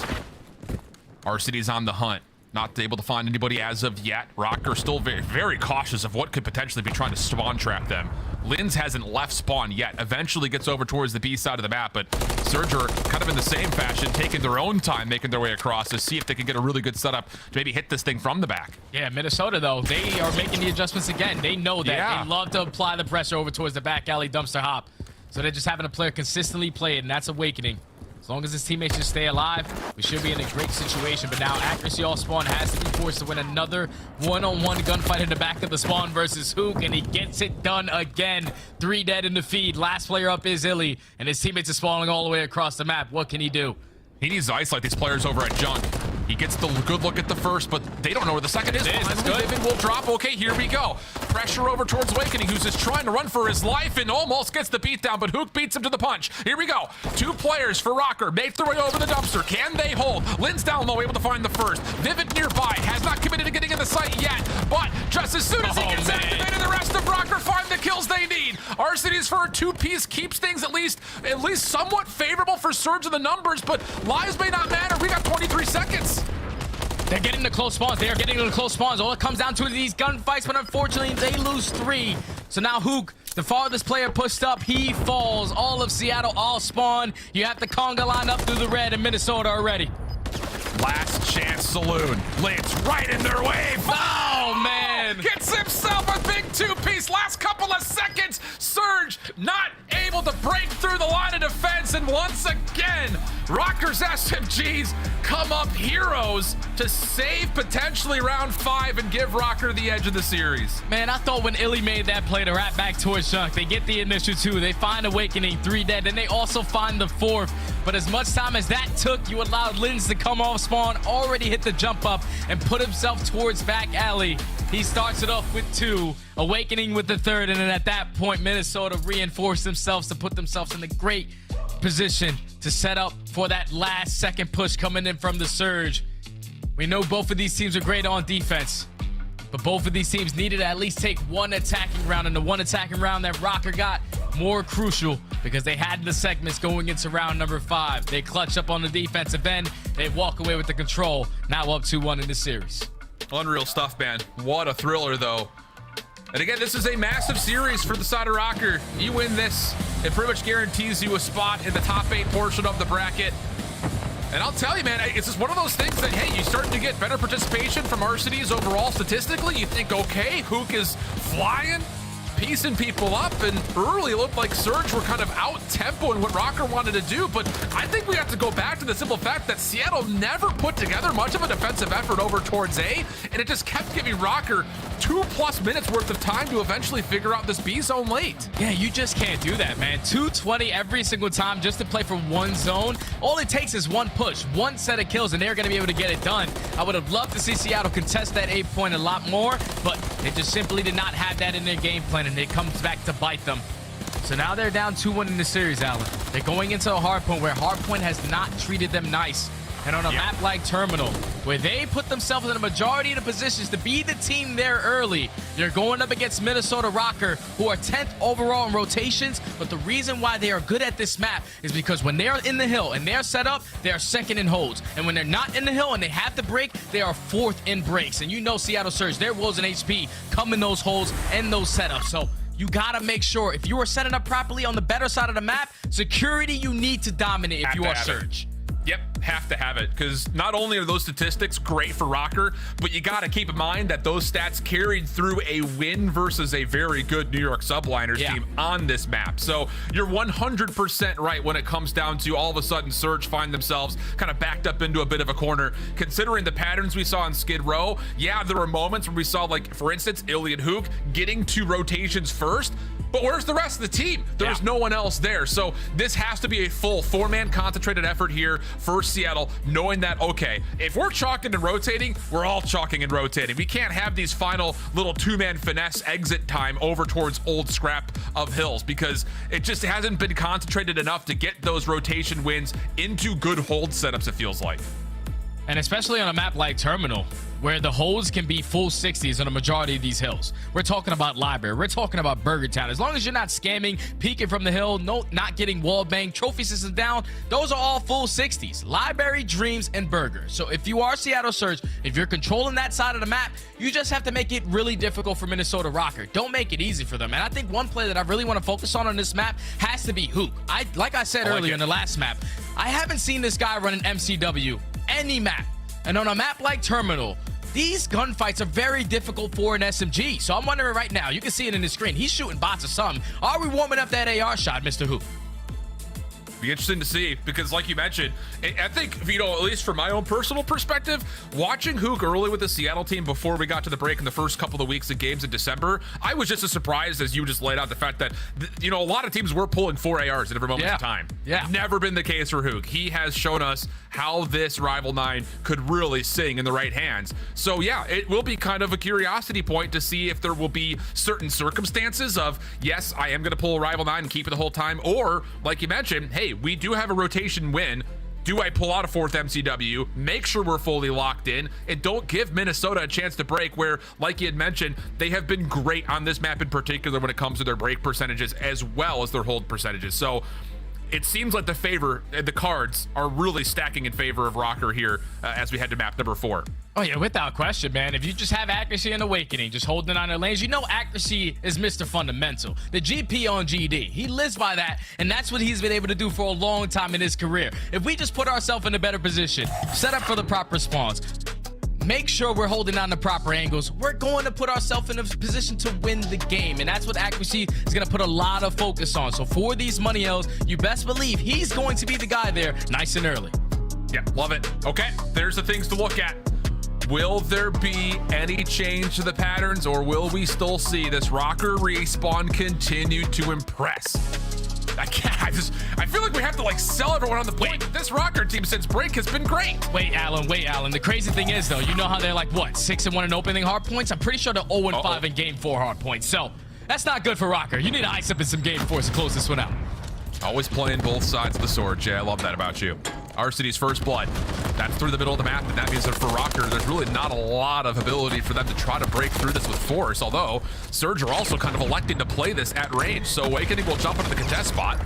A little bit of back and forth. Easy trades on both sides, and it's just a 50-50 battle. A little game of tug of war here. Yeah, Minnesota on the preferred side, though, so you need to clutch up on these gunfights. You cannot get flipped instantly, and with that player going through mid-tunnel, you have already one guy working through library. He's going to try to set up a pinch, but he gets red. So Seattle Surge doing a great job early on towards P1, but as long as Minnesota trade effectively on this side of the map, they're going to be set up properly for Dreams. That's a big gunfight win by Abuzah. Everyone's back in the security spawn. Oh, and now they're losing a couple gunfight Arcitys. That was a big one. That was a huge one.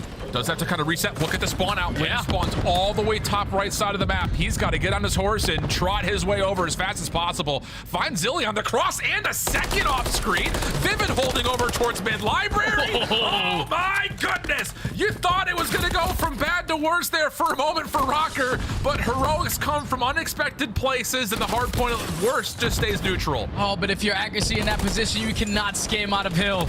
You got to put yourself in a position to where you don't die to that gunfight in Illey. You lose a couple seconds there, but you're able to reinforce, take back control of this Dreams AP, and you're going to be able to take the lead for now. But Seattle Surge is doing a great job. Then the next hill is going to be in towards plane. We're controlling terminal. If we can take him off of this junk time, even better. But Awakening is dancing. Unfortunately, the pistol is not enough. Abuzah in for the break. Now they're going to be fully set up off the rotation. Only one player here to contest. You take care of him. Seattle Surge win the rotation. Looking good for now. 38-30. Very tight game. 50-50s pretty much across both our first two hard points. We get into plane, and there are trophy systems whirling and ready to go. And in front of the hard point, for a second, it looked like Awakening was just going to get completely pushed out, but Illey will hold his ground and just watch this from the bridge.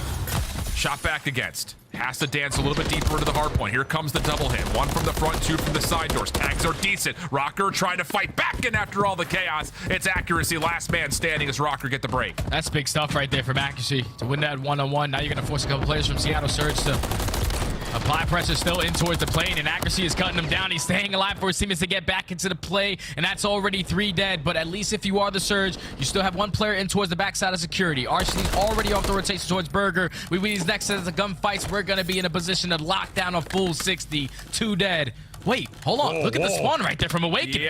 Yep. Hold hard point still active. Awake is sitting to his teammates like, boys, look, I'm here. A second. Oh, sneaky. Saw at least one. I thought for sure he saw Abuzah at range. Almost turns onto him, but accuracy right there to follow. Lynz also pushing from the front. Spawn's now a bit of a mess as there's both teams spawning over towards Eski's side. Awakening able to cut off only one, and the whole time Arcitys has stayed alive inside of Røkkr. Surge able to regain some control. And we just had to get some trophy systems down. Those players are dropping, so they're going to be coming back to life with those stuns and nades in hand. Arcitys trying to do everything he can to play his life. He finds the first, can't find the second. Great pistol work out of Lynz. This is usually a lockdown money hill, but with Minnesota getting those back spawns, it's a lot more difficult for Seattle to hold from the front end. So Røkkr find the break. Now they're going to be fully set up off the rotation as well towards library. This chain can cause the game to get out of hand. And Surge to make a decision here. They're still kind of split focused on, do we want to hit this through cafe side and through Røkkr, or do we want to just take full focus into the front doors at library? And interestingly enough, Surge get a little bit lucky here. So Minnesota in a little bit of trouble. So we take a look at him to see what exactly the Røkkr comms are feeling like as they rotate over to library. One more, bending Abuzah.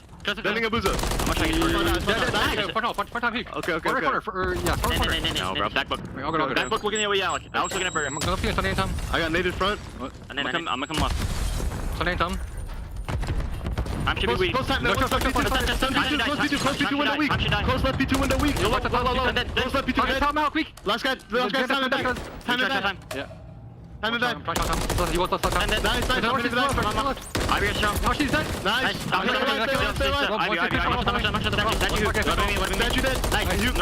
on the car, weak, run to the security, ran away security.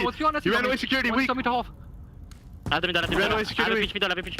What's back security? I got pitch from red. Red. Nice, two in the back. One hill, two in the back. One hill, two in the back. Yeah, I'm gonna play the guy hold then. I'm playing the 2-1 with you. Abuzah got me hold, Abuzah got me hold. Listen, one's left, one's Hold old. your pinch, hold your pinch. Okay. Next pitch and hold on me, Abuzah. Abuzah, weak.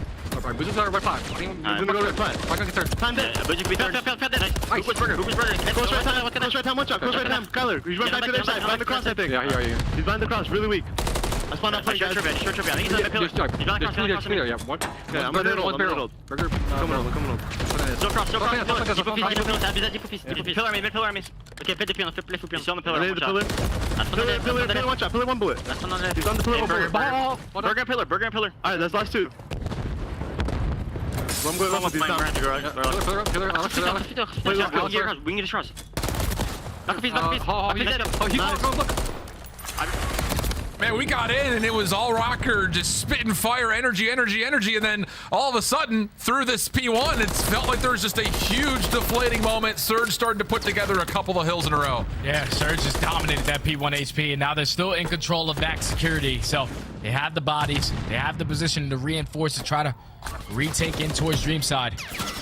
Just you got to get past these ARs who are watching over. Accuracy and Awakening. They're able to find two. They shut down the player trying to go through the pinch. That's now 4 dead. Even though the spawns are still coming in towards the back, you just have to get past these ARs, and that's not easy. They are just beaming right now.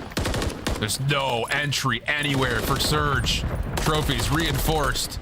Abuzah still able to find a huge winner on the backside. Arcitys able to assist, and then Huke off the pinch. Leaves Lynz now by himself. Deals with the first. Tries to get a read on the second, but cannot stay healthy for long enough. Break comes in right at the 30-second mark, and Surge continue to build their lead. That's big time. And look at Huke the Nuke with an AR in hand. All right, Mr. Nuke. You know exactly what's going on. Gonna already be in a position off the rotation in towards terminal. Cannot find the first gunfight though, but Seattle Surge did a great job of finding that break. They're gonna now have a nice little comfortable 55-point lead. And if you are Minnesota Røkkr, you gotta get a good chunk of time here, but you need to make sure you get Røkkr, because that's when Seattle can basically lock it up. Have to dig in here, have to find a way to rotate successfully. Otherwise, Surge find themselves in a huge supreme advantage. Only 1 kill though comes out of Huke through cockpit. Arcitys does at least get 1 shutdown, but time still being tallied by Røkkr. Lynz on 4 in a row as well, as Arcitys will head down over towards tailside. See if he can maybe just sneak behind this Røkkr setup. He's got the first for free, but can't climb the ladder. A little turn and burn possibly for Awakening, but no, too many to deal with. And Surge once again find a break. And if you are Surge, all you have to do is just get to 190. All you have to do is get to 190. Unfortunately, they are at 189, so they cannot win it off of a flawless hold over towards the Røkkr. But Illey was here with about 40 seconds left. He knows that this is the game-changing moment right here. We get Røkkr, we basically call game. So it's just holding down these lanes, making sure no one slips on by. They got the crossfire set up. No one through Dreams, no one through Library. Minnesota are gonna have to break from the front. 3 members from Esky side. Accuracy, the one holding down the old time. Illey staying safe, taking orders backside Røkkr.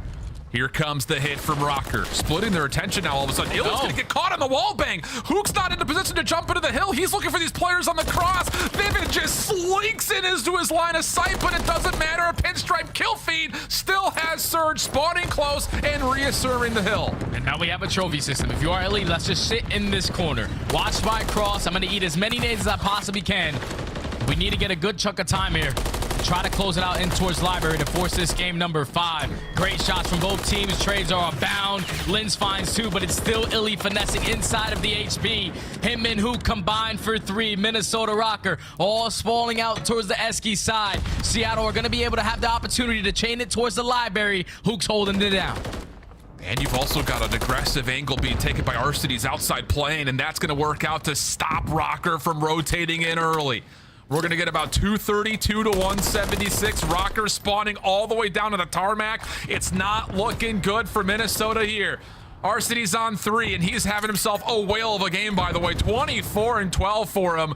as there will be Surge in the hard point, only 10 seconds needed, and Røkkr are still trying to formulate some sort of a setup. 1 kill around the back, but you gotta get in from the front. Here's the contest. Clearance comes through.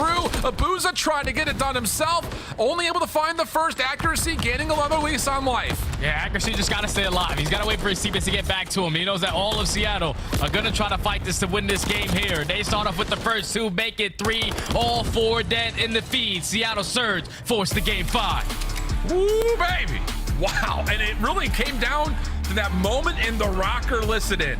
Between 5 and 1 again, could not find a way to gain control over library, and then it just kind of, you pull on one thread of the sweater and it comes completely unraveled. And it looked like for a moment on top of that, when things got dire, Røkkr were making the right plays. They were able to get Illey out of the hard point at Burger, not just once, but twice, but not quite enough to dig into a very large deficit that Surge was able to build halfway through that map. Yeah, it just came down to the second half of that game. Once you hit the second rotation of hard point, Seattle Surge did not lose security once. And if you're not losing security on a map like Terminal, where you have 3 money hills on that side of the map, yeah, you're going to basically call a game. That's just great work for them to dominate P1. And then even when it got a little bit scary towards the P2 side at Dreams, they found the break with about 30 seconds left to give themselves still a 60-point lead. You keep Terminal scrappy, you rotate early over towards Burger, you get good chunk time there, and then you just continuously hold down security, which is the better side of the map for those last couple of hard points, and they close it out at Library. We were wondering if they were going to fix their hard point woes. They do it there with some great setups, great communication, great crossfires, and also a great game from Arcitys. That guy just took over right there to force game 5.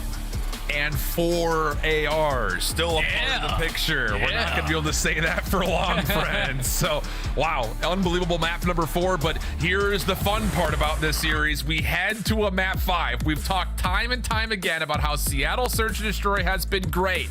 Well, everywhere but Karachi. On the other side, Minnesota 1-1 on the map so far. What are your early thoughts before we send ourselves to a break, Jay? I think it all comes down to the SMGs, man. How aggressive do they want to play? How much of a game changer they want to be? We saw Huke do it in map number 1 when he was just being aggressive up. Map number 2 when he was aggressive up through the middle alley. And then the opposite side, Vivid, his takes, his risky takes, going on late flanks, is getting more information for his team. That's going to be very crucial on a map like Karachi. Going to be a big one. All the players that we've pointed to this point will have to step up in one way or the other, whether that's the SMGs continuing to find success or the ARs that have not been able to statistically put together the showcases that, let's be candid, we're used to seeing, have not been able to provide, at least not consistently to this point. That has to be, I think, the other side of the coin here when you talk about the ARs in particular. You have to see players like Awakening, Accuracy, Arcitys really start to step up. But for all intents and purposes, friends, it is a deadpan, no advantage to either team on this map in a lot of people's minds. So Karachi Surge, Minnesota win it. They find themselves a guaranteed spot in the top 8. Otherwise, they'll have to take it to the mathematicians. We'll see what happens when we come back after the break. Shotzzy is tearing apart everyone. Ghosty out here making plays. You know Afro, you don't know about Joe, so you get the first kill, but there's the full flank coming through. Joedecieves only does the damage. Just a 1v1. Insight versus Ghosty in 1 HP is all he needs. Not in the P2. They have to deal with Nero, though, in this position. He's reading the pushes. And let's take down Shotzzy.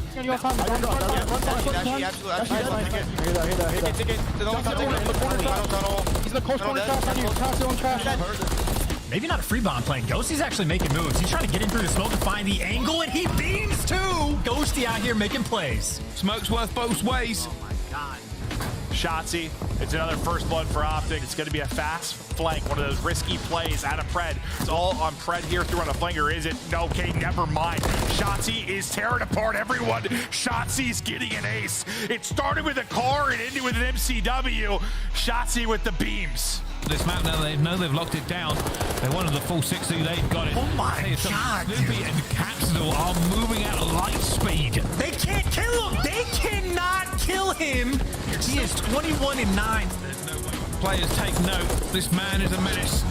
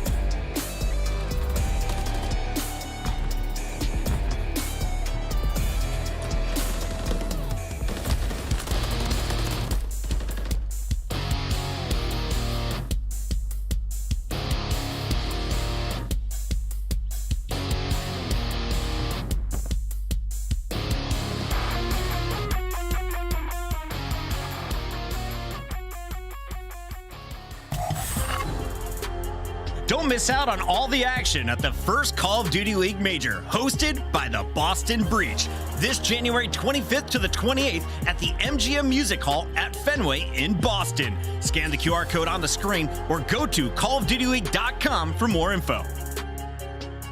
Start the season strong with the Call of Duty League Pack. Grab yourself the CDL Operator, Weapon Blueprint, and so much more. Check out the Call of Duty store in-game now.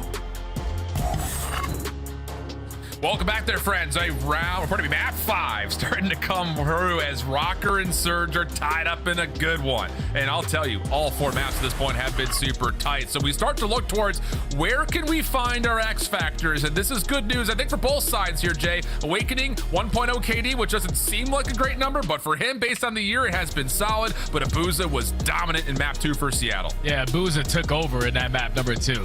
He had an ace 1 round, 2v1 clutch, and on the opposite side of Awakening, I'm pretty sure he started 6-1, so he went 1-6 the last couple of rounds there. Yeah. 1.0 KD, that's pretty good, but we need to have better. We cannot be dying that many times. But map 5, it all comes down to the ice, man. Who's gonna be able to put themselves in more clutch scenarios?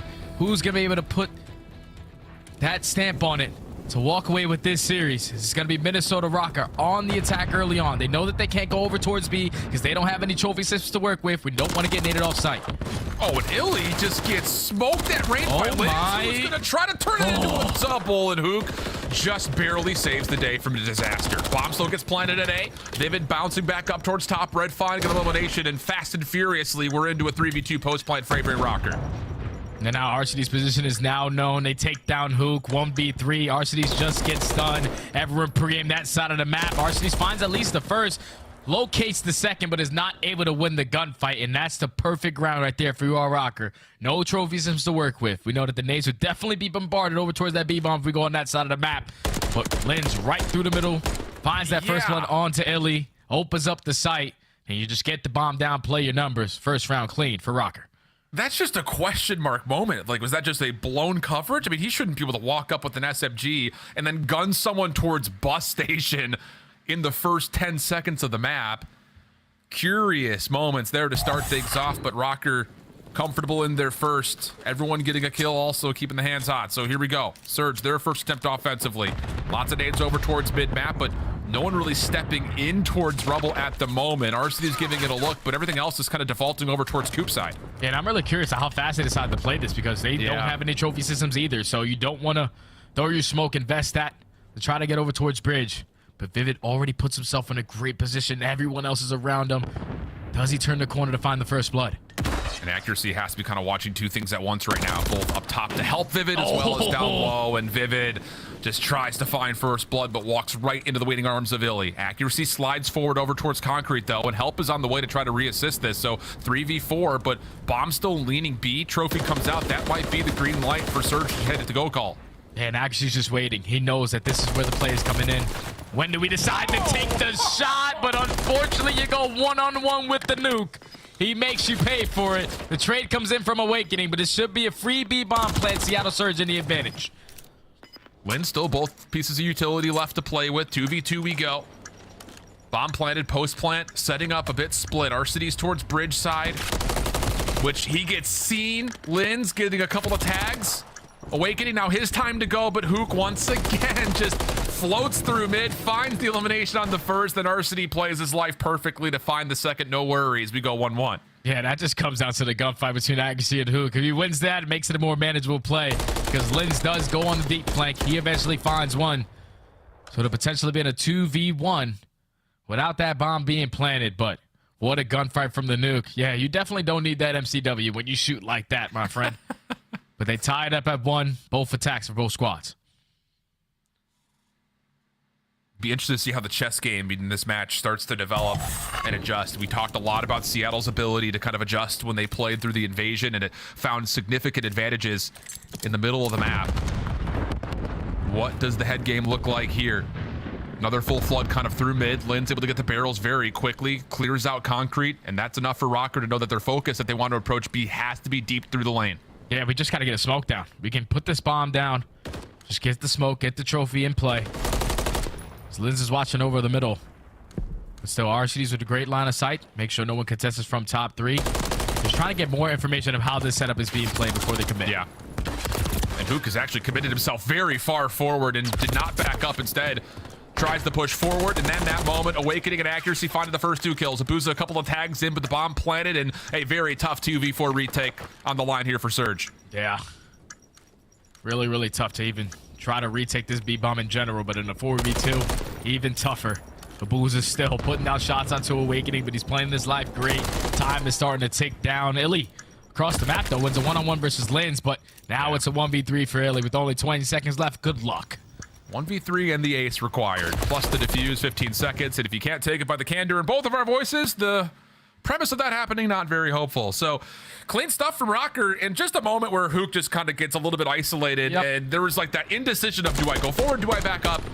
Decides to go with the former, and the ARs just watch him the whole way. And that's what we said before going to commercial break. These SMGs taking those risky routes, taking those risky plays, and unfortunately it comes back to bite Huke. Once it gets first blood, you're forced to repositioning out of the players on his side. But at that point, the smoke is already down. The bomb is being committed. You try to take them off. You find the second kill, and then in the 2v4, they just stood no chance. Minnesota, so far, perfect on their attack. 3-man defensive setup again over towards B. Lynz this time moving his way over towards bus. Just tosses a stun to see if there's going to be any early threat. Doesn't confirm any information, so just backs up, plays back alley. He's going to have help from Awakening here. Plus, we've also got Vivid really far forward into mid. So again, Røkkr have a pretty good understanding of the lay of the land. Wait a minute. The smoke. Oh! Decides to go to the frag instead of the pistol, but trades still come through. Will stay now 2v1 as Accuracy turns the tide with a kill on Arcitys. That's a big kill from from Accuracy to find that one-on-one versus Arcitys. Now it's left up to the nuke. 1v2. We know that they're most likely playing the buddy system. We're going to commit towards this B-bomb plant. But what does he decide to do after? In the first attack, he decided to fully wrap through the middle of the map and find a kill. But he cannot play that timing here. Nice little spot to check bomb. Accuracy does hop it, though. Huke didn't see him on the cross. This thing gets to more than halfway. It's just going to get full add-on defused. Just literally a fraction of a second difference. Huke looks for that early cross to see if there's going to be a hop. Doesn't quite see Accuracy, though, and then the quick call to hop on for the defuse never gets tested. That's just what Accuracy does, man. He makes the game easy. I need to stick a defuse, I'm going to get it done. I need to clutch up around, I'm going to get it done. Just watch over me, my friend. You got me, Lynz. I'm not even stressing. I'll stick to this bomb defuse, and it works out perfectly because Huke did not check it a second time. So now it's 2 rounds in a row for Røkkr. Accuracy having himself a nice little S&D so far. 4-1 on a 3 streak. Play is going to be over towards B again. Nearly a chance where all 8 players are going to be here. This time Lynz hits the same route, and he will find Huke for free. So the SMGs, again, kind of squaring up a bit early in these rounds. 4v3. Bomb making its way on towards B. Illey trying to get towards sandbags. No way, no how. And Arcitys once again stuck by himself for a 1v4 and a defuse required again. Yeah, GG, man. How was your day, Alan? Yeah, we could just not talk about this round. How's your day, Alan? Your day's great? Your day's been good? All I'm going to say is this series has provided in... I don't know if that's good news or bad news. Is it good news that this is as close as it is for 2 teams that are going to be in the top 8, or did we assume that one of these 2 teams are going to be better than the other? That's my only lingering thought right now. I just think it's good news for us because we at least got a game 5 for the first time, so that's great. You know, Arcitys and a 1v4, yeah, you stood no chance. Minnesota Røkkr get it done. Another attacking round, and it's just simply the battle between Lynz and Huke. Huke, every single time so far on that defensive side, has tried to take a risk over towards the B-bomb, and Lynz has made him pay for it. Another first blood. Once you take down that player, smoke gets down, you can commit towards the bomb plant. We know that that's the closest guy towards the site, and eventually the numbers just fall in their favor. 3 rounds in a row now for Røkkr. Accuracy on a 5, 1 off of a cruise. Another aggressive hit coming through. Uh-oh, Accuracy takes himself out of the picture, brother. Uh-oh, no. That was supposed to be a very forward B defense, but now all of a sudden, Røkkr kind of scrambling. There is no one nearby to assist that long range, so Awakening has to rotate late over. Illey's going to get a look at him, and there's a lot of advantages here early for Surge in a 4v3. A lot of advantages, but they're not really taking anything on the map right now. You have one player in Abuzah who's being the island player, slowly trying to work his way up the red, and Lynz potentially has snuff him out. He's waiting. He's just waiting for him to attack. The rest of his teammates are just calling out the information over towards B. Awakening spots him. Lynz now hits the rotation. It's time for Abuzah to start moving. Vivid just completely caught. Lynz able to scout out 1, but does not expect the second from behind. Oh, poor timing once again, as now Awakening is stuck in a very impossible situation. 1v4, Illey top stairs, cleanly taken. Turn for Abuzah, good, but the follow-up was right there through barrel. So Surge will still hold on to what should have been a guaranteed round, and it can be the case. Yeah, and I'm pretty sure we have the replay of the nade that aCBeZy just takes himself down with. He's definitely going to be beating himself up with this one. What? Bounces? Wait, I don't even understand what just happened. Did it hit the back building or the telephone pole wire? Wow. If it was off the back building, that thing had some rebound on it. That thing came back so quick. Accuracy. You need to throw that nade a little better, my friend. That was a cruise missile waiting to get gun. Oh, man. So here we go. Surge still continue to try to get aggressive over through Fountain side. This time Huke will not step super far forward. Instead, it's Abuzah at mid-map to find the first onto Lynz. Oh, and a second cleanly one on the Vivid. And Røkkr find themselves in another very dire situation, 4v2 early. Yeah, this is where Seattle Surge, this is what they do best as S&D. Those mid-round adjustments. Lynz has hit middle map every single round on their attacks, but this time they send Abuzah, not Huke, to go get the job done. Instantly a 4v2. Awakening and aCBeZy, two total opposites of the map, but Awakening's just waiting for aCBeZy to get some information. He's able to find Illey. This should be a free kill. Should be a free kill. Should be a free kill. Okay. Didn't want to say it a fourth time. So that will allow the bomb to start to rotate over. Surge trying to recover some ground after that mystery starts to make its way through, but aCBeZy continues to be a bit of a thorn in their side. Now changes up the angle completely. He may catch another for free here. Arcitys scouted at range, but Abuzah up top goes unnoticed, and he will find the final 2 kills. Yeah, it's just too much right there for Abuzah. I'm pretty sure he finds that ace on the round. Starts it off with 2, finds the final 2 to close it out. And I don't know, this is looking like map number 2. One of those rounds, he had an ace. And then all of a sudden, he had a cruise missile, and then they called game. So Seattle Surge, with those mid-round adjustments, already coming to fruition. Now down 4-3. Back to the attack they go. And if I'm Abuzah, I'm just a guy going to go to that island play again. Just slowly work up towards red. It worked last time. And it's like these moments of both subs on both sides have wanted to try to pull something off early. Sometimes punished, sometimes not. And this time, both teams kind of playing a little bit more reserve with the exception of Abuzah, who does get quickly towards top red. Shuts the door, doesn't want to give any intel away. Does also not see anybody, though. Top over towards red. Does he get a look at Awakening? Yeah, he at least saw him top AC. Doesn't have a good look at the gunfight, but it's enough for Surge to commit off that intel to rotate in towards A. Yeah, Sky top AC. We're going to try to isolate him, and it's time for Abuzah to strike. Couple shots come in, but Awakening able to get out with his life. How do they know? Positioning of Lynz, because he's in the bus. He's trying to make something happen. Oh, bro. Doesn't get the barrel stuff. Awakening saves his life, though. Huke also traded away. Holy smokes. Talk about, again, a cat that has 9 lives. Abuzah, last one left. All goes to the pistol almost too soon. Shots on the backside, not able to connect, so Abuzah gets to 5. And still the prospects of a possible 1v3. It's only 25 seconds left, though. The bomb is going to be down at that A site. Awakening with the repositioning towards back soda alley. aCBeZy also watching across through bottom fountain. They're just waiting for him to pick up this bomb. There's the look. Shots come through. That's from Soda Alley, and that's where the gunfight will finish. Heroics from Abuzah in map number 2. Not quite able to be echoed here in the 5th. And with that, Røkkr keep us in a real tight one here in map 5. Now that puts them at game point. I thought it was going to get scary. You know, the smoke comes in. Lynz doesn't find a kill. The fact that Awakening was able to cover fire, at least get the first kill before Lynz is traded. It's already job well done. You shut down that push. And then with the bomb being down in that position, it was just too much for Abuzah to handle. Crossfires set up properly for Minnesota Røkkr. And now put themselves at game point. Seattle Surge, their Karachi S&D continues to struggle, but they still have fight in them. 3-man stack again defensively for Surge over towards the B site. Bomb making its way towards Coop at the moment. Lynz taking a very similar route that Abuzah had last round as they continue to try to look for each other in and around red. Nades are being blown over towards the B side of the map, but looks like everyone stayed pretty healthy through it. No one's rotating over either, so a lot of mystery still in the mix here for both sides. But the bomb's going down. The bomb went down for free, so now if you are Minnesota Røkkr, 4v4, you have bridge control, you have back chicken coop. No one's going to be going for the deep flank. You also have a player in Lynz working on the opposite side. That's 3 dead. Abuzah left in the 1v4. Minnesota Røkkr looking like they're going to get this W. And Arrival 9 in hand with ARs looking at you from literally every angle possible. Wow.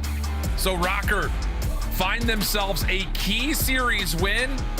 And, you know, we just work here. We don't know 100% that's the case, but it feels like that should be enough for Røkkr to confirm themselves a spot in the upper bracket just based on the records. All right, that's enough. I just didn't want to go out there and say it and be wrong. Yeah, 3-4 record, it gets it done for you.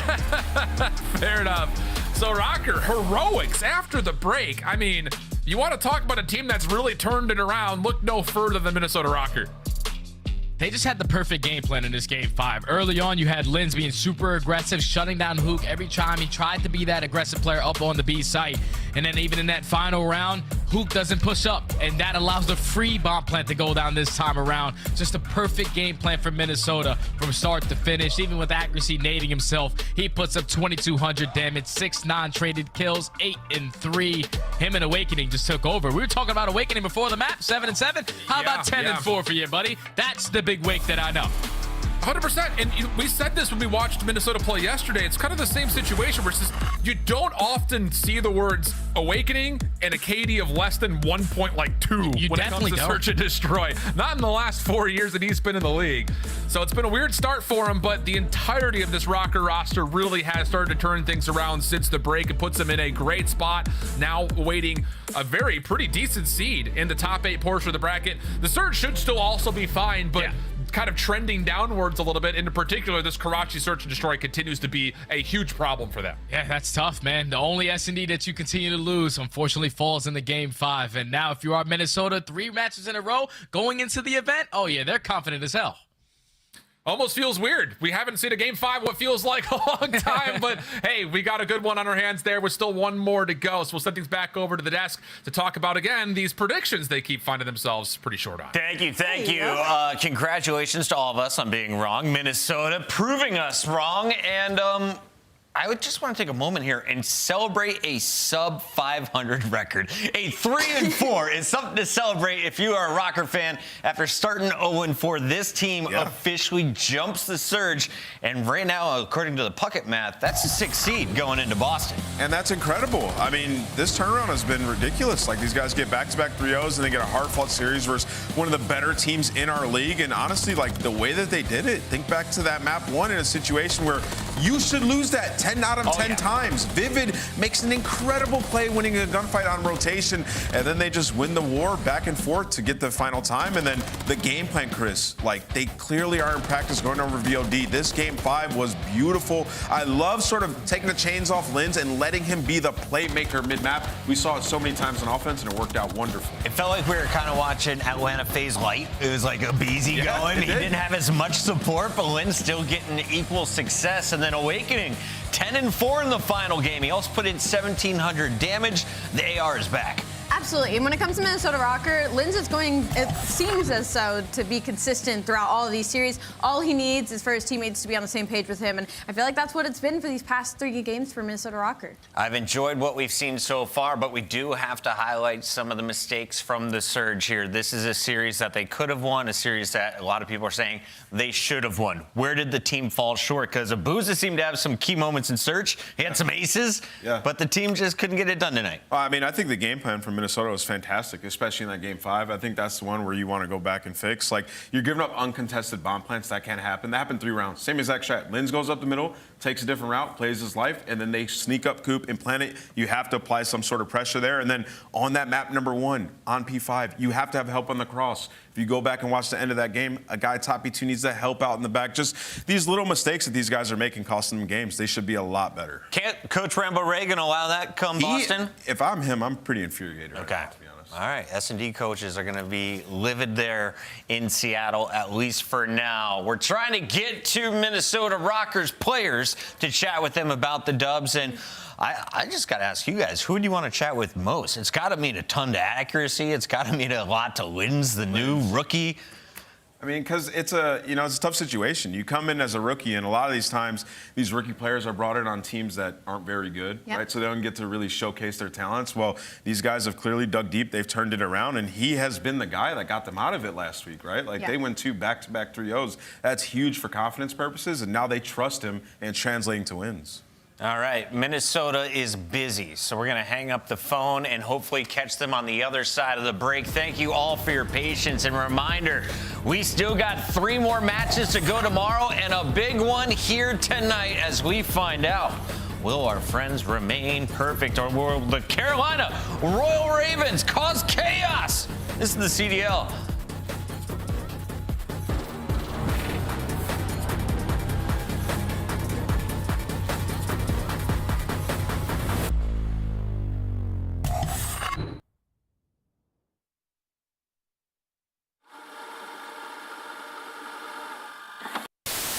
A little bit short.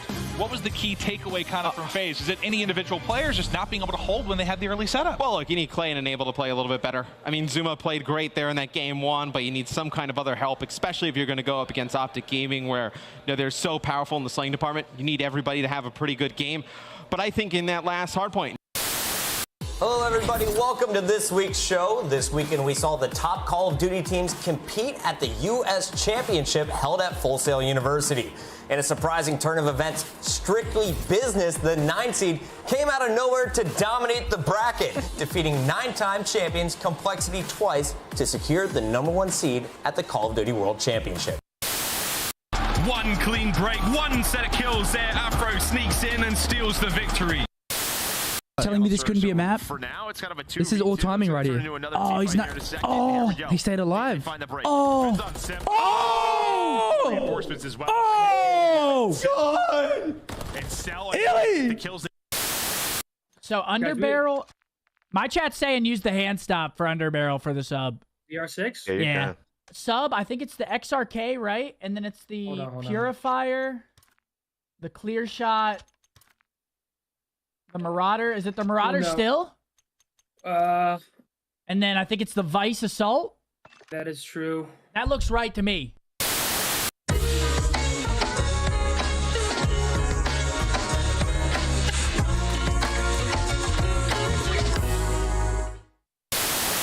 If I leave, do you guys leave as well? Do you remember me from DMT? No, I don't think so. Oh, with your leader though? I don't know. Oh, I just got told by the jumper. No!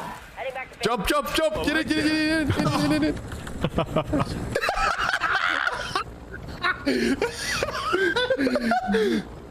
I'll be honest, that didn't cross my mind. I was trying to send it in, boys. Time, man. Like when you have the Slayers, when you have the talent there, it's all about putting it together.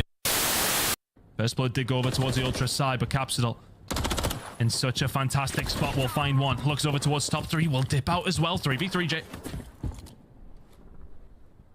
Snoopy and Kill. Trying to find something. Capsidal will find another, though. He's been an absolute menace over towards the market side. 3 versus 2 now. Toronto Ultra, not much they can do. We'll find another. 2 versus 2. Snoopy lingering around the middle of the map, but Capsidal has just locked it down from the market side. They need to get rhythm with 15 seconds to go. He cooks the nade, and that's 3 for Capsidal. Snoopy's baiting out. The ace is on the cards. The ace and the map is there for Capsidal and Boston. On him, bridge, on team bridge. Yeah, our bridge is shield. What's left? I'm cutting mid. I'm not sure if I'm getting old, but I swear to God, Joe, sometimes when Cellium talks, all I hear is...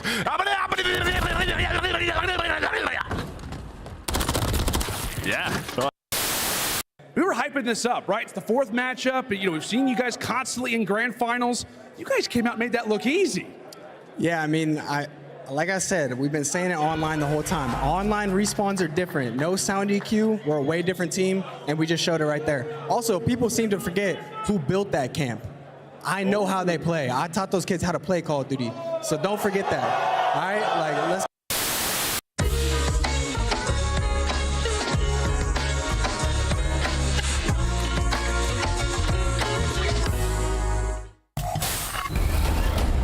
Ready to kick it off in the city of Boston, where champions are born.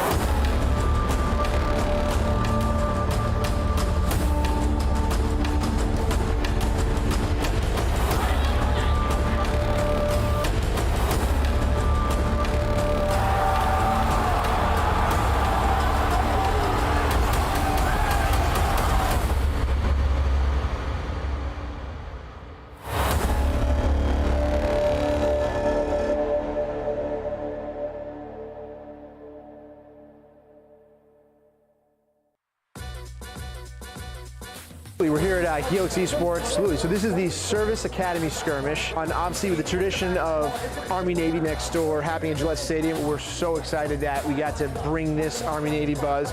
So happy Coast Guard joined in, and hopefully to grow this. We work with Activision and Blizzard all the time, but this is our first time taking on a project like this with them. I mean, the organization that they have there for the veterans and the Call of Duty Endowment, it's a phenomenal program. Activision Blizzard has a long-standing history of supporting veterans through our hiring processes and the Call of Duty Endowment. The Call of Duty Endowment is a nonprofit organization that places veterans in high-quality jobs. This week is the week. You know, Army versus Navy is one of the greatest rivalries in collegiate. This is Call of Duty, Army, Navy, Coast Guard, and that's what it's about. It's been one of the longest running rivalries, so, you know, things like this bring such a great culture, and now we're drawing esports right into it. We are literally from all four corners of the United States, being able to come together and just work on communication, building a team, building something more than just an individual effort helps a lot. And the winner of the skirmish gets to play Boston Breach. One thing we've been really talking about since we found out about the event, and we've been grinding pretty hard to play them. Getting recognized, being able to come out, drive out with probably my closest friends at the academy gave me, and play Call of Duty is a great experience for me.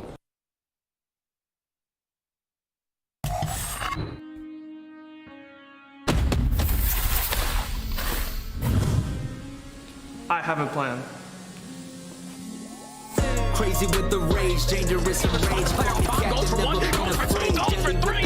I ain't wanna take light, look into my eyes. I'm a killer inside, coming for the prize. Do you really want these problems? I put you in that coffin, but I'm never Johnson. You quit this ain't stop it. Hungry for the beef, leave you obsolete. See my lines deep, see me in the streets if you want the heat. Yeah.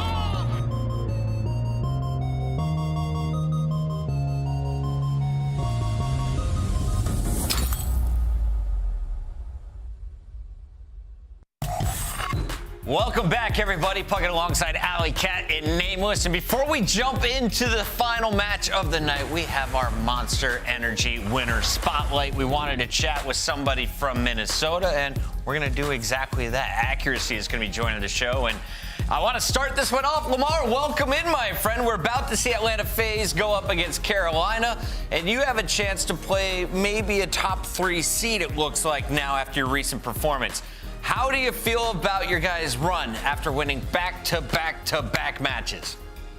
You know, it feels good because when the season started, you know, we were down in the dumps, basically losing a lot of close series, starting off 0-4, and no one wants that. So after we had that little break, we went home, decided to change our mindsets, change our mentalities, approach, you know, practice and everything in a different way every day. And I'm glad that it's showing, and we can, you know, get some dubs for the fans that are supporting us. Lamar, that's incredible. It seems, you know, you guys are just consistently proving us wrong as you do now head into that mindset. So kudos to you guys. But also, I just want a little insight on what does Minnesota Røkkr feel the most confident in right now as we head into Boston? I think we're most confident in our hardpoint and S&D right now. Control is the game mode that we're, you know, working on. Okay, thank you. Lamar, you guys today, Search and Destroy was fantastic. I love what I saw. Different looks you're throwing at them on offense, and they couldn't seem to figure you guys out. What have you guys been working on in that game mode?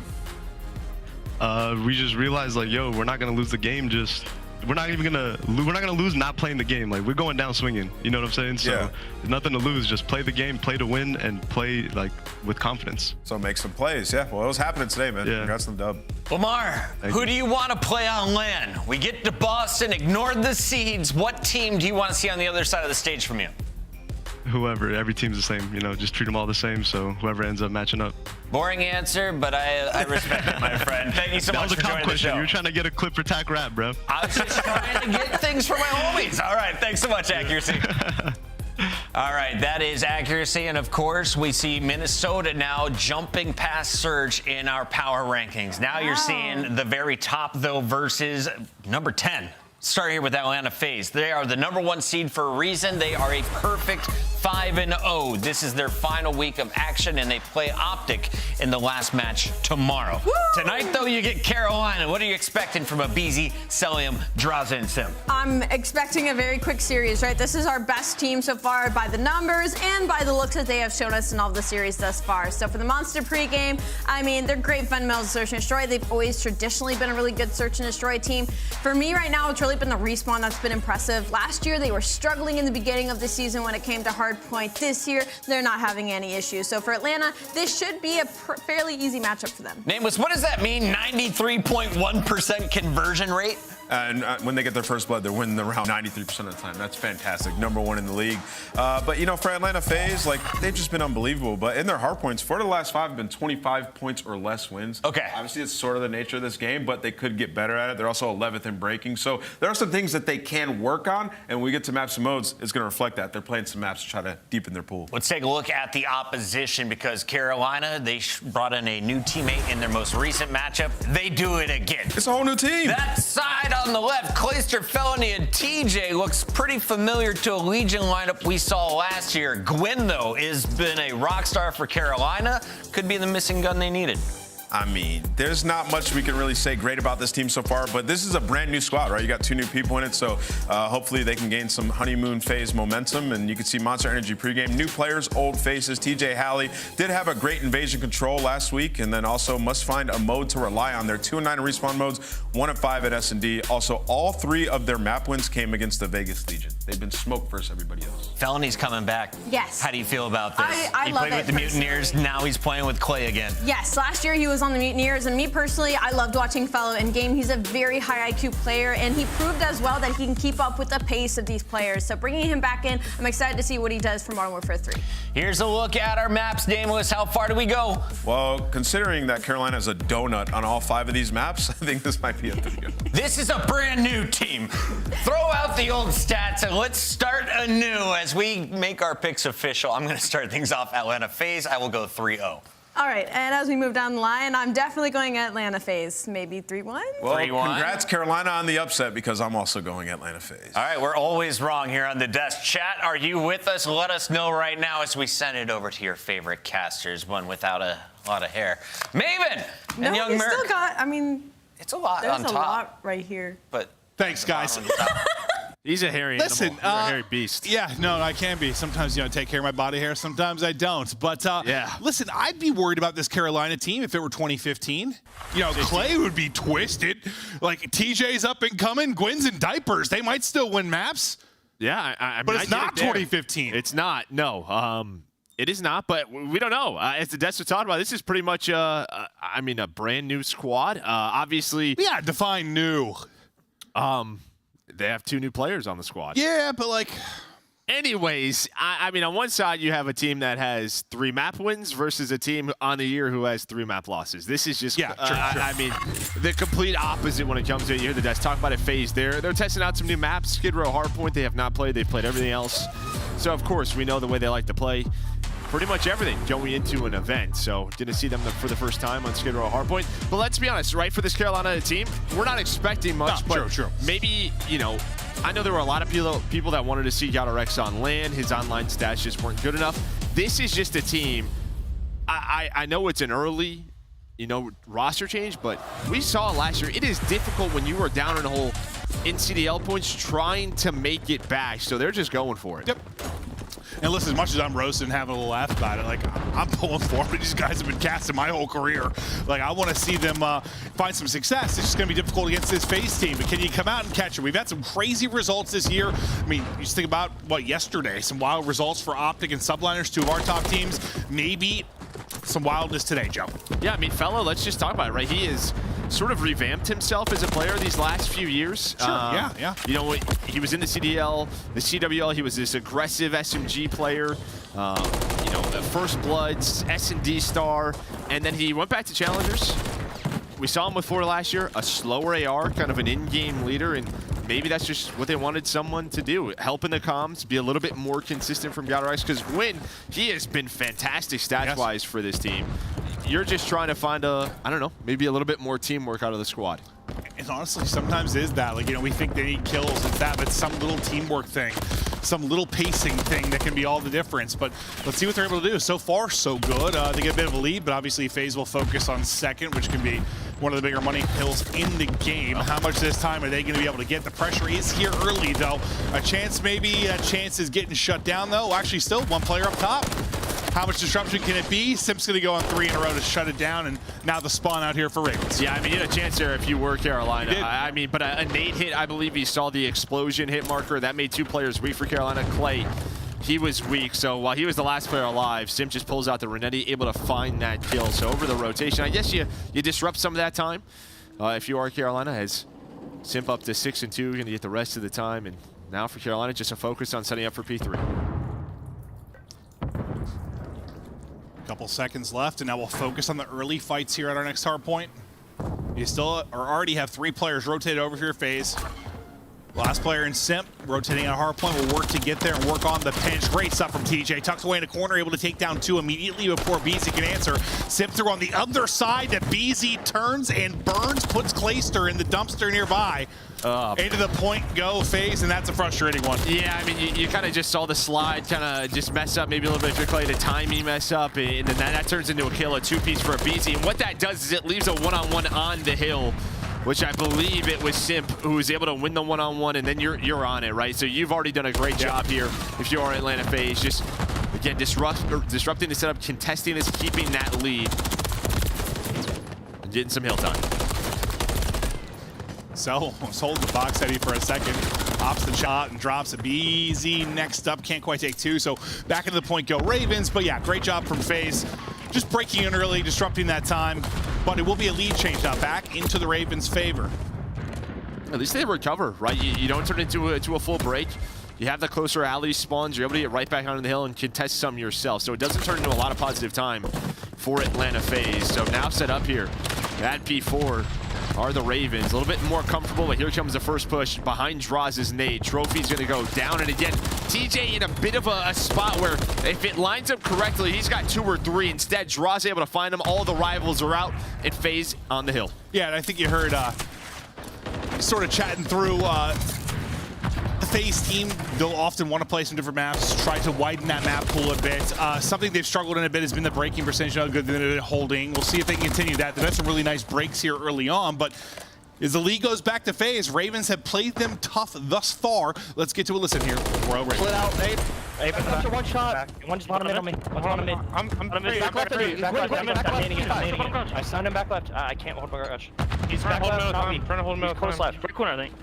And one more garage or dumpster on you. Half out. He's back left. On your left side, Quinn. On your left side. That was him, Quinn. Tunnel weak.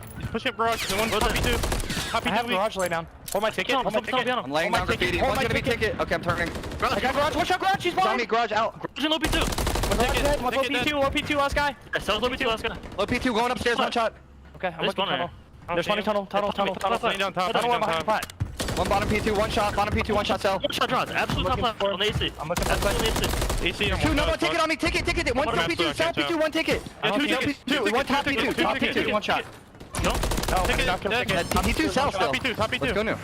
Top P2 still? Let's get into I'm leaving old. One shot. I got a hold. Cell one shot top P2. One more. Simp weak and new. Simp weak and new. They're gonna spawn tunnel. They're gonna flood it. Help me. Yeah, I've got one. They naded. They're not hitting me old. Oh, fuck, I got naded. I'm watching plat dead. I'm watching. I have a trap here. Oh, shit, okay. Good. I'm one plat, go. Yeah. I'm low garage right now. Weak. In window. I'm flanking them. In window still. In window. 2 on fire. Oh my god. Cell's weak. There's 2 on fire, guys. Cell one. Weak. We're not ammo. 2 on fire. Cell weak and fire. One bullet. Window room there. Okay. I have if he goes to the dump barrels. He's not.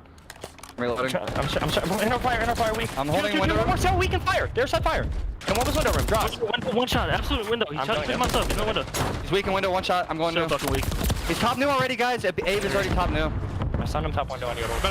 Listen, there were some comms there, Joe, but I just have to ask you, I'm not sure it was spectator lag, but did I watch Gwyn mid-mantle, like, not miss a hip fire bullet on someone on P2 heady? Yeah, top P2. Cellium was one shot. We heard that in the comms forever, how weak he was. But yes, he did mantle. It's like when you hold a stun. I don't know exactly. I'm pretty sure it just breaks the game code. It's done it for years. That looked insane. That was one of the craziest kills I've seen in COD. You take that if you are Gwyn. He's 12 and 11, and Carolina with a nice lead, but a chance here for FaZe maybe to get a solid lead as they are set up here at P2, able to find a couple of kills. But you kind of heard that listening, right? Here, Clay kind of making his call-outs, bringing the intensity we know Clay has done for a very, very long time. But Fellow is sort of this calm voice. Hey, pick this up for me. I need this. It's just kind of what he has been these last few years. Very different than Chatterbox Fellow, yeah, no. Yes, no, it's the complete opposite person. It's been awesome to see that transformation, but they're starting to fall behind a bit now as FaZe start to make a rally. And one of the things for FaZe, they've had all these tight, hard points as Drazah is hitting now to 5 in a row, but the clutch factor has been there for them. When it's these close games within like 30, 40 points, they've been coming away with the dub. And in this title, it just feels like you're going to need that, right? Like, or you're not going to win hard points, yeah. Maybe their break percentage isn't the best, but maybe in clutch time, I don't know, maybe someone could look that setup. It's one of the best, or their holds towards the end. But it feels like when they need a play, they are getting is now. Yeah, they're going to have a full 60 at P2. It was Drazah and Cellium who really locked that down. And kind of the same position. You get the allied control. Can the trades be a little bit better here for the Ravens? Last time through, it was not. This time, so far, so good. And then off spawn, TJ's going to find Cell. Yeah, last time it was still a mess by the time like Simp rotated over from the old hard point. This time, yes, much, much cleaner. Now, can you continue to hold on as you've got to make a rally right now if you are Royal Ravens? The kills are starting to fly. No. That's 3 through. The answer is quickly no. That's a squad wipe. That's 7 in a row for Big Drazah. When Drazah was asked what he was worried about with the Carolina Royal Ravens, he said, honestly, nothing. Yeah, no, that's what the Atlanta FaZe Twitter said. And knowing Drazah, yeah, it makes sense to me. As now it's a little bit desperation time. And Simp, I mean, it's not 3 kills for him, but it's pretty much 3 kills. They're just going to flood on through. And with that, look at the mini-map. They kind of know Carolina, they're going to have to make a play either through bottom, middle, or through tunnel side. And Cell is going to see everybody put shots into everyone. aBeZy's got the cut off another side of the map. Just 9 more seconds needed for FaZe. Yeah, when it's come down to this final couple of minutes, I mean, it's just been all FaZe. They get the break at 3rd, they have the perfect hold at 2nd. They now lock it down here at 4th, and the final tick goes through. Great stuff there from FaZe. They did get tested a bit early on, but yeah, I don't know how much more I can like say that in this title, because it just feels like there haven't been many blowouts. Like in hardpoint, there have been some, I know. But saw our first 100-point club yesterday, I believe. But that's crazy though, right? Like at this point, like our first, like that's kind of nuts. Yeah, no, it's just sort of the nature of the game right now. Yeah. But this is a solid one. You got to think about it. Going to that P2, we saw Drazah was on 5 in a row. He stayed alive that entire rest of the game. Gets up to 9-0. It was 160 to 120 or so, and then they just run away with that game. But I think the key for me is those 2 P3s. You have a chance if you were Carolina to respond, and they just need to. Even if that splits a little bit, we're still playing this game. Maybe it's tied. Instead, they get broken twice. Yeah, and that's a hard one. We see a lot of breaks. I mean, it's just kind of tough. You have the natural pinch kind of on that hard point. It's almost like a first hard point in many ways, like a central point, and it can be difficult. But you just think with all the setup you can get, due to all the emphasis you have on 2nd, you'd like to get 40 seconds out of it, something like that. They weren't able to do it. Yeah, not able to do it. This was the first one through, and then that Clay play. Yeah, aBeZy. Obviously, he's teamed with Clay for a long time. World champions together. I'm sure showing him some extra love. This was another key break for Atlanta FaZe. Yeah, I mean, I think for Carolina, kept it close. And then we saw on the scoreboard, TJ, he actually had 4,400 damage or something. So a solid game from him. There was that ridiculous kill you were talking about out of Glenn. Yeah, I think you and I, we were, listening, and you and I just looked at each other with our eyes wide open, like, what was that? So what, it was 150 minus, like, 150, 140, and then after that, I mean, we're going to see the rest of these highlights. They don't get many more points. No, they really don't. I think this next push, what I'm saying, like, can they hold? And you just go, no, right here. After this break, no, I don't know if they look at it again. So, yeah, they're outscored, what, about 110 to 20? Of that final stretch? Yeah, I don't even need to tell you that because we got a game flow graphic now and it shows it's tied up. And then after that, they stay around 151, goes up to 170. That's where it ends, and Atlanta FaZe run away with the game. Yeah, I do love, but I don't have to make up numbers as often. I think it helps everybody. Yeah, it absolutely does. But map 1 is in the books. Map 2, high rise, search and destroy. We get ready to go. And as much as, this is a tough series to come into, just excited to see Fellow back in the mix of things. He's always been one of my, favorite players. Like he's just a great dude. He's been competing forever. You know, him and Clay have had long-time chemistry, and a big reason he's coming right into this roster. But on the other side of us, talk about the Tiny Tears and their search and destroy stats.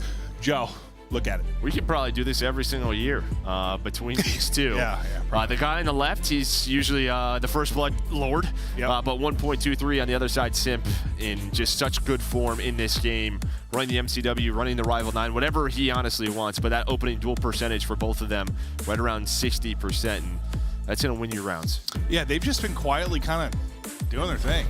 They have 3 map losses on the year, Yeah, but like, it just feels like since they've... You and I have talked about this in the past. We don't really say it on camera very often, but we've looked at each other after casting FaZe and like, that was boring.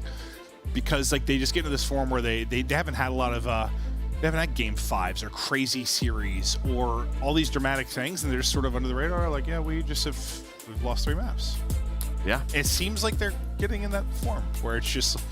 They're just winning, and they're kind of making it look easy. Yeah, I mean, they've taken care of business. They haven't played New York, Toronto, or an OpTic, and we're going to see that matchup tomorrow. And yeah, that's a very good point. The green wall has, I mean, destroyed them these last couple of years. Yeah, that's the big thing. You know, we're talking about how has Drazah helped this team, or when will we know if he has? I mean, hardpoint's been something we've talked about, obviously.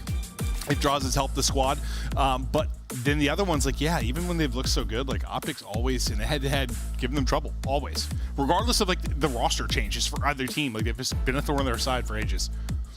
And I think for FaZe, just obviously a series, just not trying to get trapped, or I still trying to keep this momentum going into to a major. Have to understand how important this practice is. And just getting repetitions on as many maps as possible. And for Carolina, new roster, you're just like, yeah, tough match versus FaZe, but let's give it our best.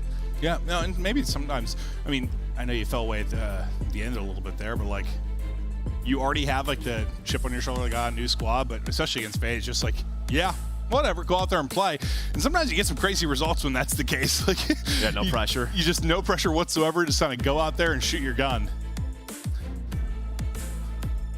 I really do love the jerseys, by the way. Just like I've always been like a baby blue fan, like that or whatever you call that blue. Periwinkle? Sky blue? Like sky blue? Sky blue? Yeah. It looks really good. No, it does. I was thinking Clay just looked real handsome. No, they're CDL operators, their camos, they're looking nice. Even the FaZe one, much better than previous years for them. I'm a fan. I am too. You can buy them in the game. Use code. No, I'm just kidding. Yeah, we don't have those. Oh, God.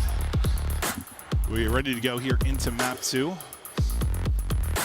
Probably starting with aBeZy because, yeah, he is a First Blood machine. Now, this map a little bit more difficult at times, maybe, for him to make the early round impact like we see him do on like a Karachi. Like, he can do it, but I've also seen him get real flustered here. I mean, I think any SMG player, if you're running a rival, because some of these timings down here can just go absolutely awful. Climbing a ladder, mantling up, barrels exploding in your face. It feels like it could all go your way, or it cannot. Feels like anything can explode in your face on this map, Joe. Gotta watch out for that. Gotta watch out for that. There we go. That's exactly what we were talking about. You're hearing around it, but he is still alive in Drazah with the First Blood on a TJ. Oh, God, we are children. With the 4v3 now. Ooh, little peek. Chance to double chow, but the hold for now. Looking for Clay's size 13s, but gonna be laying pro on the other side of it. Felony. Just lurking near B-bomb with the MCW in hand, but FaZe now with 30 seconds on the clock. You gotta make a move. Yeah, and Fellow can really be the playmaker here. There's no one there for a trade with the bomb planter, but does he need a trade? He will, as he's gonna find it, but Simp made him so weak. Everybody collapse on the bomb site. They go for the bomb peak. aBeZy is there, and again, just baiting the bomb. Is he on it? Is he not? Clay now with a chance at a 1-on-3. Makes it a 1-on-2. Cell is, I was gonna say, didn't go for the very quick trade, but just enough time. Yeah, the whole time I was sort of wondering, like, is he is he up there? Is he coming? Is he there? I was like, I'm pretty sure he's above him. Did Cell fall asleep above him? Well, he's like looking for him. He thought he was on the stairs. He's got a weird timing. Got a very weird timing there, but yeah, aBeZy, new Cell was in the area, as they're gonna win the first round. Can you hear me fine? Yeah. Okay. My audio is going out. I'm okay. No. Good now? I think I stepped on my cable. I'm a big boy. Just walking around everywhere. Yeah. No, I'm always moving. I'm always getting moving. antsy. That's why I'm so thin and fit, Joe. Again, athlete. Yep. Round 1 to FaZe, 2 for big draws. Do I think of him saying something cocky and just look at his face? I'm like, everyone slap him a little bit. No. Oh. Seems like the right guy is quitting. This fellow gonna find the first 2 kills. He is.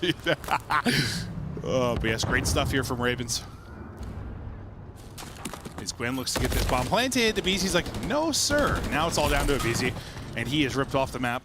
Nice round there from Carolina. And again, just very similar to the round we saw before. A man advantage for the attacking team. Start to work the bomb site. There's one player in the bomb, but quickly traded out as aBeZy tries to get away from it. Play with some nice shots. Gets 2 kills in the round. All tied up.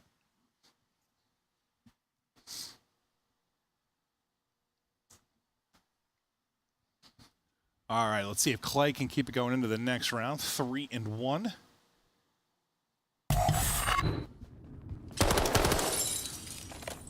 Bye-bye window.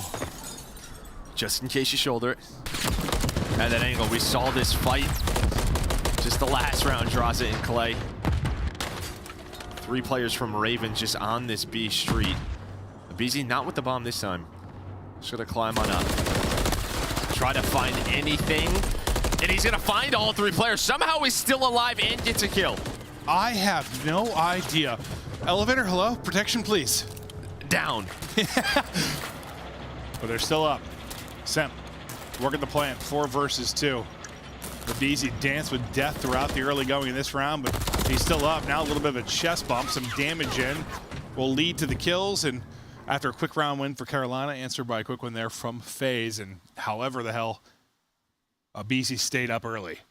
I mean, I was thinking like a quick trader or something from the Ravens side, but I think the players of FaZe were just watching over them.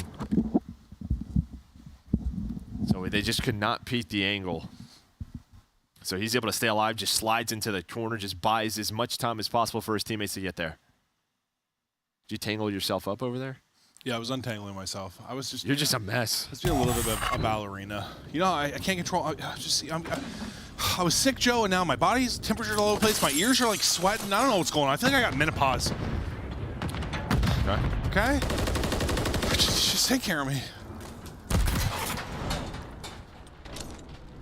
It's been all offensive first bloods throughout this map.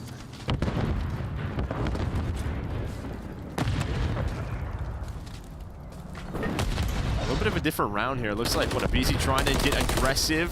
Doesn't find the kill, maybe loses some aim assist, but able to take down TJ. Now up to 4-2, another fight to take, and yeah, aBeZy looking to get aggressive, you don't say. He's always trying.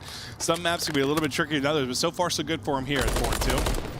Easy pick now for Cell, 1 by 1. The Ravens have been falling, getting closer to a 3-1 edge now if you are FaZe.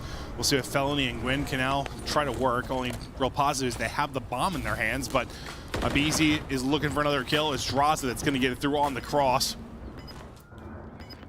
And Felony's just going to maybe try to make an individual play, but not a lot of time. Unfortunately, one more player there. He was trying to lurk. Unfortunately, one more lurking behind him.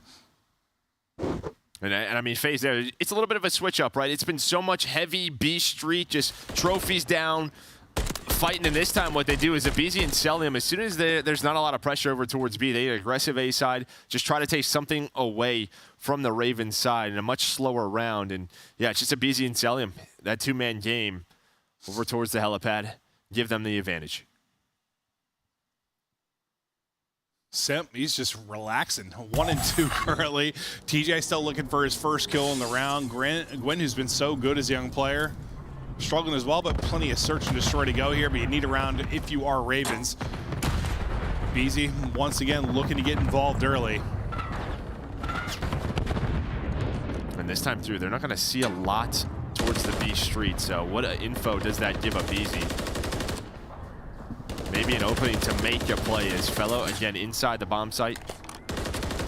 Has TJ with him. I'm not sure how many S&D strats this Ravens team has gone over. True. I'm sure it's not much, but some great S&D players on this squad. Yeah, the intuition's there. Certainly spent some time playing together in the past, but on this title, could have done that much. Simple find his second in the round, and will get caught the second. I think he was thinking about the plant, and there you go. Gonna hop on it. If you are Carolina, you find a fantastic time. aBeZy just trying to get away with his life. Cell will be on the other side of the map. aBeZy snap back though, and Gwyn will get dropped. Now 2 versus 2, 25 seconds to go. Cellium, he's looking to get involved. Looks like it's getting red though. It is, doesn't really matter though that it's being red. Clay will get dropped, Cell with the kill. Looking for the trade, is Felony able to do it? And then a lovely little drop shot and snap, but just too much sauce there for FaZe, as they'll go up 4-1. Yeah, and I mean, you have the 3-on-2, and obviously there's a lot of different situations as aBeZy. He's just got the advantage. That's the rival 9. The shotgun, as we see the pros kind of call it, you're just going to melt fellow in that situation. If he had MCW, you might win that of your fellow. But I mean, I think Gwyn, right? You know Bomb is down B. He goes for that 1v1 challenge onto aBeZy instead of just playing with the team. They played trade so well throughout that round. That's how they had that advantage. And as soon as Gwyn goes for the solo challenge, puts them into a 2v2, it's a tough spot. Also Cell with a disgusting win. Yeah, well, I mean, both. Like, yeah, aBeZy's kill and Cells are just like ones that you think might be, you know, bordering on freebies for Carolina. I know those gunfights when you're upstairs with the railings and stuff. Like, I'm sure that fight from Clay's POV was frustrating, but just kills you get to change the round.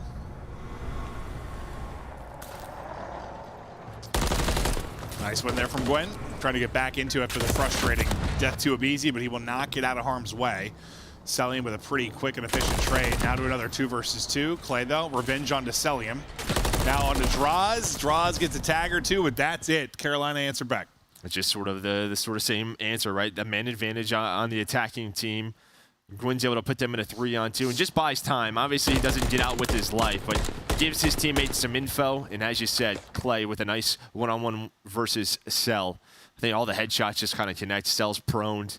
Obviously, you know, can kind of switch things up, but if you're prone like that and they aim on your face, you die pretty quick. Yeah, no, he got zapped, absolutely zapped. I know Clay had a frustrating gunfight, but he's up to 7-4 now. Leading all players outside of aBeZy, him and aBeZy both at 7-4. TJ still looking for that first.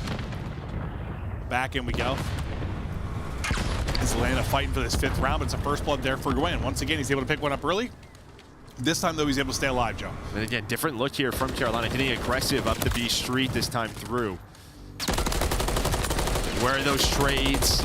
Make sure they stay intact, and they do. So now you're into a 1-on-2 for Simp. He has been an absolute freak so far this year. Does he have a clutch in him? He's got both weapons. Did fellows spot him there? That's the question. I think he did. 8. Gwyn turns around right away, and yeah, I saw the mini-map. I saw Gwyn get into that spot. I was like, did he spot him? Did he spot him? As soon as you see that arrow turn, the comm was given. Oh, so yeah. nice teamwork out of Carolina just throughout that round. Getting aggressive up B street, but just making sure they have those trades, keeping the numbers. Yeah, he gets one, maybe puts in a 1v1, a good shot, but good spot there from fellow. Nice round win from Carolina. They bring it back within a round, so playing him tough here, considering very few search and destroy reps. Well, it's like 75% of map number 1. That's what, you know, they were played FaZe tough. In the last 25%, they really let it go. So we'll see if they can keep that up here. So they tie us up now at 4-4. Everyone catches that stun. Yeah, that stun just gets down right before the trophy.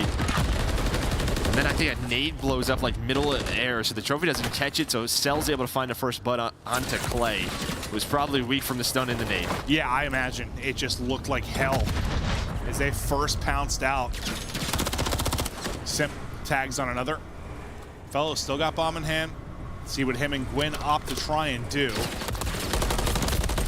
Re-challenging is Cellium. Trade is on point there from Drazah. Drazah takes down the next as well. FaZe 5th round up, one away from a 2-0 edge. Yeah, and you and I were talking about it, right? Coming into this map where we're starting with aBeZy and we're like, we know this sub, depending on how the map in rounds go, it could be not a fun time. And I think you're kind of seeing it instead from TJ, who's pretty much doing the same thing. Now, what, 1-7, 1-8, right around there.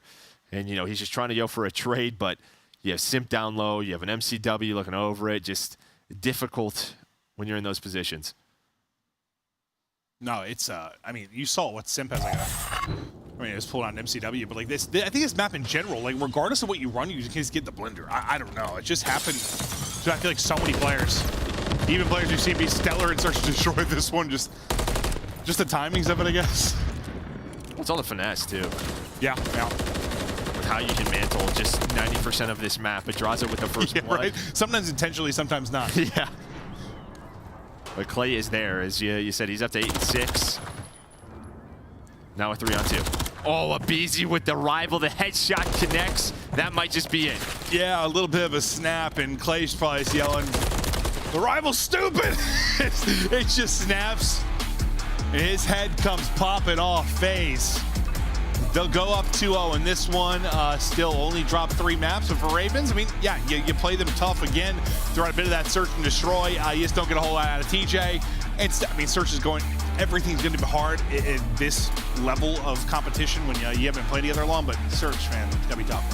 Yeah, I mean, 6-3. I mean, they played them tough. I think there's like that one round where they had the 3-on-2 men advantage. Maybe threw that one away, but you can see the stats right there. Just a team effort on the side of FaZe. Cellium with the most damage. Clay, as you said, he's got 2,000, 8 and 7.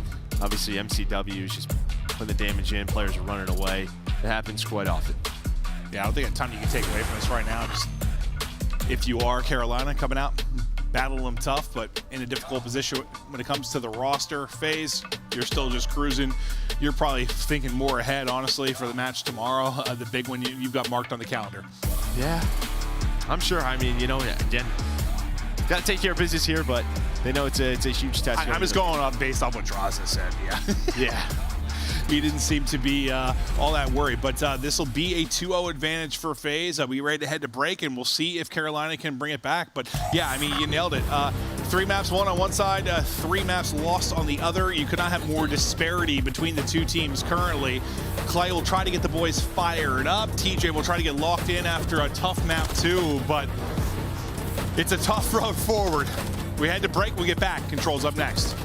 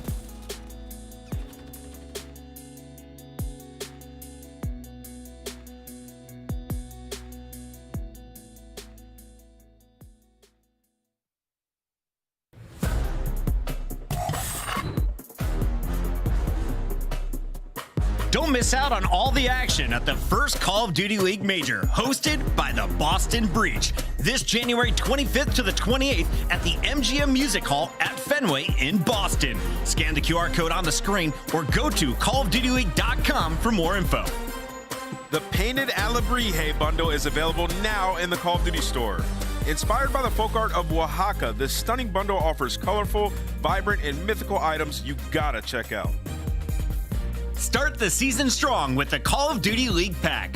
Grab yourself the CDL Operator, Weapon Blueprint, and so much more. Check out the Call of Duty store in-game now. Well, hello there.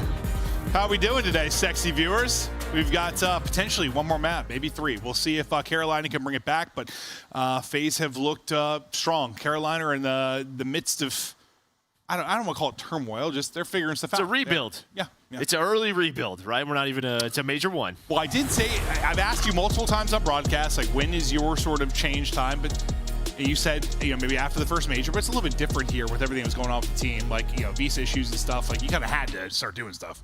Yeah, obviously, we'll see what happens with Real. It's been on the starting lineup, but, with GODRX, some of the stats, it just has been great. We look at the control metrics here, 1-4 for the Carolina side.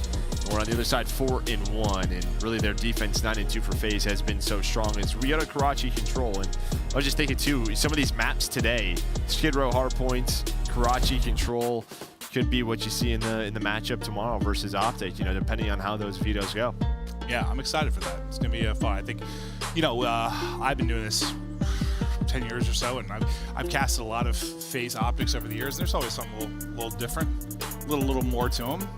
Well, I mean, just really throughout this year, we've had OpTic New York matchup, that was game 5, and then yesterday you had the New York Toronto. Like, there hasn't been a lot of the top 4 squaring up versus each other, so even just those matchups in general right now, I think everyone's excited to see. We're talking about sort of building tier lists. Everyone wants to know where their team is at before the major. Yeah. So these are some of the big tests. Oh, I think you said with OpTic, like, whether it was coming out slow versus Vegas or the loss you just had to Heretics, like, have it before the major, or maybe have it before you play Atlanta. Because I think Atlanta, that's one of those matches, like, he's got a little chip on your shoulder if you win that one too going in. Like, all right, boys. We'll see, though. It's going to be a confidence builder. I think you and I'll be casting tomorrow. We'll have a lot of fun with that. I'll take all the meds so I can be wacky and twisted for that one. You don't need meds for that. Yeah, it's true. It's like the match is the medication, right? Put it right in my veins. No, that's just you. Yeah. True.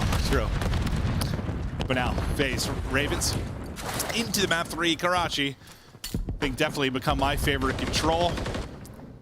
It was fun to watch Heretics on earlier. Yeah, TJ maybe going for an early pinch here.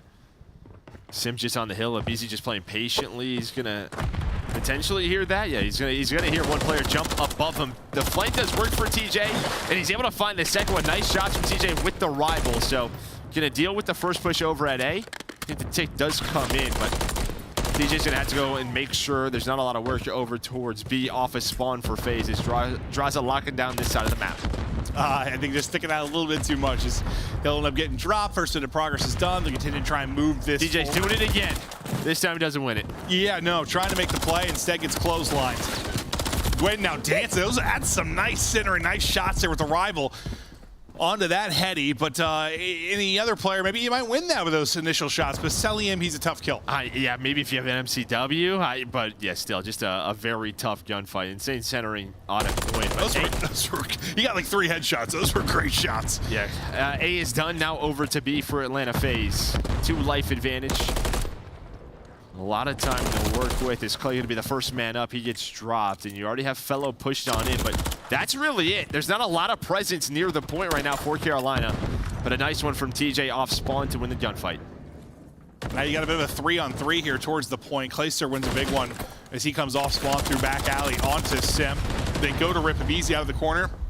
Takes 2 players to do it, but they're able to do that. So the tiny tears are his sons. It's Clay's able to take him out. Yeah, and what we talked about with that Miami match, right, was the close B spawn, You just saw where number 2 aBeZy spawned all the way towards bottom market. It's just going to take a very long time. Already a minute left on the game clock. Is FaZe, they haven't gotten too aggressive on the point. Here comes another push. The Ravens locking it down, at least trading the way they should right now. Yeah, I mean, the difference is, look how far you are spawning versus, what we watched Miami do and how fast you just hit it and hit it and hit it. But you still do have somebody here. And obviously, FaZe has been pretty successful in the mode, so they have their way of doing things, but fun to see the subtle differences between the squads. 3 through, though, for Ravens on the feed. aBeZy going to be the last guy up here trying to dance. 45 seconds left to work with. And you thin him out a bit on lives. You got 10 left if you're Royal Ravens, but you're really going to need to stop the clock here if you are FaZe. If those lives are going to matter, I think. Yeah, with aBeZy staying up near bus, they do get that close spawn. So they're going to quickly be in the area, but yeah, just not a lot of objective progress over B is Drazah, maybe a bit of a jump scare, but he's ready for the gunfight on the Gwyn. I wasn't. Kills, though. Here for FaZe, onto the point. I was saying, they just need to stop this for a bit, and I think the lives will be all they're going to need, but you lose a tough one. It's one aBeZy wants to get back, I'm sure, and then you get cleared off the point. Now, time's starting to dwindle again. 9v6 on the live department. Here we go. Cellium, hipfire sauce, able to connect. Clay trying to chow out. He's able to take that one. TJ, another, and Clay will take the second. 5 seconds now to go. Is they're trying to battle back towards it. Can you get there in time? I don't think anyone's going to be able to get across, and that will do it. Ravens able to hold on. And man, it is different watching them attack versus Heretics. That's all you think about. They hardly had that spawn, and just keeping it messy. But this man right here, Clay, 12-5 in the round. A big round for him. Almost 1,800 damage. He ends it on a 4 spree. Just locking down that B point. But it almost felt like it wasn't even really the aggression. It was just kind of the push, right? You know, watching the Heretics, they always try to have someone alive near Cafe, just finessing, where like FaZe were just trying to find a pick or two and then start it, kind of just waiting for that perfect set and go. Just never really got it. Clay's like, dude, fella, I just picked you up, man. Give me more than one. Well, maybe he's getting great comps. Yeah, maybe that's why he's 12-5. No, but Clay, I was impressed because he I think I saw him roll his eyes or throw his head back after I think when they first got A and went to rotate out, he had a bad death or got stunned or something. I thought he was really frustrated. I was going to make a point about it, but then he bounced back and was godlike. He's an emotional guy. Always has been. I mean, true. Bit of a roller coaster with him. He's able to pick up another one on 5 in a row. So now one off that cruise is... Yeah, Gwyn just staying alive on the point. Trophy is down, but Drazah is there quickly for the trade. And I think he gets number 6. He does. So he gets the cruise before he gets taken down. We'll see when that cruise gets thrown into the mix. As Ravens continue to try to battle towards A. Fellow just looking to find some kills. I mean, he's just shooting his gun at this point. He's 1-8. He's struggling, but now he'll get it going here. Drazah, though, able to pick up 2. Drazah has had a great series thus far. He's at 11-7, 3 in a row. Trying to make sure they bring this back. I think just since we've gotten back from holiday break, obviously they were still undefeated, but you know, there was just, you didn't have the best stats. Obviously someone's gonna have to give up a bit on this team, but since break coming back from it, he has been unreal for this squad and pretty much everything. As it looks like Ace finally going to get done. So now Carolina 20 lives and minute 3 to work with. You know how hungry he is, how much he plays. Like, he's just a guy that usually improves as the year goes on. Like, he's just never going to put down the toy. But now you get ready for this attack on the B. Lives just about easy. Even. Cell with the first slide out. Chow not going to go his way. That's 3 kills through for Royal Ravens. A chance maybe to get a tick of progress or get a threat here. Simp just shooting nukes right out of his rival, though. Picks one off the edge. Second up to bat. Hello. Awkward little chest bump. And can't get anything behind that. Yeah, you heard the door open, the door closed for Simp. He knew the pressure was coming, able to stay alive. Does get traded out, but buys enough time as Clay continues to have a game. 17-7, able to find 4th in a row, stays alive. Back to Simp, has a little bit of help. Up, down, not snaking. Just take me back to 2015, baby! Just doing his thing. 5 in a row. Another cruise? Yeah, let's stack him up, Clay. Maybe. Yeah, his face, he's calming. He's at war right now.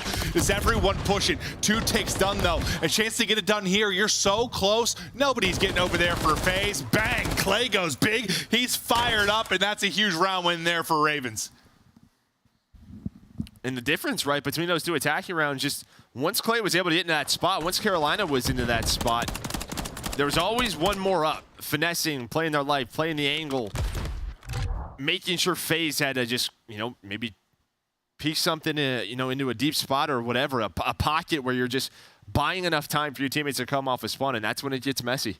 Dude, Clay's face, I can't hear what he's saying, but his face tells everything. Yeah. He's locked. Him and I have some expressional eyebrows. Yeah, you do. Little caterpillars. They're pretty big. 19-7. 5 in a row out of Clay. Down and back and frying.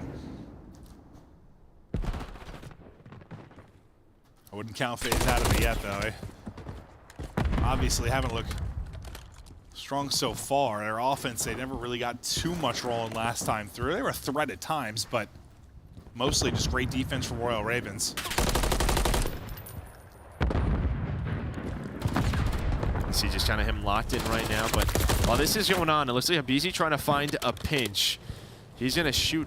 Well, that player, who was that fellow, is just like, be careful in mid-alley, be careful off spawn. They know where FaZe is trying to push, but FaZe is just going to take all the time. They haven't, nobody's died, so they have everything they want to attack B. And now they get a chance to do just that. We'll see how they build up this first push. They're going to take Clayster out of it. They're going to take TJ out of it. Just continue to try and take numbers. A little like 2-on-1s, but Gwen's going to be the one to maybe put it back into their favor. Clay off spawn is able to take out Drazah.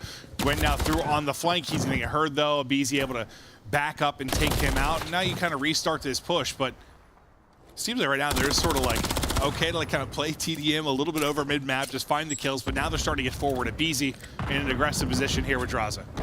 Yeah, you're maybe just hoping Cell can lock 1 or 2 in, maybe give you a 3-on-2 on the point. That's kind of what you have right now, is aBeZy's gonna take down 2, but then Clay just somehow lines them up. Cell the last player here, and Clay continues as he finds another triple. The multi-kills are coming in numbers for him, but there is that close spawn for FaZe, so the pressure gonna be right back on for the Ravens. Yeah, you know he loves playing Simp and aBeZy. He's got some history with these guys. He's always going to be a little more fired up, but the multi-kill king is here right now. He has been a beast within this map 3. Now can you hold for another minute? Extend this into a map 4, and then who knows? Maybe get a little fired up off of that momentum, but some lovely movement there from Simp. The slide, the chow, so smooth. aBeZy can't quite win the one back alley. He's got to get Clayster out of this right now with how hot he has been. 3 through though for FaZe. Now you're onto the point, a chance maybe to win an offensive round here. One day get through behind enemy lines though. Do they pick this up? They do. Simp picks it up with his fist. Yeah, Simp's able to take him down, so you'll only have 1 on this. So Carolina doesn't have to freak out quite yet, but maybe now they do. Is aBeZy and Simp going to take them down? But again, Clay with another objective kill. Well, once again, responded. The close spawns are here for FaZe. As they continue to just put pressure on this back alley, put pressure on the point, and now you only have 3 lives remaining. A dominant round here from FaZe. Yeah, and this is what they're trying to do, just choke you out, like 15-3, like that was a massive advantage in the lives department. And now you win an offense, you get to a D, you got a chance to start bringing this back if you are FaZe. See if Clayster has any more heroics in him, just get these guys to a map 4. Yeah, I mean, obviously, you know, there's give and take with kind of the way they're playing that, but you saw just trying to set up that spawn kill. We saw, you know, Cellium in the spawn. The problem is like if your teammates die around B, it's kind of what we saw in round 1. If there's a player that near the defensive spawn, you're going to be spawning so far away. So the timing's just got to be perfect for FaZe. And they're probably working on that, honestly. Like they're always trying to improve things. Talk to Crowder a lot about it, and just even in league matches sometimes trying out different stuff, trying to perfect it. In that particular round, looked damn good. And the others, they're getting pieced up by Clay. Clay, we'll see when he gets involved. His Felony, he started to come alive. Felony was, what was he, 1-9? Yeah, one around there, 1-8, something like that. Something like that. So he started to bring it back too. Maybe ride the momentum of Clay a little bit. Simp snapping. Wins that one with 11 HP. Rival looking strong. 22-16 right now for big draws. As he's getting picked out of the window by TJ.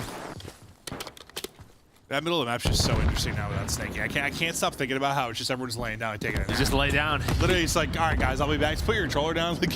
Yeah, like, when can you stand up? Like every 5 seconds or something? I don't know the official time. but yes, you just kind of see. Pick your corner, pick your spot. We're gonna lay down. Is the pressure still here from Simp and aBeZy. But it looks like they're going to get done with A. Gwyn still alive. Not the best game for him, but they are leading on the map. Just trying to find that third round on the board. Okay. Well, now we'll start this first push forward if we are Ravens. Got a one-on-one on one side of that's TJ, so he wins the back dumpster side push. And look at that reaction. Get a second. Yeah, you should have a nice little transition across here. Yeah, as soon as aBeZy gets taken down again, Simp's like, I gotta pick up that back alley. And then the push comes from the rest of the Ravens. Nobody on the point quite yet. But I'll tell you what, FaZe is just trying to gain some positioning. Is TJ gonna check all his corners? Yeah, you might have some damage done to the objective here. You might lose a tick. You still have a chance to regain if you were a FaZe.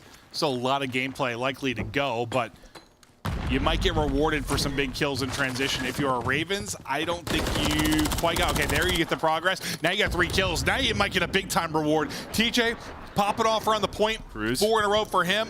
Cruz coming in. Second point done. Trying to pick him out of the point as the missile comes through.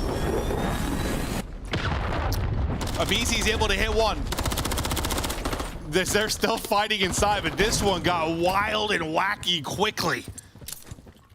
Yeah, what Cell on the pinch was able to find a kill that slows down the progress, and then aBeZy, not sure exactly where Gwyn was, I think near the point, but he's able to put it in the corner. Gives them another shot at winning this round. That's 3 through again for Carolina. They're just finding them in waves. That might be it. That should be far spawn. You're spawning out so far. Carolina come in with a big control win. They'll extend this series. It's a monster map from Clay. All the boys stepping up though in that last round, and wow. I mean, Felony's up off his feet. TJ standing too. These guys are fired up. Yeah, I think TJ's barking like a dog right now. Yeah, that's him. Yeah. Thank you for that listening. But Carolina get us to a map number 4. You know, we saw this earlier in the day with Ultra in Vegas, sort of their map 3. I think Scrap said he fell asleep top crane and they lost that map. Well, I think in Scrap fashion. As much as he's trolling, I'm sure sometimes, like, you know, you're in control of a series. Yes, you're in control of a series. You maybe take your foot off the gas a little bit in an online match, and sometimes you just get caught. I think that was more just testament to Carolina coming alive. Like, Clay was just getting really fired up. Felony started to bring it back. Yeah, maybe you caught them slipping at times, but like their kills just came in flurries, man. It was in 3 or 4 man waves pretty much every time. I felt like in that last round. It's the Clay effect. He got 4,800 damage. Dude, maybe Fellow just brings out the best in Clay. That's what I'm thinking right now. Yeah. 27 and 18 from Clay. Drazah had the most damage on the FaZe side.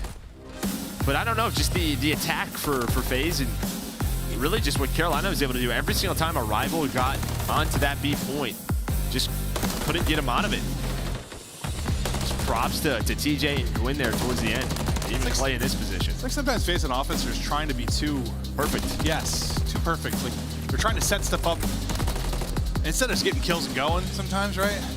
Yeah, I think one team. Like playing it like it's Invasion or something, I don't know. Like, well, I think there was always a team, who was it that always was like that? Was Thieves, right? Like the World Championship roster. Yeah. Sometimes they were like that, where they had to find specific kills and that sort of set up their process, their system. Yeah. But if those didn't come in, you're like, it just looks sort of like, what are you doing? Yeah. Right? Like your watch is like, what are you doing? But when it works, it worked damn well. Yeah. So, I mean, it's partially probably working on stuff, and just Ravens were able to make it messy at times. Get onto the point, just apply way too much pressure. They weren't ready to deal with it or react in time. They got spawning out so deep. And I mean, once you get spawning out that far, too, it's just hard to bring it back. Like, it just really is. The FaZe maybe a bit flustered. Clay's got to be a bit fired up. He had a hell of a map. He is. We love to see that. Father Time still out there battling. He really is, isn't he? Yeah. No, I saw the average age like the Green Bay Packers, bro, and I was like, probably younger than the Carolina Royal Ravens. No, you're not wrong. I just think, I mean, Clay has been literally playing for like 16 years. I love him. That's wild. 7 or 8. That's wild. It's wild. Him and I were playing COD 4. Now I'm hanging out with you, and he's still gaming. Yeah, true. Still out there getting that paycheck. We'll take a look at the hardpoint metrics now for Atlanta FaZe and the Carolina Royal Ravens. Yeah, 6-1 for Atlanta FaZe. They're only their second control loss. And And again, this is coming into today, so now they're 7-1. But Carolina Royal Ravens, obviously they've been struggling this, but they looked solid in map 1 up to a certain point, and then FaZe ran away with it. I think that average margin though for FaZe, like that really shows kind of that clutch margin I was talking about. All their hardpoint wins have been so close, man. They've been 30, 40-point games, which I guess we'll see if they can continue to do that. I know we keep saying part of that's the nature of the game, but can you keep on winning these close ones? Can you win the close ones when it comes to be tournament time? When you're on land, it's a little bit different. Not that these guys haven't like done it all. I know, it even just sort of the hold versus break percentage for them, just historically, it's not the opposite. Like 87% hold.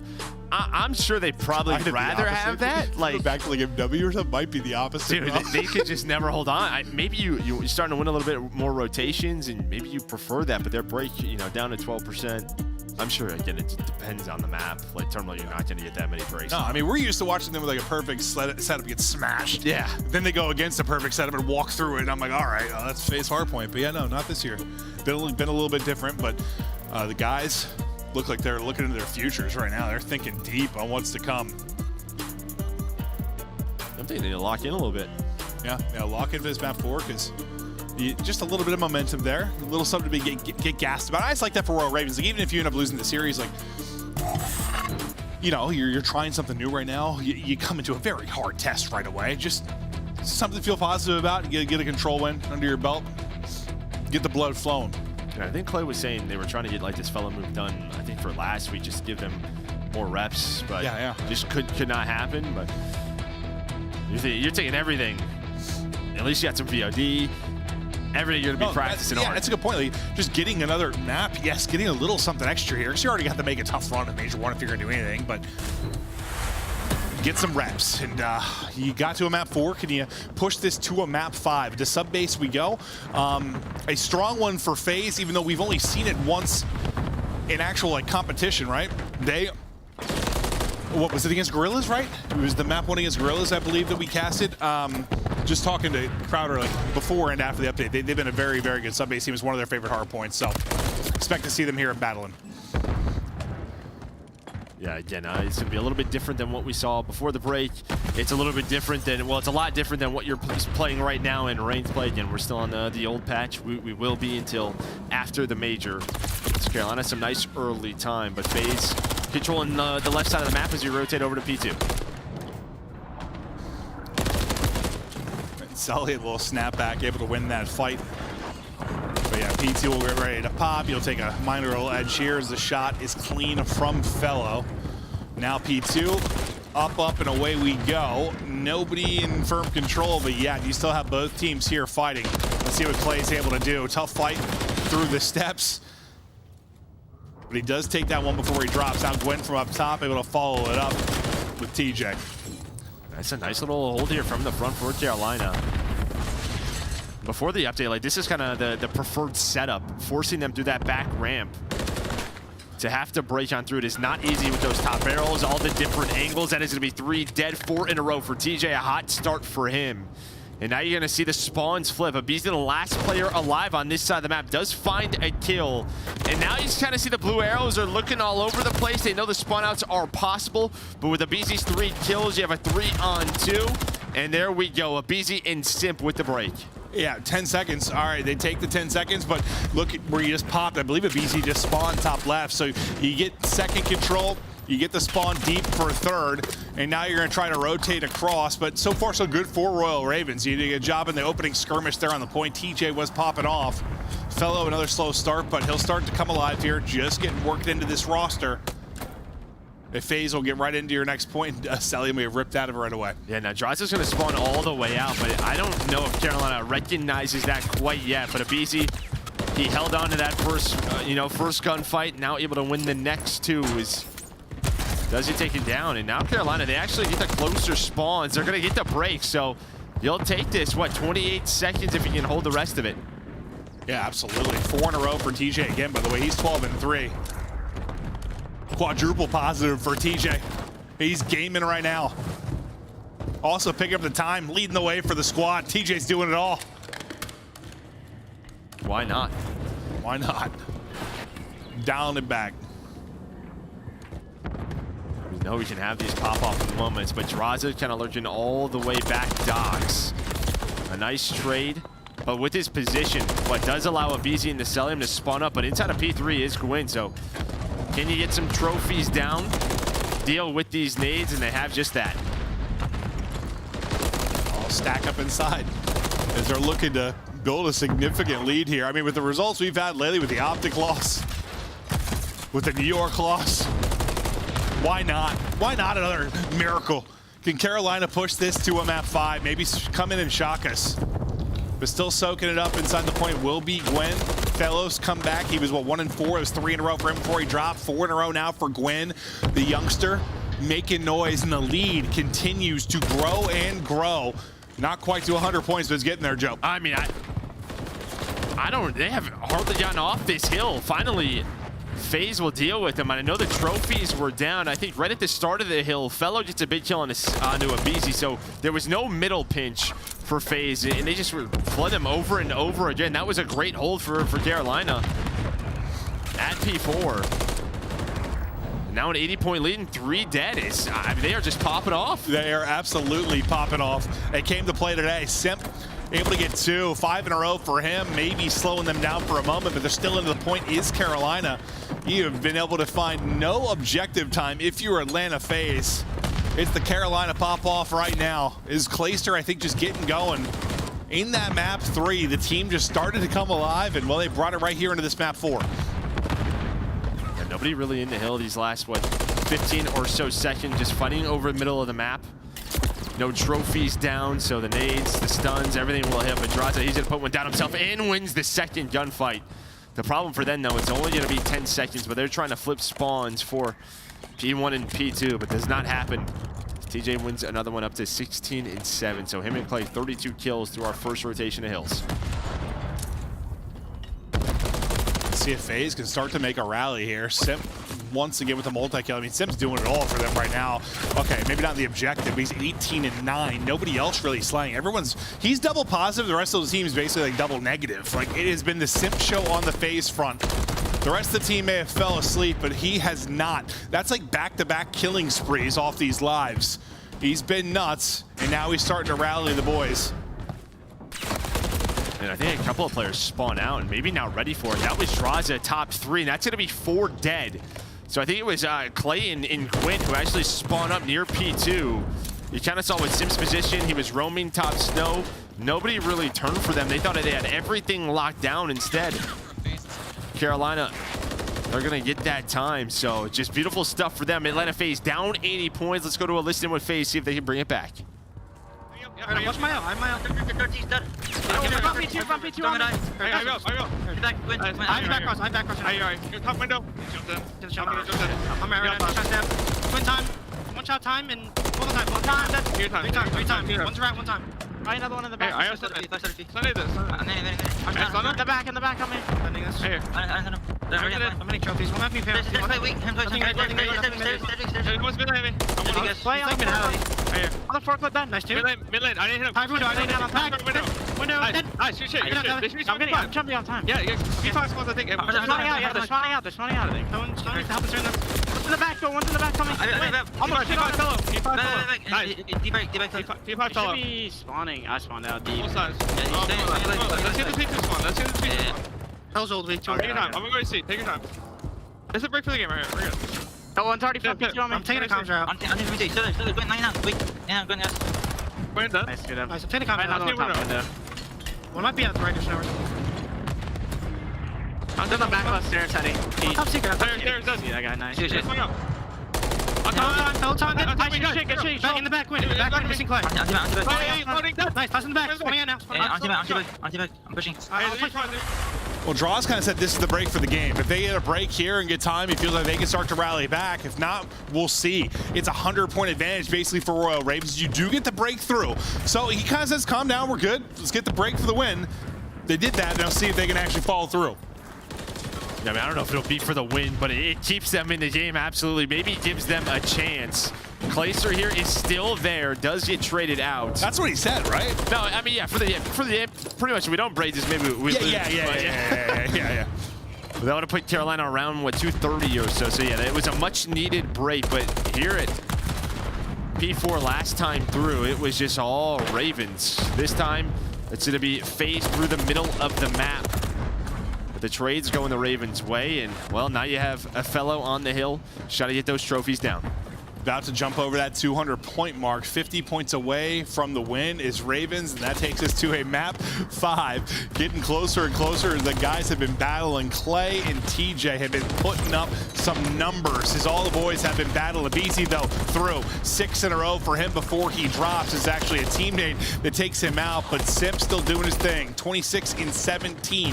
Back into the point. And listen, I've said it a couple times, but their clutch factor has been nuts so far for FaZe and Hardpoint. When it's been a 30 or 40-point game, they have won every single time. You saw their they're what, 6-1? Their margin of victory was 16 points. Like, they have been nail biters. Last time we casted them on this against Guerrillas, what was it? It was a comeback and a very narrow win. So they're no strangers to this, Joe. They're not. Yeah, and I think you kind of heard just sort of in the listening, a little bit more intensity. Like, hey, we are in a not a great spot here. We have to start picking it up. Carolina is sort of frying us. Yeah, they have been. And now they are up to 220, but continue to win some key gunfights, maybe to lead to breaks. As Cellium's towards the P2 window, but Clay with a massive one-on-one win. And it may not lead to hill time, but it won't allow FaZe to get to the hill. As aBeZy gonna offer the cruise. Slows him down. It slows him down 100%. But you'll hop right back into the point. You're 20 points away from victory now if you were Royal Ravens. Not going to connect with anything. Hits the roof, tries to hopefully get a player. Not going to happen. Clay gets right back to the point. And now you break in. Is it going to be too little too late for FaZe? Pistol up popping again for Felony. Unfortunately, a teammate comes through. I'd take that trade all day, right? I mean, we just talked about it earlier today. That cruise missile, that animation, it takes a while. Yeah. So it turned into about another 10 seconds. They continue to trade for this scrap time. And I think the lead may have just been a little bit too large from earlier in the game. As Clay almost up to 30. TJ did not slow down either, as you said. Looks like aBeZy did start to pick it up. But when was the last time we said Cellium was -9? I couldn't tell you. Yeah, right? Looks like we are headed to a... Get fun. Now we got there. The music cues you. I even tricked him. They tricked us all, but to a map 5 we go. That's one way to get rid of the clutch stat for FaZe. Don't let it be like that. Don't let it be a 30, 40-point game. Just come out and beat them by 80. You up as much as 100. The passion was flowing. I think, yeah, you kind of heard. I mean, Drazah didn't sound like panicked, but you could hear him sort of be like, oh, come on, we can do it now. We need to. You need to turn that on a minute and a half before that, really, if you were going to bring it back. But yeah, Cellium negative is, that's a rare one. He has the lowest damage really across the board as well, as you didn't see a lot there out of Cell. Yeah, I mean, that's just a rare one from Cell, yeah. Not saying it's all on him, but you don't see it very often, where he's like low in damage, kills. And I mean, listen, now FaZe has 5 map losses on the year, and 2 of them are to Carolina. How about it? How about it? So we're headed to a game 5. Why not? This has been a crazy couple of CDL days. And Clay, what, 5,400 damage he puts up? Like, you listen, he has always been, maybe, well, I guess he hasn't always been a streaky player, like, you know, during AW, he was just a god the entire time, but he, just due to his, like, energy and passion, he's kind of been a streaky player. Like, when he gets going, he can just start to take over. When you saw him start to roar in that map 3, I'm always, when I see Clay start roaring, I'm like, maybe a chance for him to start making some plays, and he'll do just that. We are tied up 2-2, going to a map 5. Did not see this one coming. Carolina Royal Ravens, after the team change of Mr. Felony, the teamwork has been on point, trying to catch FaZe now. We'll see if they can do it. Can they win one more map to complete a weekend of crazy results? It's been a wild one. We hope you enjoyed the show. One more map to end the night. Don't go anywhere.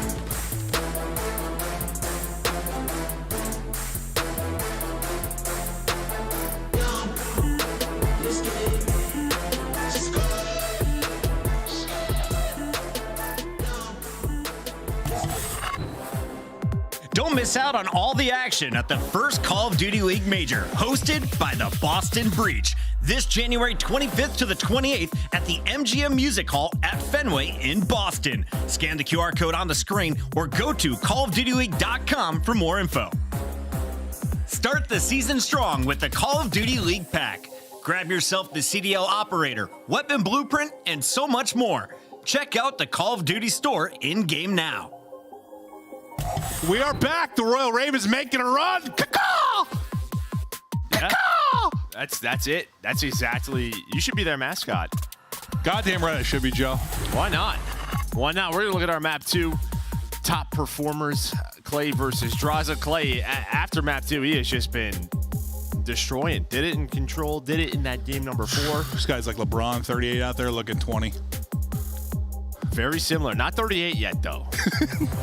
He's still got a few more years for that one. That would be quite impressive.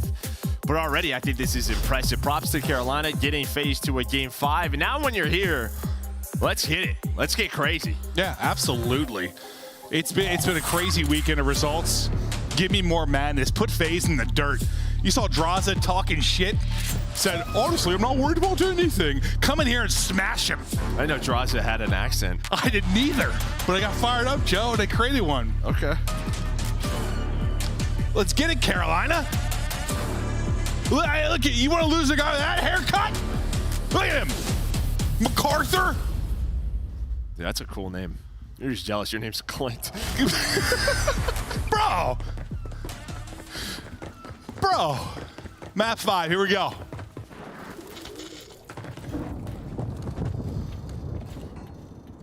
Come on, Carolina. I'm rooting I mean, for this you. is a read and a half. They just go 2 right down the middle of the map. They're going to spot Simp. Simp's like, they're in our spawn. Drazah does find one. Is Drazah ready for the second one? No. They hit you with the old 2-man right down the middle of the map, but didn't work out that well. There was a chance it could have been great. That's what happens when you add Mr. Mid-Map and Felony. Oh, he wasn't there. That used to be his name. Yeah, no, he wasn't there. Yeah. Well, he's changed. That's right. He's That's Mr. right. I'm all the way in the back of the map now.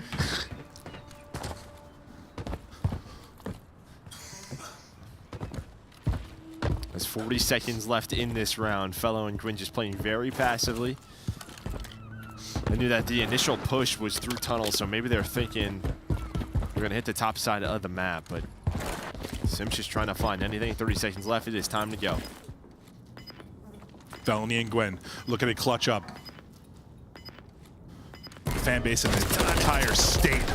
That is on their shoulders. That is unreal timing. Doesn't go well. He just watches that cross, is checking for a bomb planter, maybe just for some info, gives it up. MacArthur moves past that door. Oh, MacArthur's moving. Cellium wasn't moving last map. MacArthur's back this map. Okay. Heard it here first. Yeah, just saddle up. Just whoop. It's going. Were you riding a horse? Yeah, yes, I was. No one can see that, though, but you, Joe. It is 1 kill apiece for the entire squad. I mean, I'd love to play from Carolina. It just didn't work out. I mean, take some risks. I like it. Yeah, I mean, there was a chance. Depending on some of those times, they're throwing off some trick shots here. Clay's gonna find a first blood. Of course he did. It's Clayster. 4v3, see what they can do behind the numbers. Try to bring this back into a 1-1. Gwyn checking his corners. Hit his wall bangs. Check your corners, open your doors. And Clay is playing it slow. Seeing if he can follow that up. 50 seconds now left to go. aBeZy. Just changing the light bulb. Yep. He's a maintenance man. You ever see him on TaskRabbit? One time I was trying to get somebody to put a mounted television, saw aBeZy there. I was mind blown. I was like, is he tall enough to mount a TV?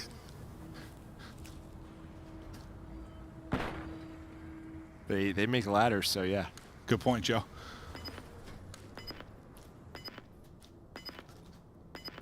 $3v2 now for Ravens. TJ with the big kill. Gonna be Cellium now by himself. MacArthur, here we go. Bomb's gonna get planted. We'll see if Cell can clutch up in the 1 versus 3. I mean, good luck with this. I mean, you saw the timing show his way last round. This would be something special. Yeah, not going to happen. I mean, just a 3-man setup. Well, last year, had a disaster. Last year, he had some insane clutches in Surge, but yeah, a little bit. He's also unkillable. Yeah, at times. Yeah. Like, why did Cell just blindly wallbang 3 people in a row? Like, oh, okay. Yeah, this time through, not going to happen. So a nice bounce back round on offense there. Starts with that first blood from Clay.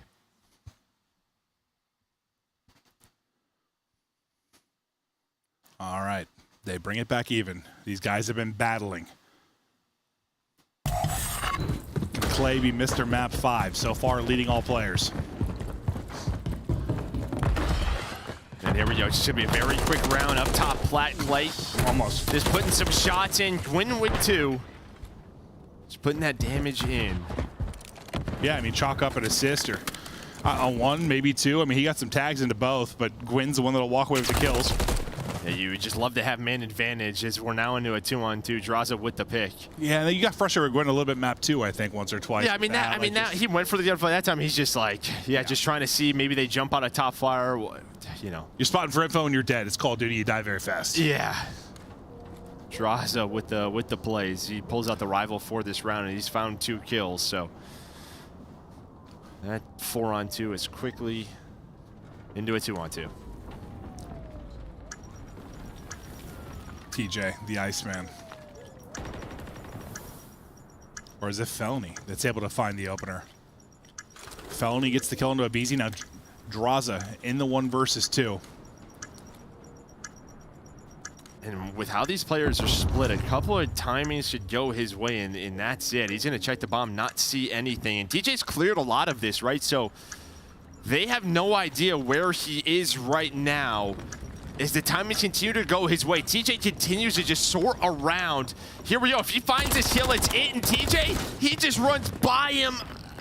God, those timings were awful for him. Yeah, I figure once he got great for draws. Once he got the check at 15, that was done. I mean, he has to get a simple kill at that point. Yeah, but I thought TJ would turn around. Yeah, I thought TJ would turn around. Does it? He's checking the double doors, and Drazah, just the MVP in that round. I mean, they're down to a 4-on-2. He's able to bring it back with his kills, and then clutches with the bomb planted.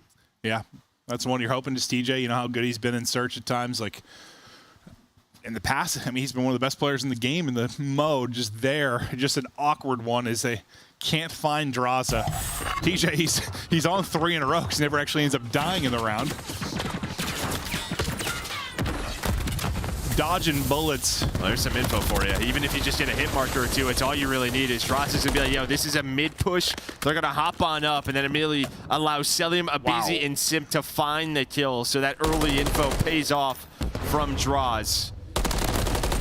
As now FaZe with a 2-round lead. Yeah, that one was done quick. So break that down. It was over so fast. I mean, it's just a pre-fire right through the middle of the door, and you're just hoping for a hit marker or 2. And what that tells the rest of Atlanta FaZe is this is going to be a quick hit. So watch that top platform. Be ready for them to hop on up, and those players in that spot were. Yeah, I couldn't actually tell like how many people he hit. I mean, it's one. That's it. Yeah. You could see it spraying through. You assume he tagged somebody. But yeah, no. Yeah, the info is there. You can see how quick they react. There was a smoke that goes down almost instantly after that because they're probably panicking a bit, but excuse me. 3-1 now, FaZe. Oh, I think he just caught a stun off his forehead. Oh yeah, he got hit in the face. Yeah, that's what it looked like. He did get hit in the face, but now he's just hanging out up top. Fellow's gonna. He also works on Windows when asked to. I can't stop picturing him mounting a TV. I can't do it. Whew. Oh, as a maintenance man, maybe this is just part of it. Yeah, focus, Clint. Well, I'm being planted into a 4-on-4, so Carolina just give kind of everything up, but you're obviously, now if you're FaZe, you're kind of just stuck into this one position. Maybe some nades, some stuns. Gonna give Carolina an advantage as TJ goes on that full pinch. aBeZy gonna spot him. And now aBeZy knows here comes the hit, but Clay with the first blood. Yeah, that was payback. He took the stun to the face earlier. He had to dish it out. Won't get the kill. Cellium and Simp will, though. Clay just keeps chucking nades at people. But the 4-on-4 quickly turned into 1-on-2. FaZe now up 4-1. Starting to roll. Does this look like a tight one? FaZe now in control. Come on, Carolina, give me something. Well, Bring it back. Those are a tough round. They are.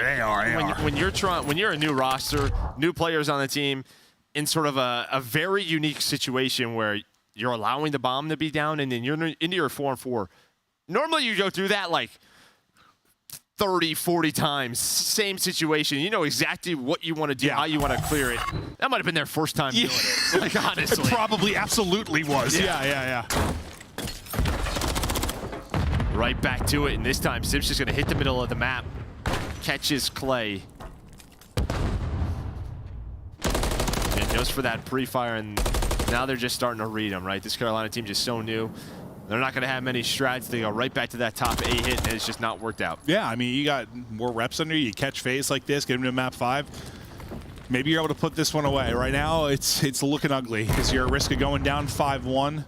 FaZe obviously always a tough team to put away. They've usually got a wide map pool.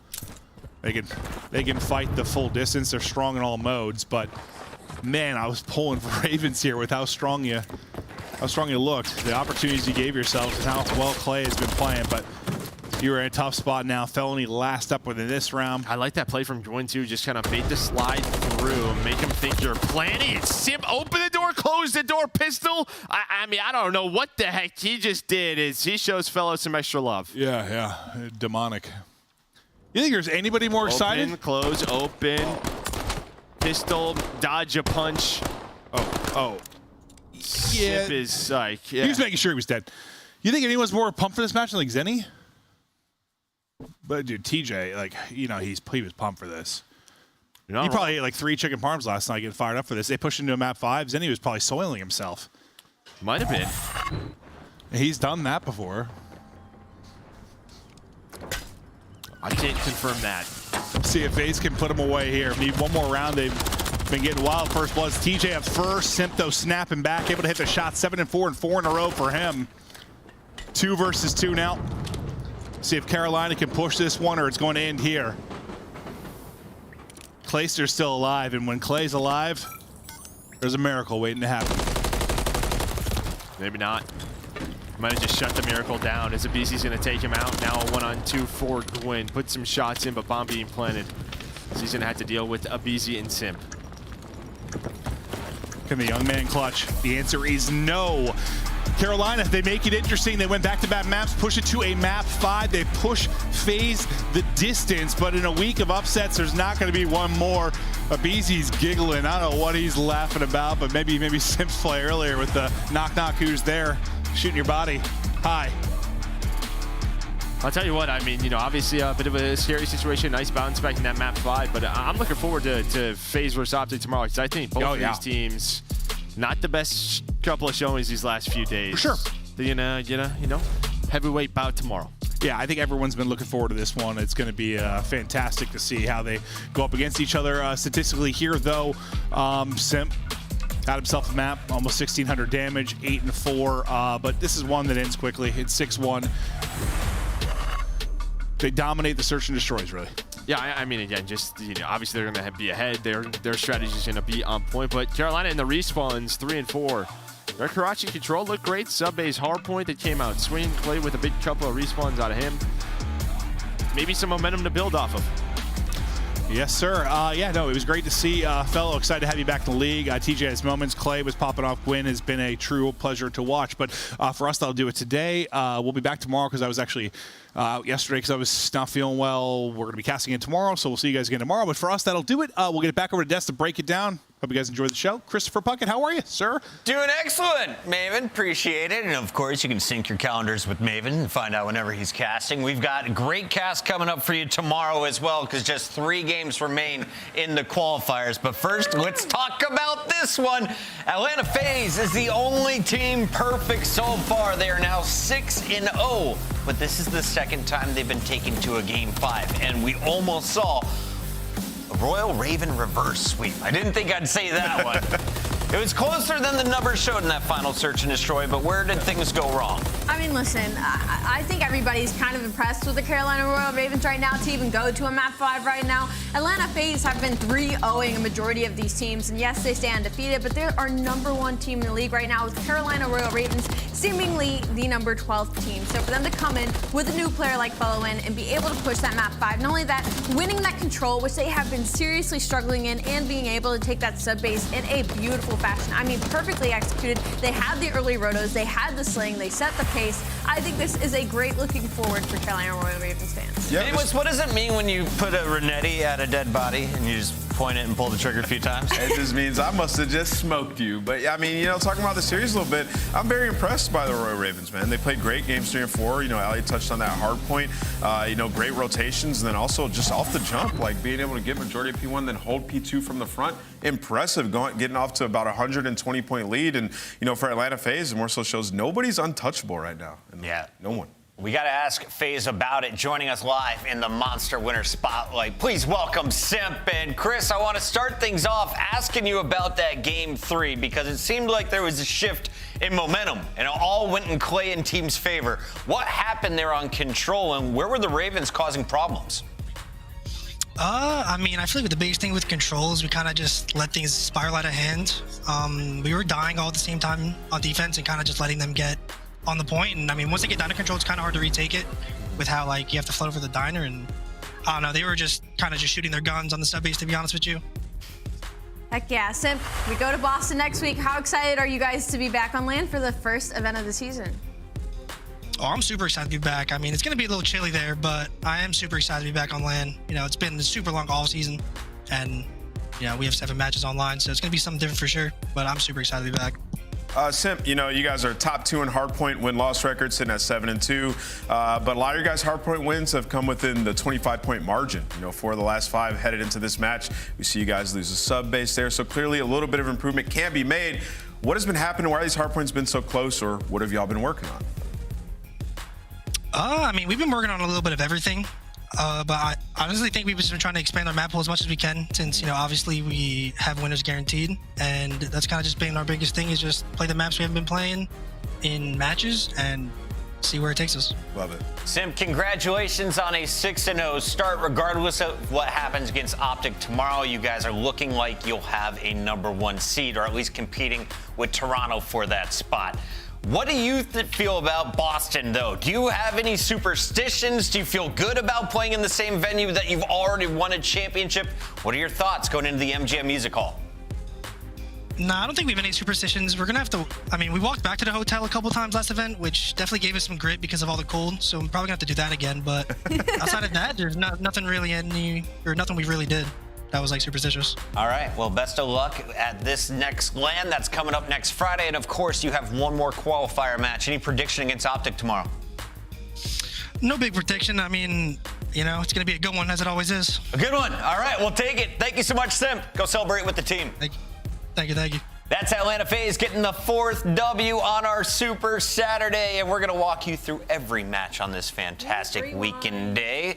Where did we start, Alley Cat? What was your favorite match of the day? Ooh, my favorite match today had to be that last one, but we did start with the Toronto versus Vegas Legion, taking the W as they should have, but I will say Vegas Legion showed some life as they won that high-rise round number 5. They were down 0-2, and they battled their way back into the series, of course, in map number 4. We talked to Insight at the end of this series, and it looks like the team's just feeling confident right now. Yeah. Nameless, after looking at Atlanta going to a Game 5 and seeing that Toronto able to take care of business against Subliners 3-0 and a 3-1 against Legion today, who's the stronger team? Brother, it's tough. I honestly, I'm going to go with Atlanta FaZe, but I feel like we have 5 contenders headed into Major. Love that. And Heretics is one of them. Heretics is one of them. Well, let's get on to that second match, because Toronto, they kind of made it look easy towards the end against Legion. Meanwhile, the Heretics matched up against LAG, and LAG had some decent moments, but this was Miami through and through.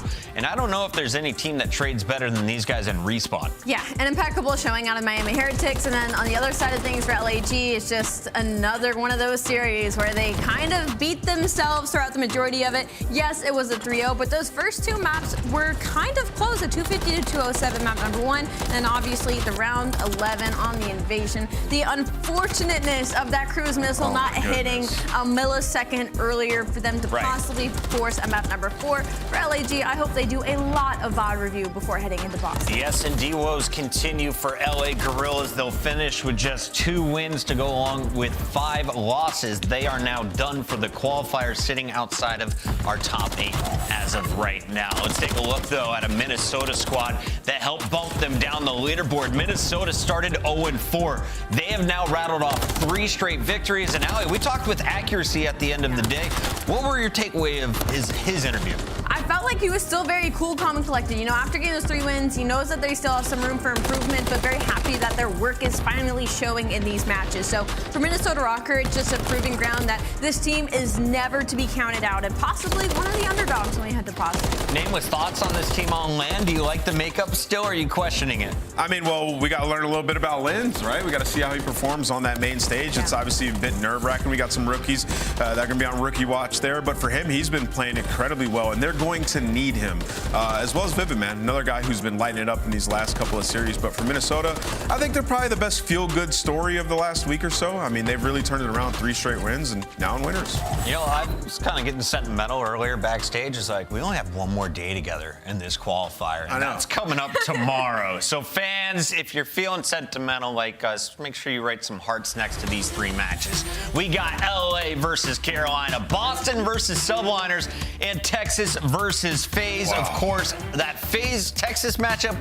huge seed implications. Texas could drop, FaZe could drop, anything could happen there.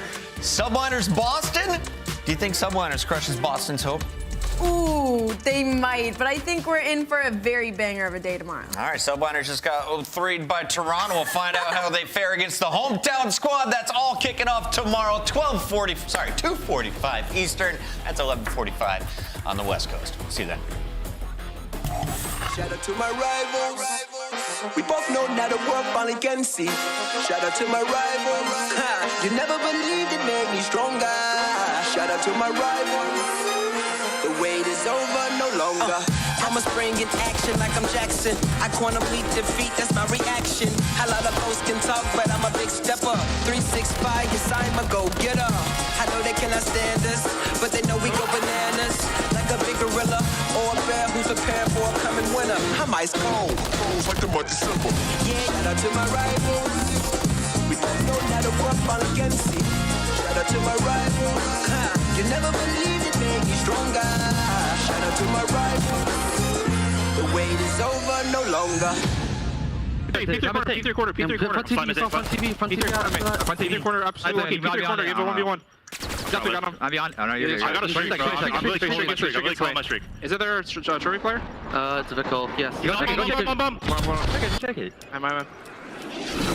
Yo, he's gotta check it, bro.